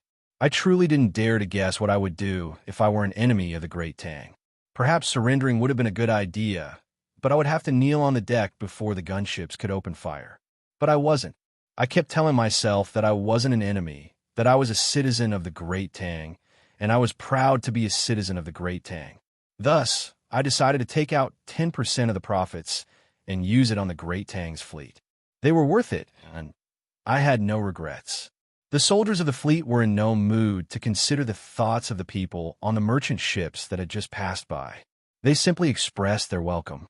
According to Cuckoo's request, whenever a Great Tang army left Great Tang territory and encountered a non-combatant of the Great Tang, they had to give them a salute. It was these people who paid the taxes that supported them. Thus, as soldiers, he naturally needed to provide them with sufficient assistance. Since they didn't need him and the others to help them fight for the time being, showing them some goodwill was also a form of assistance. Cuckoo had said that the salute of a soldier was the most beautiful scene, and it would make the people of the great Tang feel at ease. Now that they were at ease, all that was left was to continue the assault on the Duo Eater. The Duo Eater would never have imagined that a group of Tang soldiers would appear in such an important place. At the narrowest point of the straits, the people who were beginning to approach the shore were very excited. They had already seen the ships of the man-eaters anchored one by one at the rudimentary docks. Actually, it was not quite correct to call a dock. It was a pity that in such a good natural deep water place, those boats were too small. Moreover, they were dragged to the shore where the water was not deep. There aren't any reefs down there. If I had known, I would have just let the big boats come over. It's really a good natural harbor, but the scenery is a little lacking. I thought that I would be able to see a cluster of buildings and all kinds of tropical plants. A sailor who had just docked his boat looked at the scenery in front of him and felt a little disappointed. He had always imagined that other people's docks would be like Luzhou's. When he entered the dock from the outside, he would see a cluster of buildings and a pleasant greenery. However, this was not the case at all. There were no buildings, only a dozen or so boats stranded on the shore. Then, what entered his eyes were mountains, rocks, and yellow hills. The first impression it gave was that it was a barren place. Moreover, there were no lush forests on the mountains. They were all bare.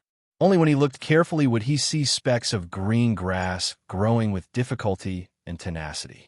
Why didn't the duo eater build up such an important place? What a pity. Zhang Daqiang, what are you standing there for? Hurry up and move the things ashore. Just as this person was lost in his thoughts, the captain's voice rang in his ears. He was so frightened that he hurriedly jumped off the boat and began to cooperate with the others to move the things on the boat ashore. The first batch of things carried by the small boats were machine guns and ammunition. They thought that they would be blocked by the enemy if they came over, so they were prepared to force their way ashore. In the end, they found that the actual situation was different from what they had expected. There was no duo eater at all. What they saw was only desolation. The boats that were dragged to the shore had not been used for a long time. There was a lot of sand in the boats, and the bottom of the boats was a mixture of black and brown sand. It was obvious that the boats had not been maintained for a long time. If they were to go out to sea now, it would be easy for them to leak. They could even break the boats by gently knocking on a rock on the shore. However, the team still had to follow the previous steps. They moved the machine guns ashore, connected the ammunition, and prepared to face any possible dangers. When all the things were moved ashore, 6 of the 8 people on each boat stayed behind while the other 2 rowed back to provide support. As for sending a big boat to approach directly, they still did not dare. Sitting on a small boat and not being able to see the reefs underwater did not mean that it was equally safe to send a big boat over. Zhang Daqiang was one of the people who stayed behind. He was a very good sniper. He had received training in jungle warfare and street warfare. He had also specially gone to Fengzhou, to be precise, the southern bank of the Yellow River in Fengzhou. There was a desert there. It was very big. Zhang Daqiang had never walked from one side to the other, and no one would ask for that. However, he had survived there for 2 days. Yes, 2 days. During those 2 days, he only carried a wet towel wrapped in layers of oil paper and a single-edged serrated knife. Other things he did not carry. The experience of those 2 days was definitely a choice between life and death. Fortunately, there were many eagles circling in the sky.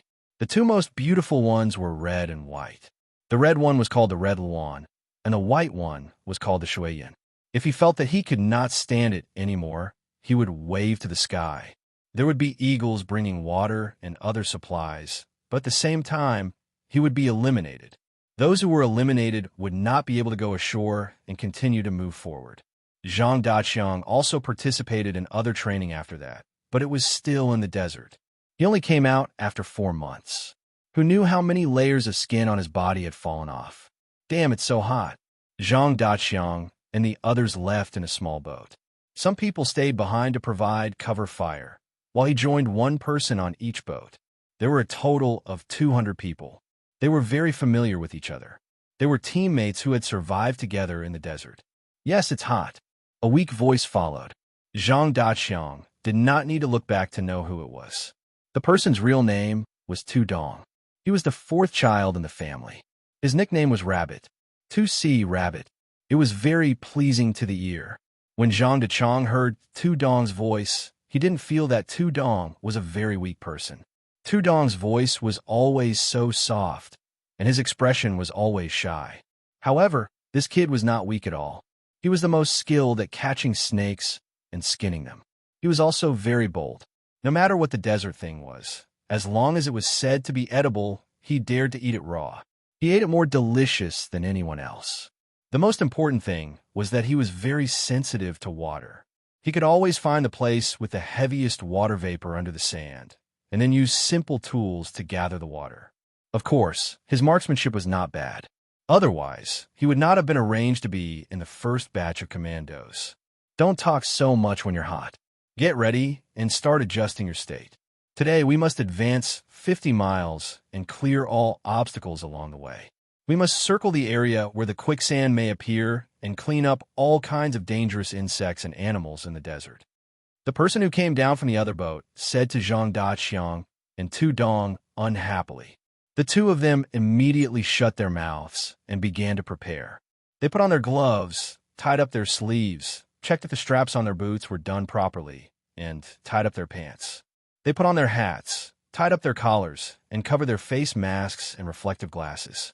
Every part of their bodies was covered, and not a single trace of their skin was exposed. In addition to the large dual backpacks, the guns in their hands, and the knives at their waists, they felt even hotter. However, none of them changed into trousers and vests. In the past, they did not know, but after participating in the desert training for 4 months, they had a deep understanding. In the desert, one should not think that it was cool to wear less. The temperature of the sand was very high. If one's skin was exposed, it would be cracked by the sun. The most important thing was that the water in the body would be lost very quickly. Now, they looked uncomfortable, but they could survive very well and save water at the same time. The pain of those 2 days was still etched in their minds. Even so, Cuckoo and Xiao Bao only passed on the surface. The real survival time was 3 days and 3 nights, 72 hours.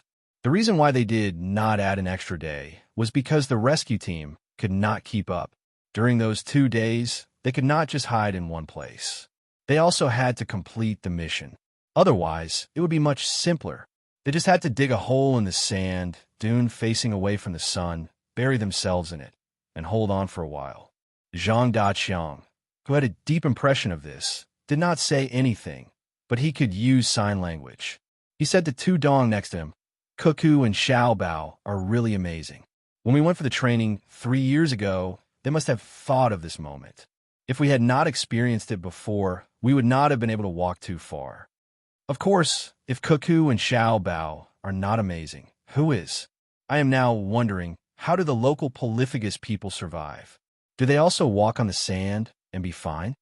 Tu Dong also used sign language to say, although it was not a desert in front of them, there was not much greenery. It was yellow, whether it was the mountains or the ground.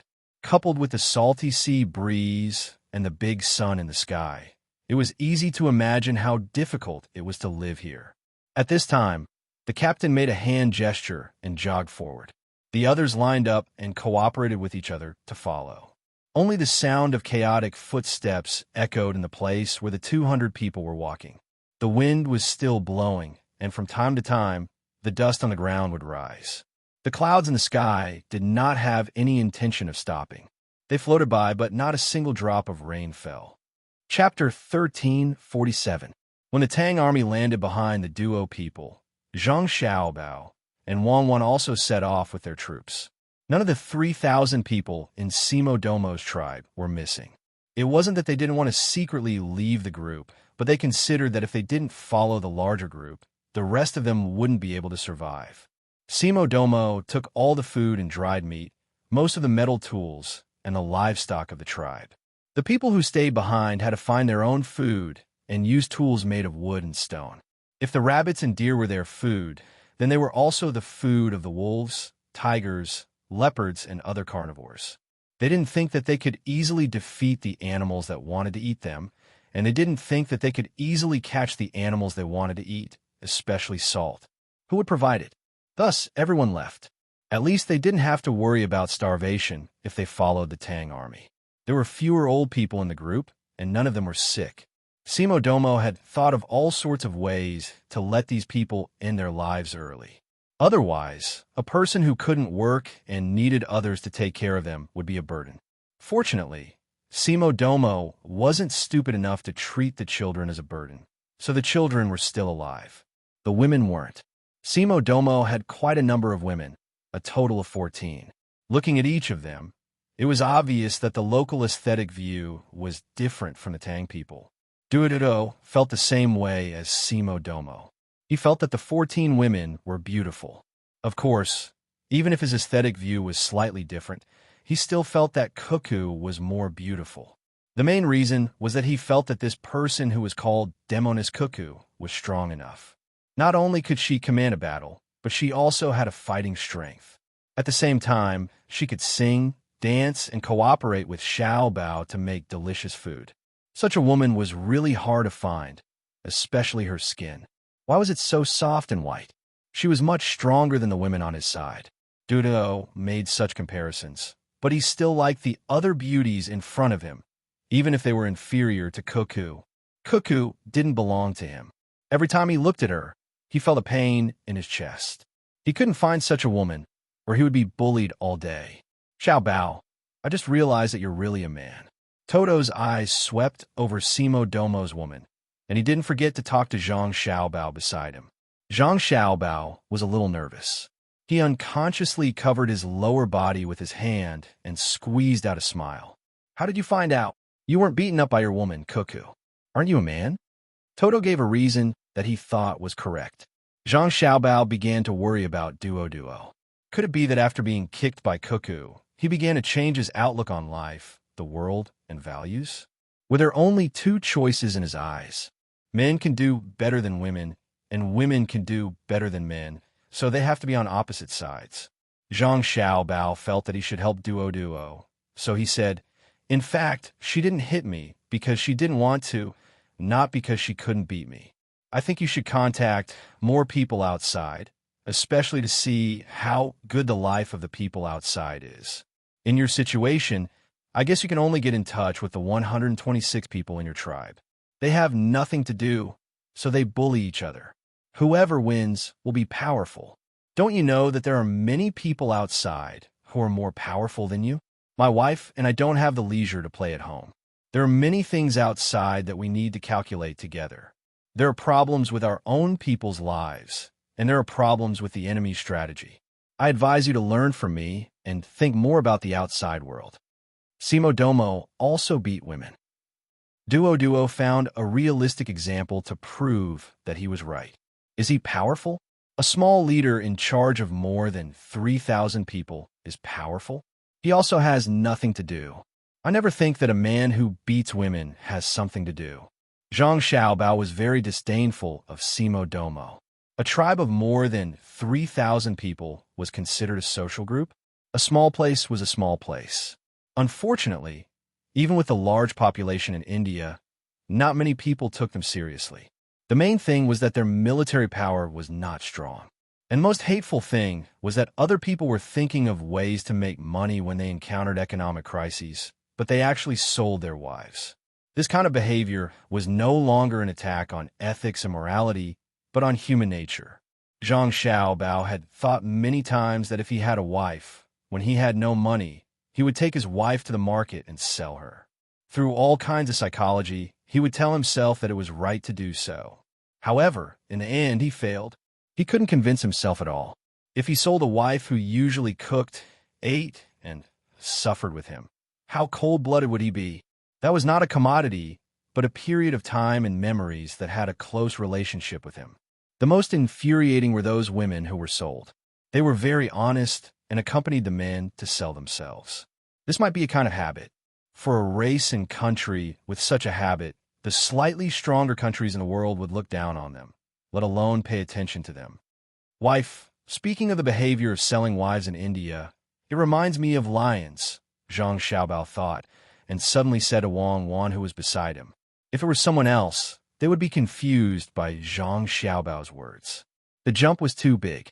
Just now, he was talking to Duoduo, and in the blink of an eye, he mentioned lions. However, Wang Wan could understand. There was no need to deliberately think about it. She could empathize with Zhang Xiaobao's words. She could understand Zhang Xiaobao's psychological activities very well. So she said, "Don't mock the lions. The lions didn't take the initiative to give their wives away. They ran away because they couldn't beat them. Moreover, they have to bear the pain of losing their children. Unless there are other lionesses in the pride who don't have children, the new male lions will kill the cubs. Oh, thank you. Please allow me to apologize to the lions. This reminds me of a documentary film from more than 100 years ago, The Adventures of the Lion King. At that time, there was a little lion. It needed to be killed, but it didn't want to die, so it ran away. The lioness stopped the new male lion and created the conditions for it to run into the swamp. I thought it would die, but it tenaciously survived. A few years later, it became a very powerful male lion and found the former pride again. I admire the person who recorded all of this with influence. What are you two talking about? Duo was confused. We're talking about our own words, Zhang Xiaobao replied with a smile. I don't understand. Duo felt that what he said in Tang was right. Why couldn't he understand? He couldn't figure out what the two were talking about. Zhang Xiaobao still said with a smile, Can others understand you when you talk to your woman? Yes, Duo said honestly. You're a failure. Zhang Xiaobao didn't give him any face. I think so too. My woman is not as good as yours, Duo admitted. Wang sneered. It's your man who is not as good as mine. Don't put yourself so high. If Xiaobao had your woman would definitely live better than you. Then I'll give him my woman. Are you tired of living? I'll let Xiao Nin use you for target practice. Do you believe it? What is target practice? Like the deer before, put you 200 steps away, you can run, and Xiao Nin will shoot you. Why? Forget it. Your IQ is not good. It's a waste of a bullet to shoot you. Go back to the team. Look at your tribe. It's a mess. You want to compete with my man? You can't even manage a team of more than 100 people. TSK. Wang said to Duo in disdain. She took a step forward and prepared to kick. Duo hurriedly ran away, followed by his cursing voice. Scared me to death. If he pushed the women in his tribe in front of me, won't I starve to death? Zhang Xiaobao pretended to be frightened and sighed. Do you really want to vomit when you see them? Wang asked with a smile. I want to die, Zhang Xiaobao said with certainty. Wang smiled and lightly hit Zhang Xiaobao. Let's go. Look at Simo Domo he's still living well. He doesn't care about his women, does he? I think he cares about his status. Women are just a tool for him to show his status. What do you want? Zhang Xiaobao blinked twice, looked at the 14 women belonging to Simo Domo and then looked at the other strong men in his tribe and asked, just as you guessed, I think those women don't care about him very much. What they have is not love, but a simple social need. No one's departure will hurt anyone. It's not even comparable to the psychological impact of a pet dog's death on the owner. Wang's meaning was very clear. She looked at Zhang Xiaobao, waiting for him to say something supportive. Zhang Xiaobao nodded his head. I think it's okay. Brother, sister, are you really going to give Simo Domo he's women to some of the people in his tribe who have contributed the most to us through labor evaluation? Xiao Bei jumped over like a rabbit. As she walked, she tilted her head and asked, How do you know? Zhang Xiaobao habitually patted his sister's head. Xiao Bei was not disgusted. She enjoyed it and let her brother pat her head. She said, Because your life is not a failure. Duo is leading his small tribe to survive, but he doesn't even have a tacit understanding with anyone. He doesn't know what his family is thinking, and his family doesn't know what he's thinking. He's so pitiful. I think so too. He doesn't even have two sisters like our Xiao Bei.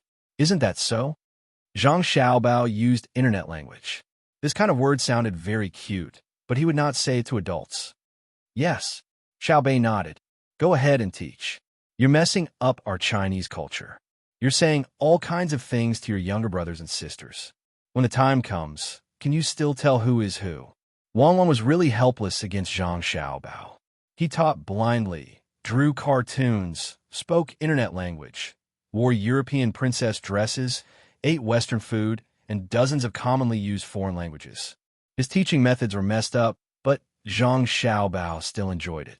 Zhang Xiaobao did not care and said, They will know how to choose. They say it's Chinese culture, but what is China? Yinwang? China? Many of the idioms and allusions are not from the Tang Dynasty. If we really talk about things before, why is Chang the capital? Does the Central Plains include Chang'an? Chapter 1348. Wang did not have time to argue with Zhang Xiaobao. He could teach them however he wanted. Anyway, Her younger siblings had learned well. They were not domineering when dealing with outsiders, and they were not arrogant when dealing with their own people. Moreover, they would be more down-to-earth when speaking to honest people. They would not be at a disadvantage when talking to treacherous people. This was very good. Teaching children was not to let them learn how to ask for guidance, nor was it to let them know how to calculate the games in other people's casinos through probability and fuzzy mathematics. There's also no need to memorize the 4 books and 5 classics. At the same time, they could understand and write the same type of articles. The ultimate goal of teaching children was to let them adapt to society and be able to survive in all kinds of complicated situations. Many people who had countless master's and doctorate degrees under them might not even finish middle school or high school. Since there was no reason to argue, there was no need to argue too much about this. It was better to do something practical. The practical thing was that the people under Seymour Domo, his management, were now bald.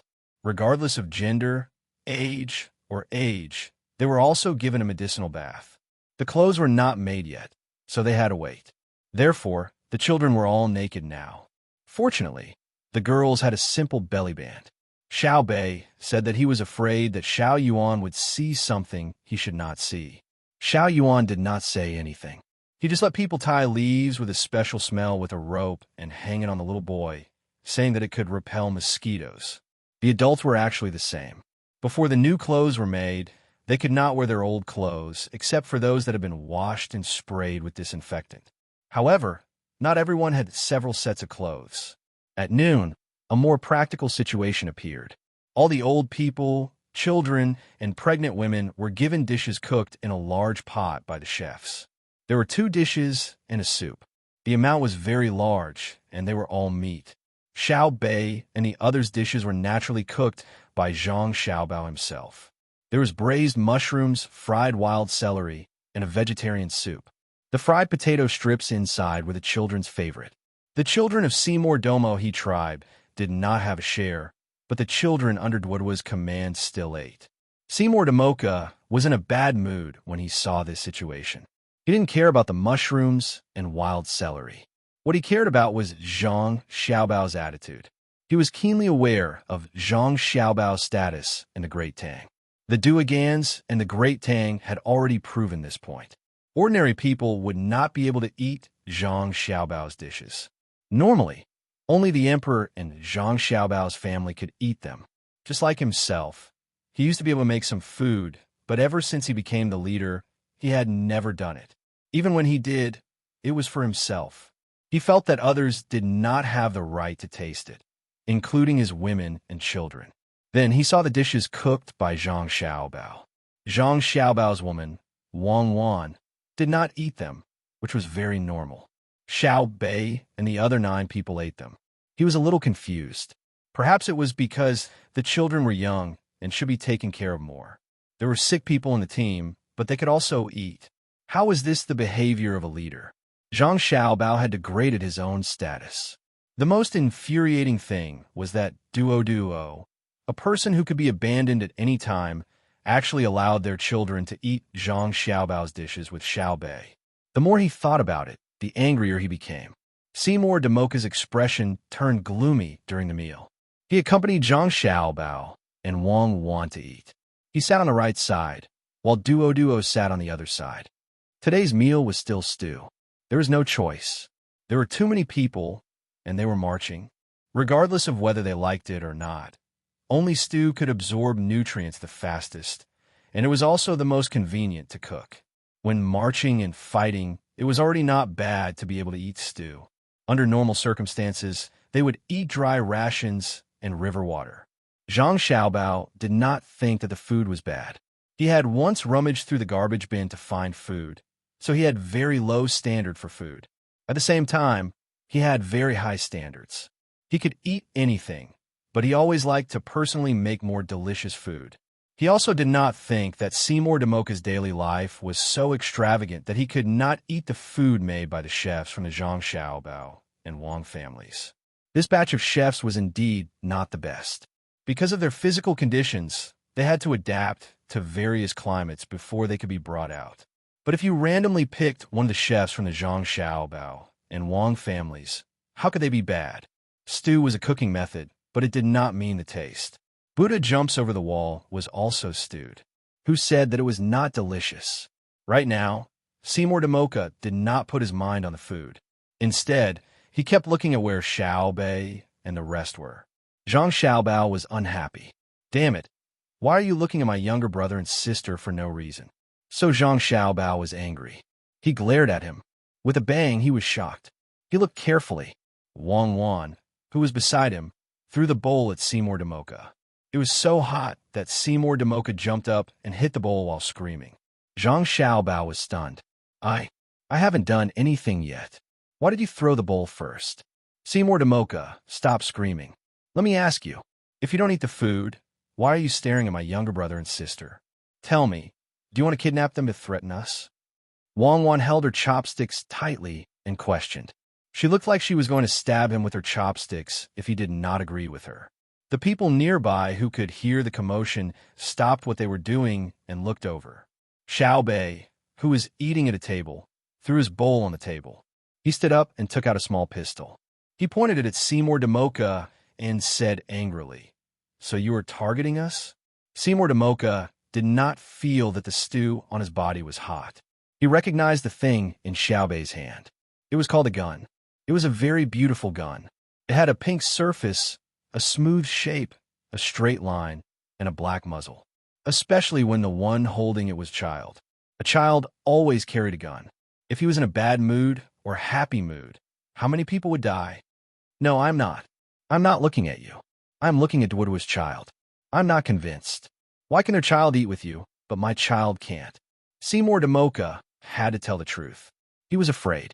He was not afraid of Wang Wan and Zhang Xiaobao, but of Xiao Bei, who was holding a gun. It was the same reason why the Tang Empire's officials were afraid. Children had the biggest advantage. They were impulsive and unreasonable. They were not as rational as adults. It was normal for them to do things that they should not do. Xiao Bei looked at his sister.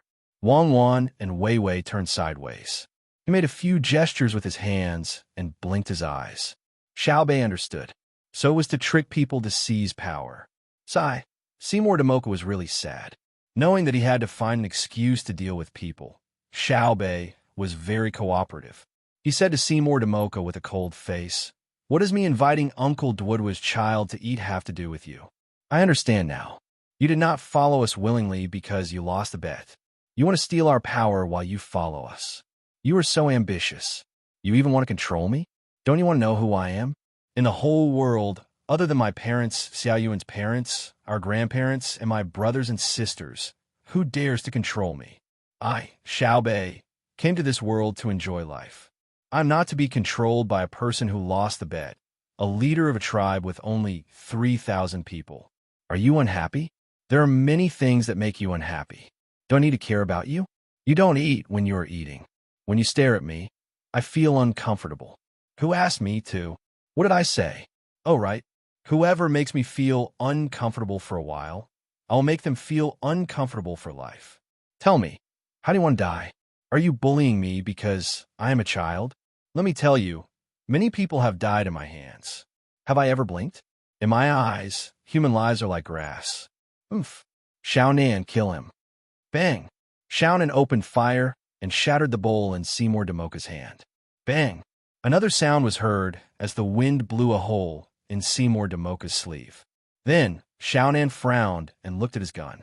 He said, "Why is it wrong? I was aiming at the head. Again, shoot a few more times."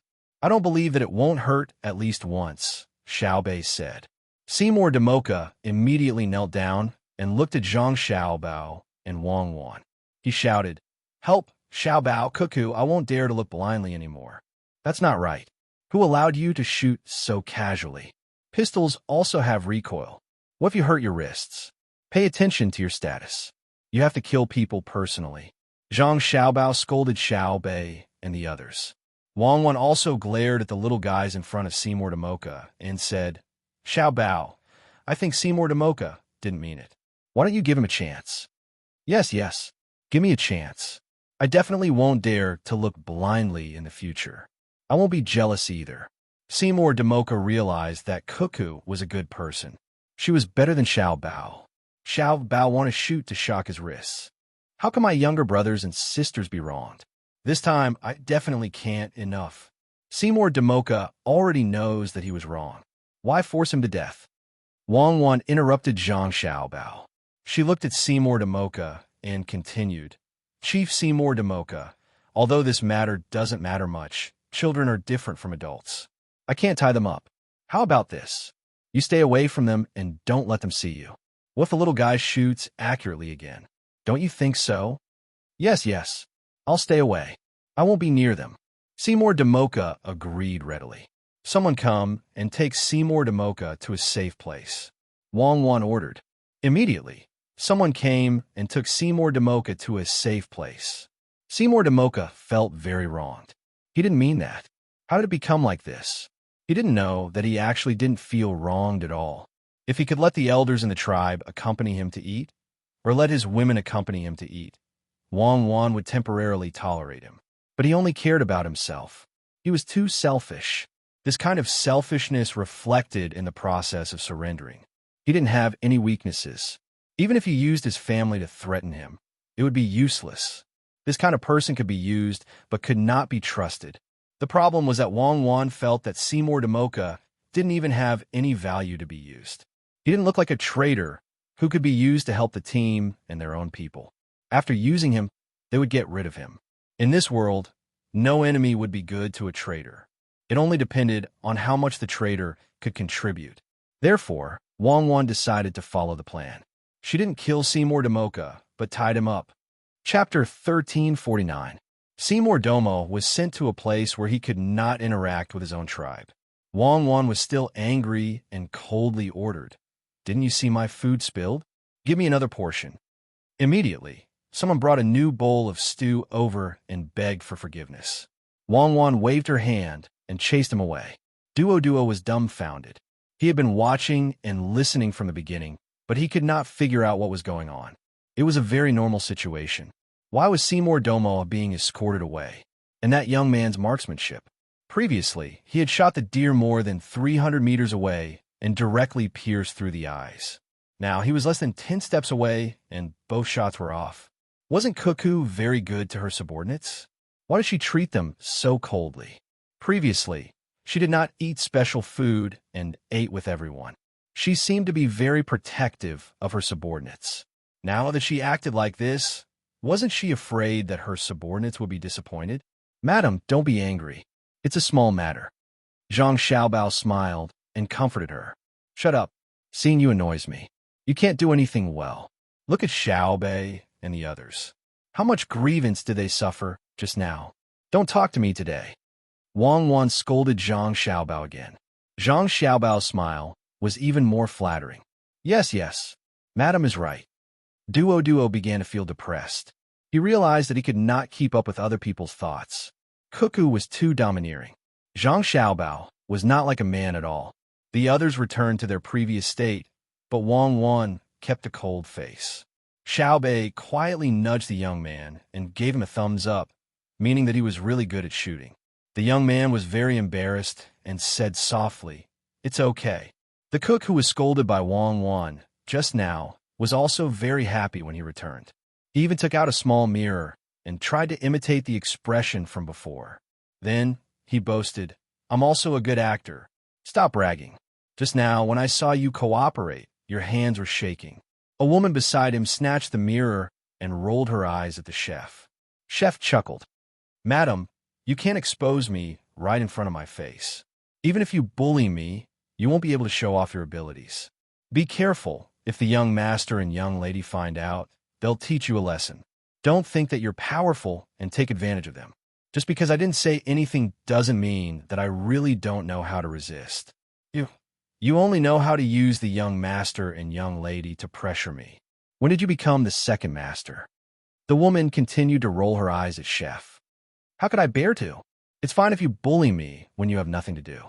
Look at our family's little young master. He always gives in to his wife. You have to learn more from your wife. It's fine if you bully me when you have nothing to do, but when you have something to do, you have to support me. I know. I always listen to you, especially at night. What about tonight? Idiot. Duo didn't know how the chef who delivered the dishes communicated with the woman just now. He was still using his little experience and wisdom to analyze Zhang Xiaobao and Wang Wan's behavior. Wang Wan had an "I'm very angry" look, but she didn't eat less. It was lunch, so she had to eat more. Otherwise, it would be difficult to cope with the exhaustion of her body. Zhang Xiaobao also ate a lot. The only difference was that there was no staple food at noon today. There was only meat and wild vegetables in the stew, so he ate very slowly and chewed very carefully so that his stomach could digest faster and replenish the nutrients before he finished eating. Wang Wan was the same. She chewed fast and ate slowly. The more broken the food in her stomach, the more the stomach acid would come in contact with. Moreover, she drank some white wine, a tail, to stimulate the gastric acid secretion. Duo didn't think that it was bad. Eating vegetables seemed to be the same as eating rice. It was fine as long as he could eat until he was full. After eating 3 bowls in a row, he couldn't eat anymore. He sat there and looked at the tail of wine in the wine cup in front of him, reluctant to drink. Come, find the warriors in the tribe. Wang Wan found that she couldn't eat anymore, but there was still some food in the second bowl in front of her. She put down her chopsticks and ordered. There were many warriors in the Shima Duomo tribe. Wang Wan called for the warriors, but in fact, they were all leaders of small tribes. They might not be the best hunters, but they were the smartest in the tribe. A group of people gathered and looked at Wang Wan. They were all full. One was because the dishes were really good, and the other was because there was enough salt. It was not like before, when there was little salt, they didn't put it in the food. Instead, they took out a little and put it in the water to drink, or put the food there and then dipped it in the salt to eat. Now that they could eat casually, they naturally wanted to eat more. Therefore, they didn't chew and directly swallowed it. Even the soup of the stew was not wasted. Wang Wan and Zhang Xiaobao could also understand.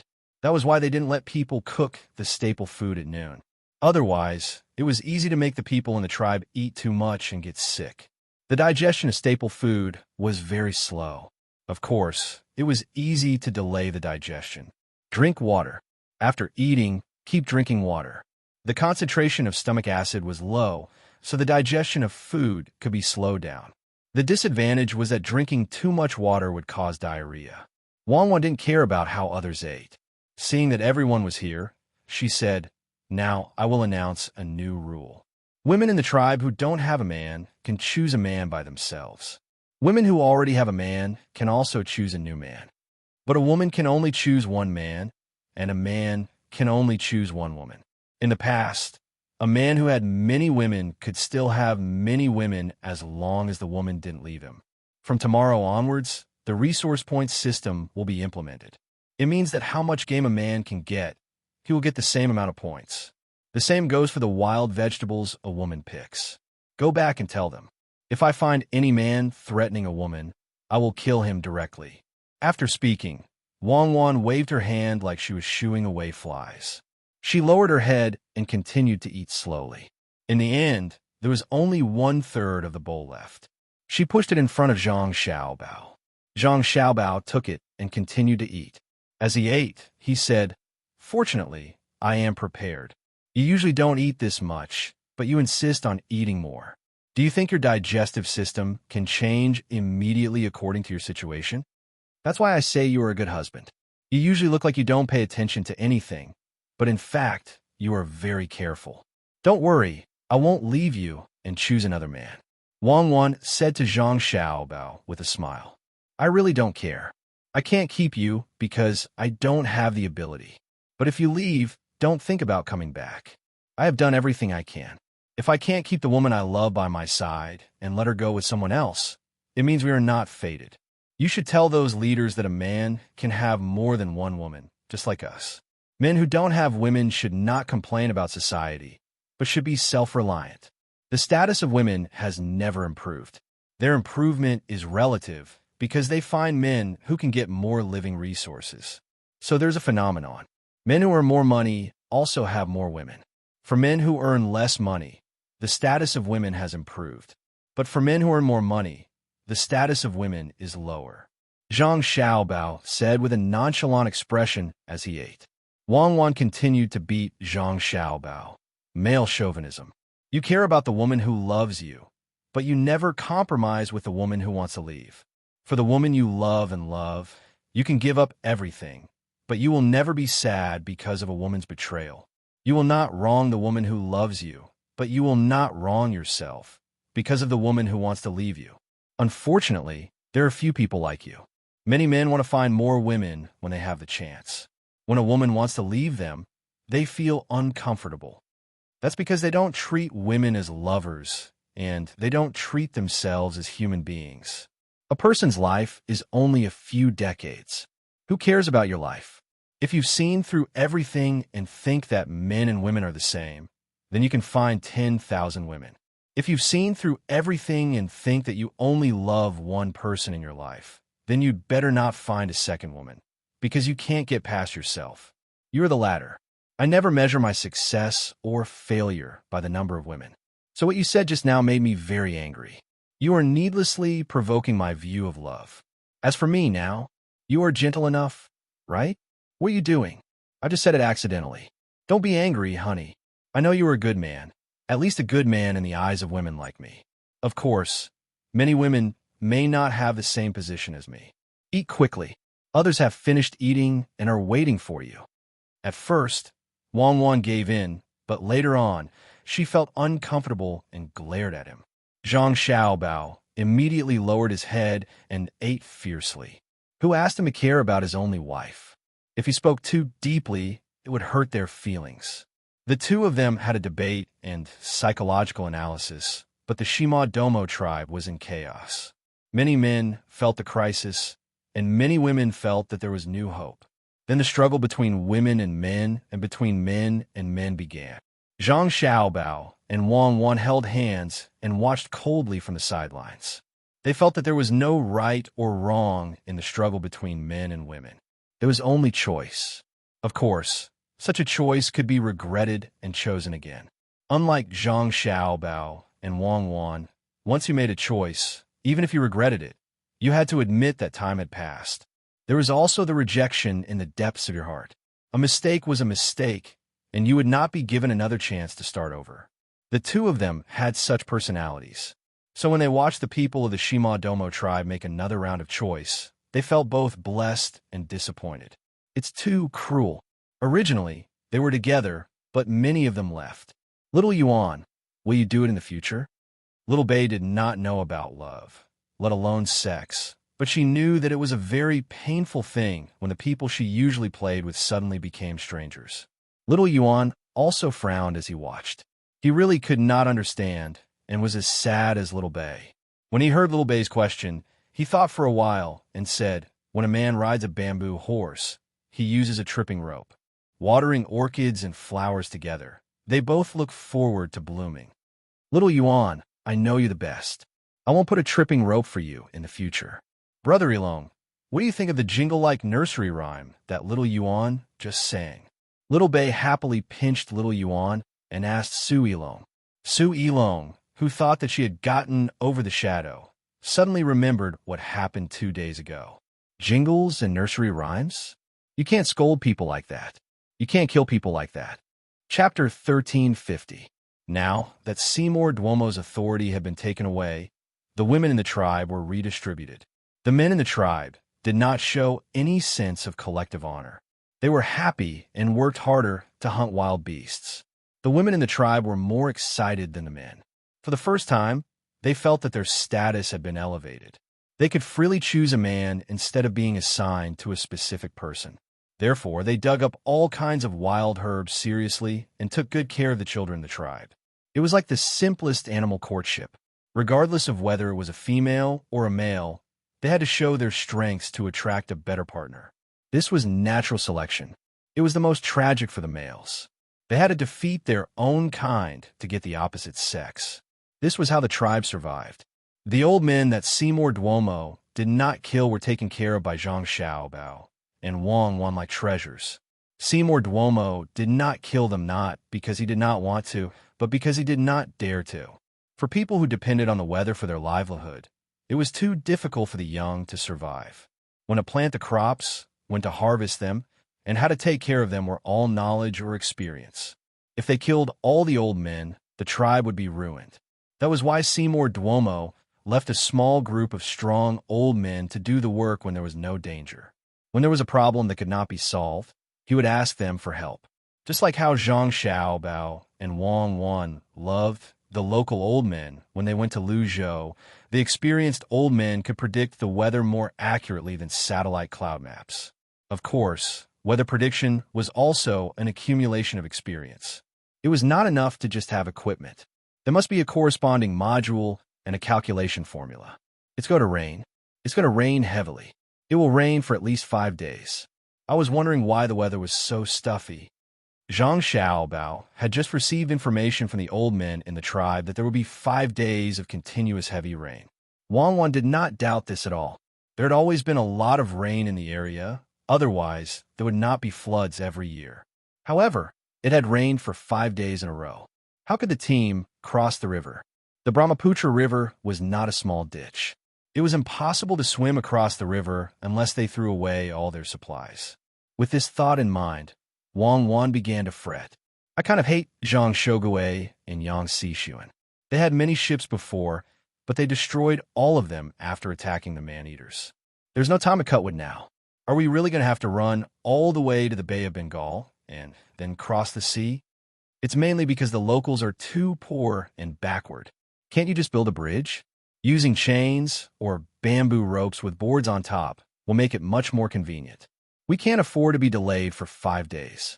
I'll get someone to ask when they'll get off the boat. If they can spare 10 hours, we'll cross the river now.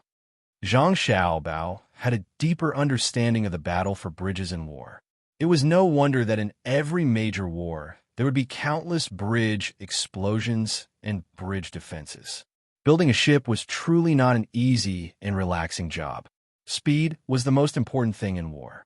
The old men in the tribe ate pretty good food, and new clothes were made for them first. Similarly, they did not have much of a sense of belonging to their tribe. When they were questioned again, they discussed it with each other and came to a rough and accurate conclusion. It would take no more than 6 hours, at most 4 hours.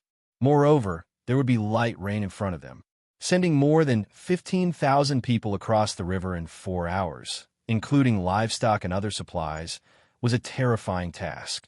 If it were a war, perhaps they would first force a portion of the people and weapons across, and then stand guard on the other side of the river.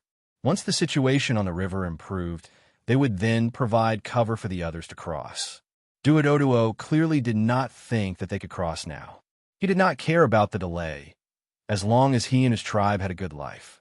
Seymour Domo, who was being controlled, rejoiced in his misfortune. He was not stupid.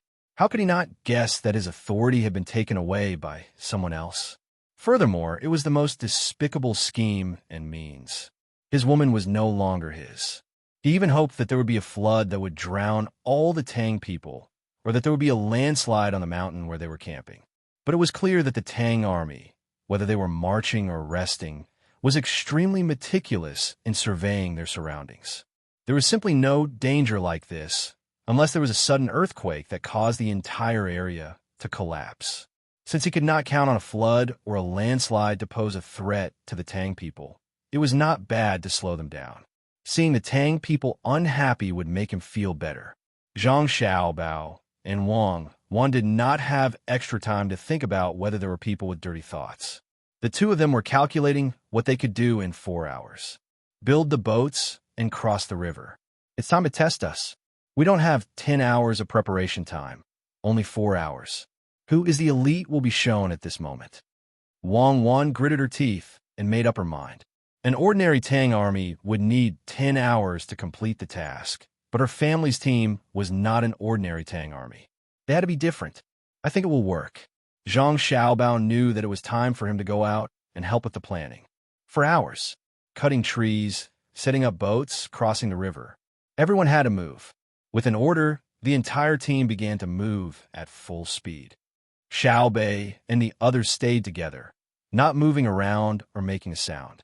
They also called all the children to their sides and took turns singing, dancing, and telling stories. Su Yilong was watching and learning. She knew that the 9 little guys were usually very steady, but they were always surprised when telling stories. The plot of the story deeply attracted the children of the tribe, and the environment and culture in the story were also in line with the local situation. The 9 little guys told the story in the form of relay. One person would talk for a few minutes, and the next person would change. The plot was continuous. This made Su Yilong confused. She pulled Xiao Bei, who had just finished telling the story, and asked, "Where did you hear the story from?" "Here. We made it up ourselves, okay? Do we need to learn this kind of story without any connotation from others? We have succeeded in dealing with the past few hours. The adults are all busy, and the children can't run around. It just so happens that you have nothing to do. Do you know how to play a musical instrument? Any one of you, we will improvise a song, and you will be responsible for the accompaniment. Everyone in the team has their own position and value. It's time for you to show your value." When Xiao Bei was explaining to Su Yilong, she suddenly remembered that the other party had nothing to do, so she quickly arranged a job for her. Su Yilong showed a troubled expression. He knew how to play musical instruments, and he knew quite a few of them. Huqin, pipa, flute, and guqin. He could play a lot of songs. But when it came to improvising accompaniment, he was confused. He knew what it meant. It was that the other party randomly found a tune to sing, and he had to use an instrument to match it. There was no practice during the process, and there was no fixed tune. The requirements for the performer were extraordinarily high. Even the women in the brothel didn't have such means, unless they found a professional band in the pear garden. I'm afraid that I can't cooperate well," Su Yilong said with a blush. "You can't even play a tune? Then tell me, what's the use of you? I only know now that brother's words are very reasonable." Xiao Bei was very dissatisfied. She always felt that it was fine to play as much as she wanted, but she had to be able to take it out at the critical moment. Since she couldn't do it, why did she play along and not learn? Su Yilong didn't have any confidence to refute and asked with a red face, "What did your brother say?" "Don't be afraid of a godlike opponent, but be afraid of a pig-like teammate," Xiao Bei said mercilessly. "I'm a pig." Su Yilong's face was even redder. Xiao Bei curled her lips. "Don't belittle other people's pigs. Pigs can swim over, but can you swim? You still need us to help you. Look at you. You can't shoot accurately. You don't have the strength to move things. You don't even know how to use a knife when cooking. Your drawing isn't as vivid as Sister Xiao Zhu's. Your poetry isn't as good as Xiao Yuan's, and your calculation isn't as good as Brother Xiao Hai's. You didn't discover your organizational ability at all, and you still refuse to accompany the accompaniment. I don't even know what words to use to describe you." Su Yilong only felt her face burning. She admitted that Xiao Bei was right. She didn't have any advantages in such a team, and all the strengths she could show were ruthlessly suppressed by others. "How about this? You don't need to accompany. You could be a prop, okay?" Xiao Bei was not thinking about how to attack people, but to use them, so she could only rearrange. "What prop?" Su Yilong asked, but she had already nodded. It was not good for her to not agree. If she was useless, she might as well die. "You've seen our toys, right? There are a lot of big-headed people in it. It looks very simple, but if you want to show it completely, you have to coordinate the actions. We'll tell a story, and you'll wear the big-headed people. You can think of your own actions according to the plot of our story, okay?" Xiao Bei thought about it, and chose the simplest thing for Su Yilong to do. "You mean I'll be ordered around by you?" Su Yilong obviously didn't want to do this. "You tell the story, and we'll wear the big-headed people to coordinate with you, okay?" Xiao Bei asked. Let me wear it. I'll do my best." Su Yilong had nothing to say, because she didn't know how to tell stories. She had already decided to change herself, but there wasn't enough time. Now that she had encountered a situation, she had to cooperate.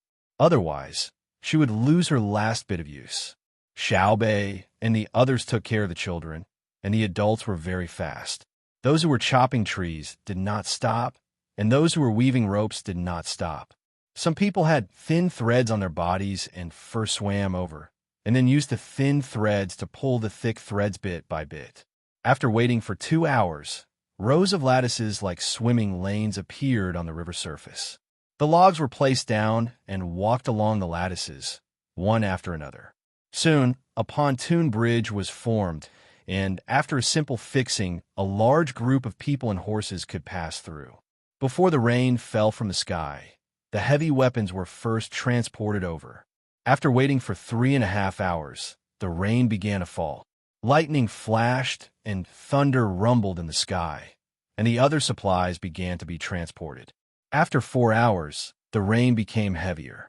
Only then did the others leave, and the river surface did not rise much for the time being. After 4.5 hours, the ropes that no one continued to reinforce were broken by the rushing of the river.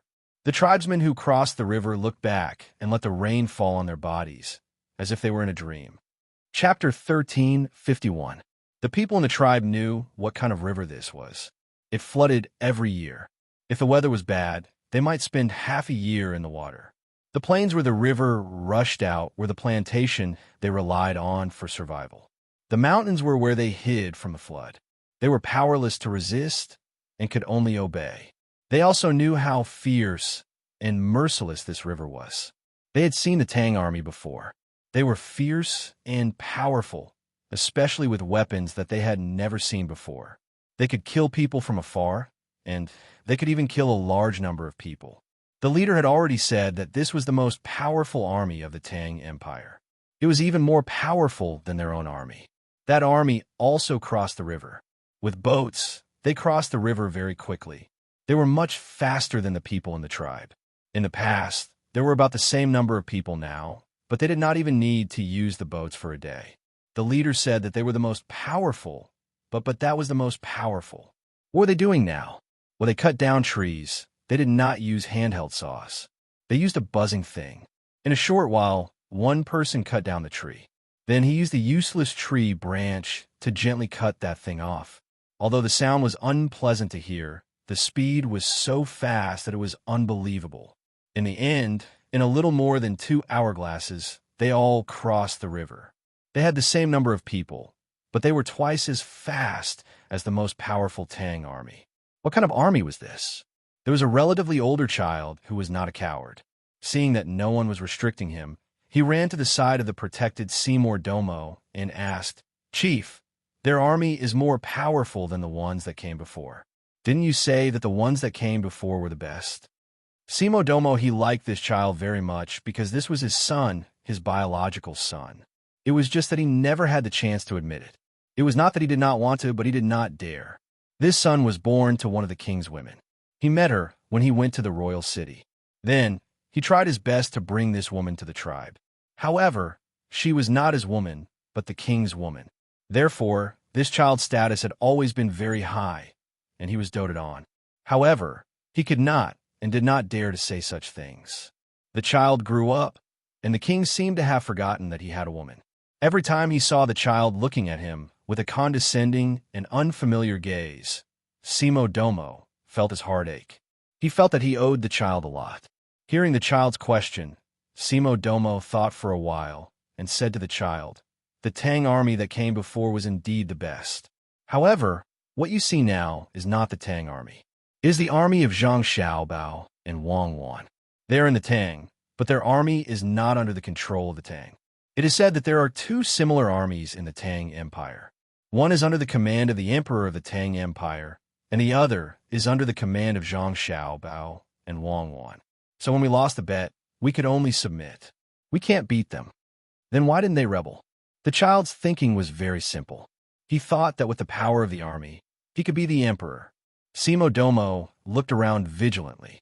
Seeing that no one was paying attention to them, he breathed a sigh of relief and whispered, "Don't say such things in the future. I also want them to rebel, but they won't. What do they use to cut down trees?" The child was also worried. Although he was young, he also knew that as long as this kind of army rebelled, the Tang Empire would not have time to bully his own country. Seymour Domo shook his head. "I don't know. Go and ask Xiaobei and the rest. They should know. They can bring you along to play." Yes. They sing well, dance well, and can tell stories. I will go and ask them now." When the child thought of Xiaobei and the rest, he immediately became happy. After saying this, he jumped and ran to look for them. Xiaobei did not hide anything from the child about the technology. She told the child everything she knew about the diesel-powered chainsaw.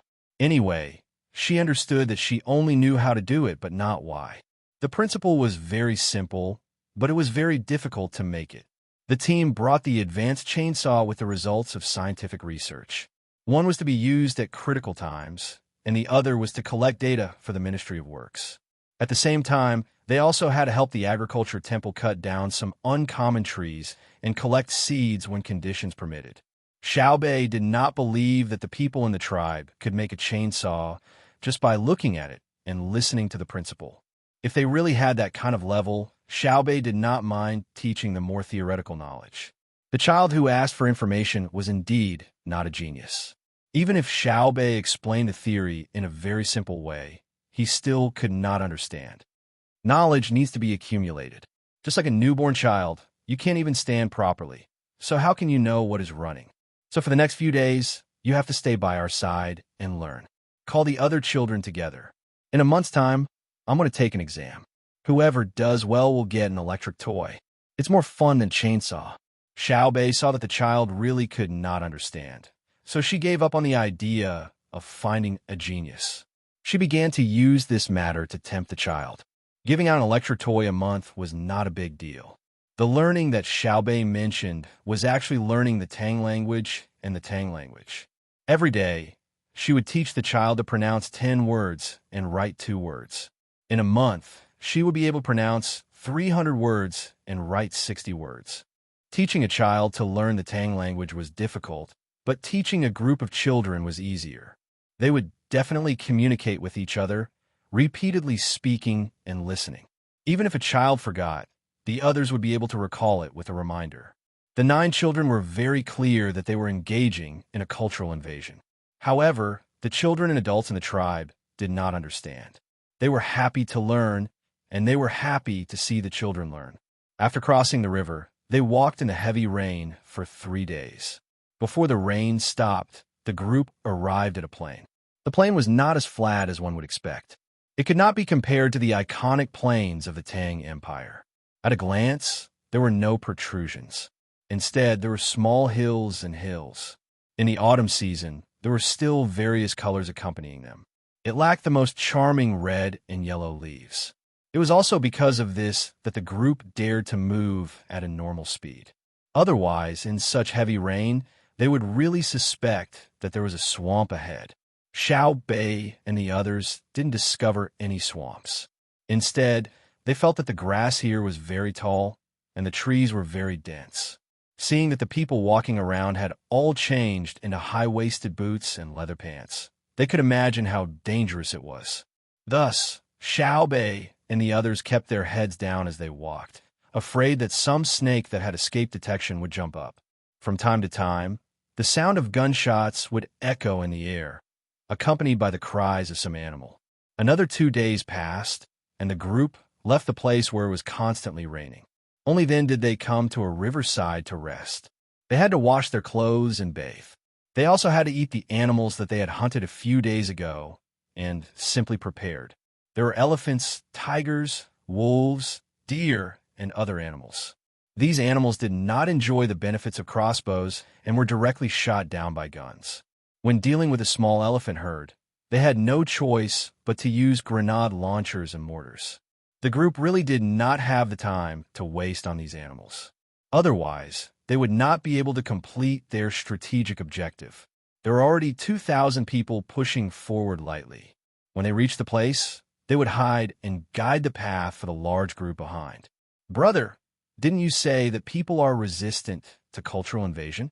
Why is it that when I teach them to speak the Tang language, they like to learn it?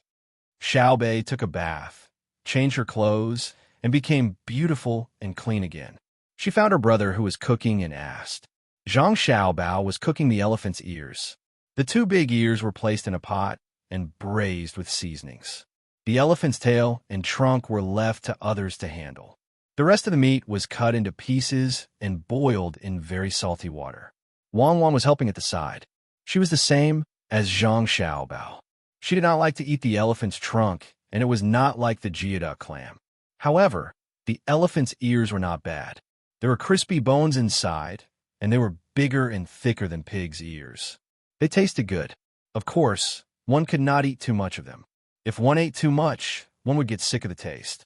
Xiaobei also knew which part was delicious. After asking, she stared at the pointy part of the elephant's ears and swallowed twice. Zhang Xiaobao was bored and guarded the pot. From time to time, he would use a spoon to push the elephant's ears or add some water. The ears were big and the pot was small. He was afraid that they would stick to the bottom and dry up. When he saw Xiaobei come over and ask, he took the spoon and stirred the pot twice. He answered, "This is the terrifying part of cultural invasion. Because there is no war, it will not cause any harm to the body. When a strong country transmits its culture to a weak country, only a small portion of the weak country's people will be worried. The rest will support it. Learning the language of a strong country is not very useful unless you want to go to a strong country or have close contact with people from a strong country." Xiaobei nodded. Just as she was about to continue asking, Zhang Xiaobao continued, "Then why do you want to learn it? There are a few factors that cannot be ignored. First, you are not sure if you will have to deal with people from a strong country in the future. Second, there are many technical and literary things that require you to know the language of a strong country. Third, the fear and yearning of the weak for the strong. Fourth, this is more sinister." Sinister in what way? Xiaobei was very interested in this. A weak country has a large population, but the people are smart and willing to work hard. Most importantly, the majority of people have their own thoughts that belong to the soul of their people. At the same time, they have a strong ability to integrate. At this time, learning the language of a strong country is very useful. Today, a portion of them will migrate to a strong country, and tomorrow, another portion will migrate. Everyone will live together without language barriers. When the population reaches a certain level, the strong country will not be able to ignore this group of people. In the process of mutual influence and change, the race with a strong integration will definitely gradually gain the advantage. This may take a long time, but according to the theory of racial survival, this is reasonable. Zhang Xiaobao explained with a smile. Then will the people who go to a strong country protect their original country when there is a conflict? Xiaobei did not believe it. Zhang Xiaobao also did not believe it. He shook his head. Not necessarily. A person's mind is the most difficult to understand. Unless a weak country becomes a strong country, it will be possible for the majority of the people who went to a strong country to support it. But if that is the case, what is the use of those who went to a strong country? Why should they learn other people's language? Xiaobei imagined that the people of the Great Tang would become people of other countries after going to other countries. She felt very uncomfortable because they have to interact and learn. In fact, there is still a small portion of people who can be useful to their original country. This is very good. Zhang Xiaobao felt that it was too profound to talk about such things with his sister. For a moment, it was difficult to understand, so he immediately ended the topic. He immediately scooped up some soup from the pot and put it to his mouth. He stuck out his tongue and said to his sister, "I think it's too bland. Try it." "No, it's all seasoning." Xiaobei took a step back. She knew that the braised soup was delicious, but it did not mean that the braised soup was delicious. Zhang Xiaobao smiled. "Then go and see if there is anything else you can help with. When the braised soup is ready, I will call you." "Okay, I will continue to teach the children the language of the Great Tang. In fact, I am also learning their language. It is not that I have any yearning for a lousy country like theirs. I just hope that when I interact with them in the future, I can do it myself and not be deceived by them." Xiaobei looked at the two big ears in the pot. She clasped her hands behind her back and walked away like a teacher. Chapter 1352. Cultural invasion had always been a long and arduous task. Wanting to carry out cultural invasion without large-scale slaughter was basically no different from a dream. Xiaobei did not expect that the tribe's children would immediately abandon their own ethnic traditions after she taught them. However, Xiaobei had an absolute advantage. She was a child herself, and there were 8 other children supporting her from behind.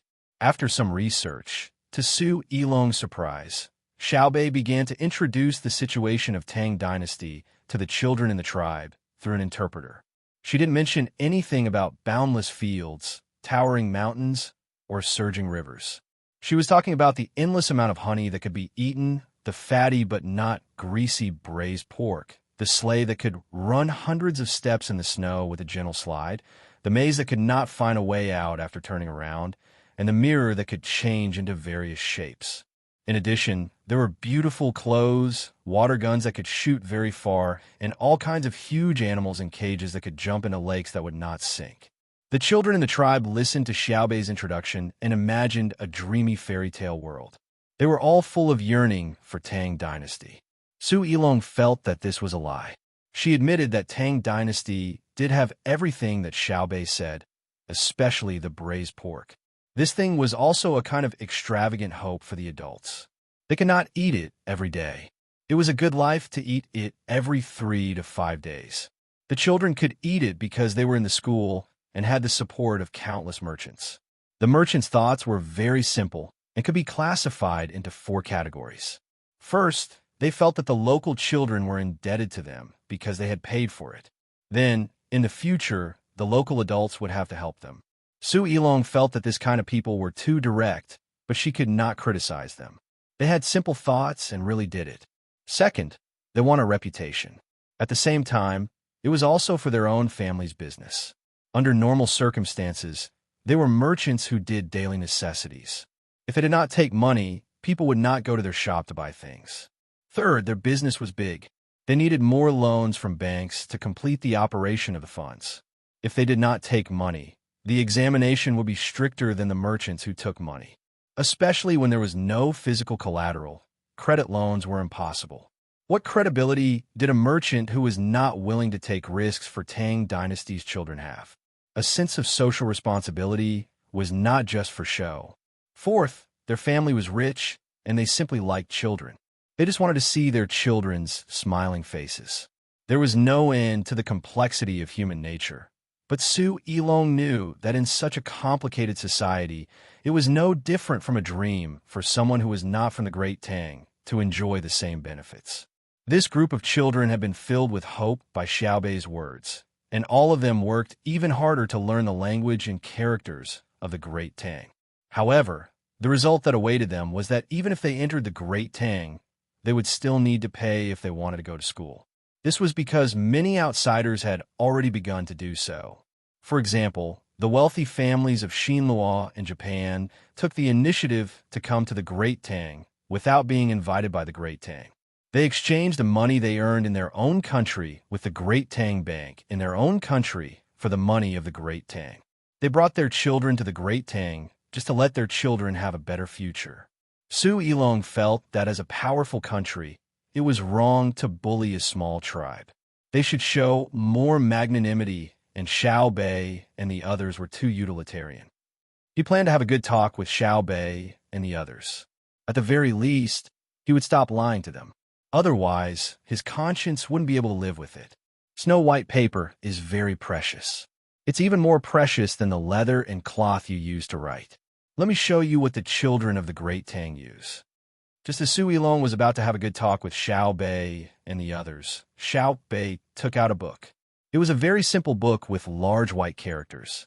The cover was an ink painting with linen patterns. There were 2 lines of words on it. Without a chill to the bone, how can there be the fragrance of plum blossoms? The words were written like plum blossoms, proud and unyielding.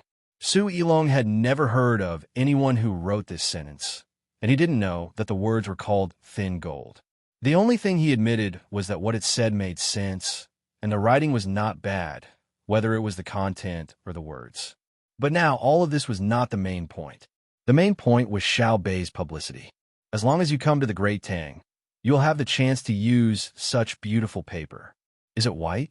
Come, let our sister Xiao Zhu write a few words.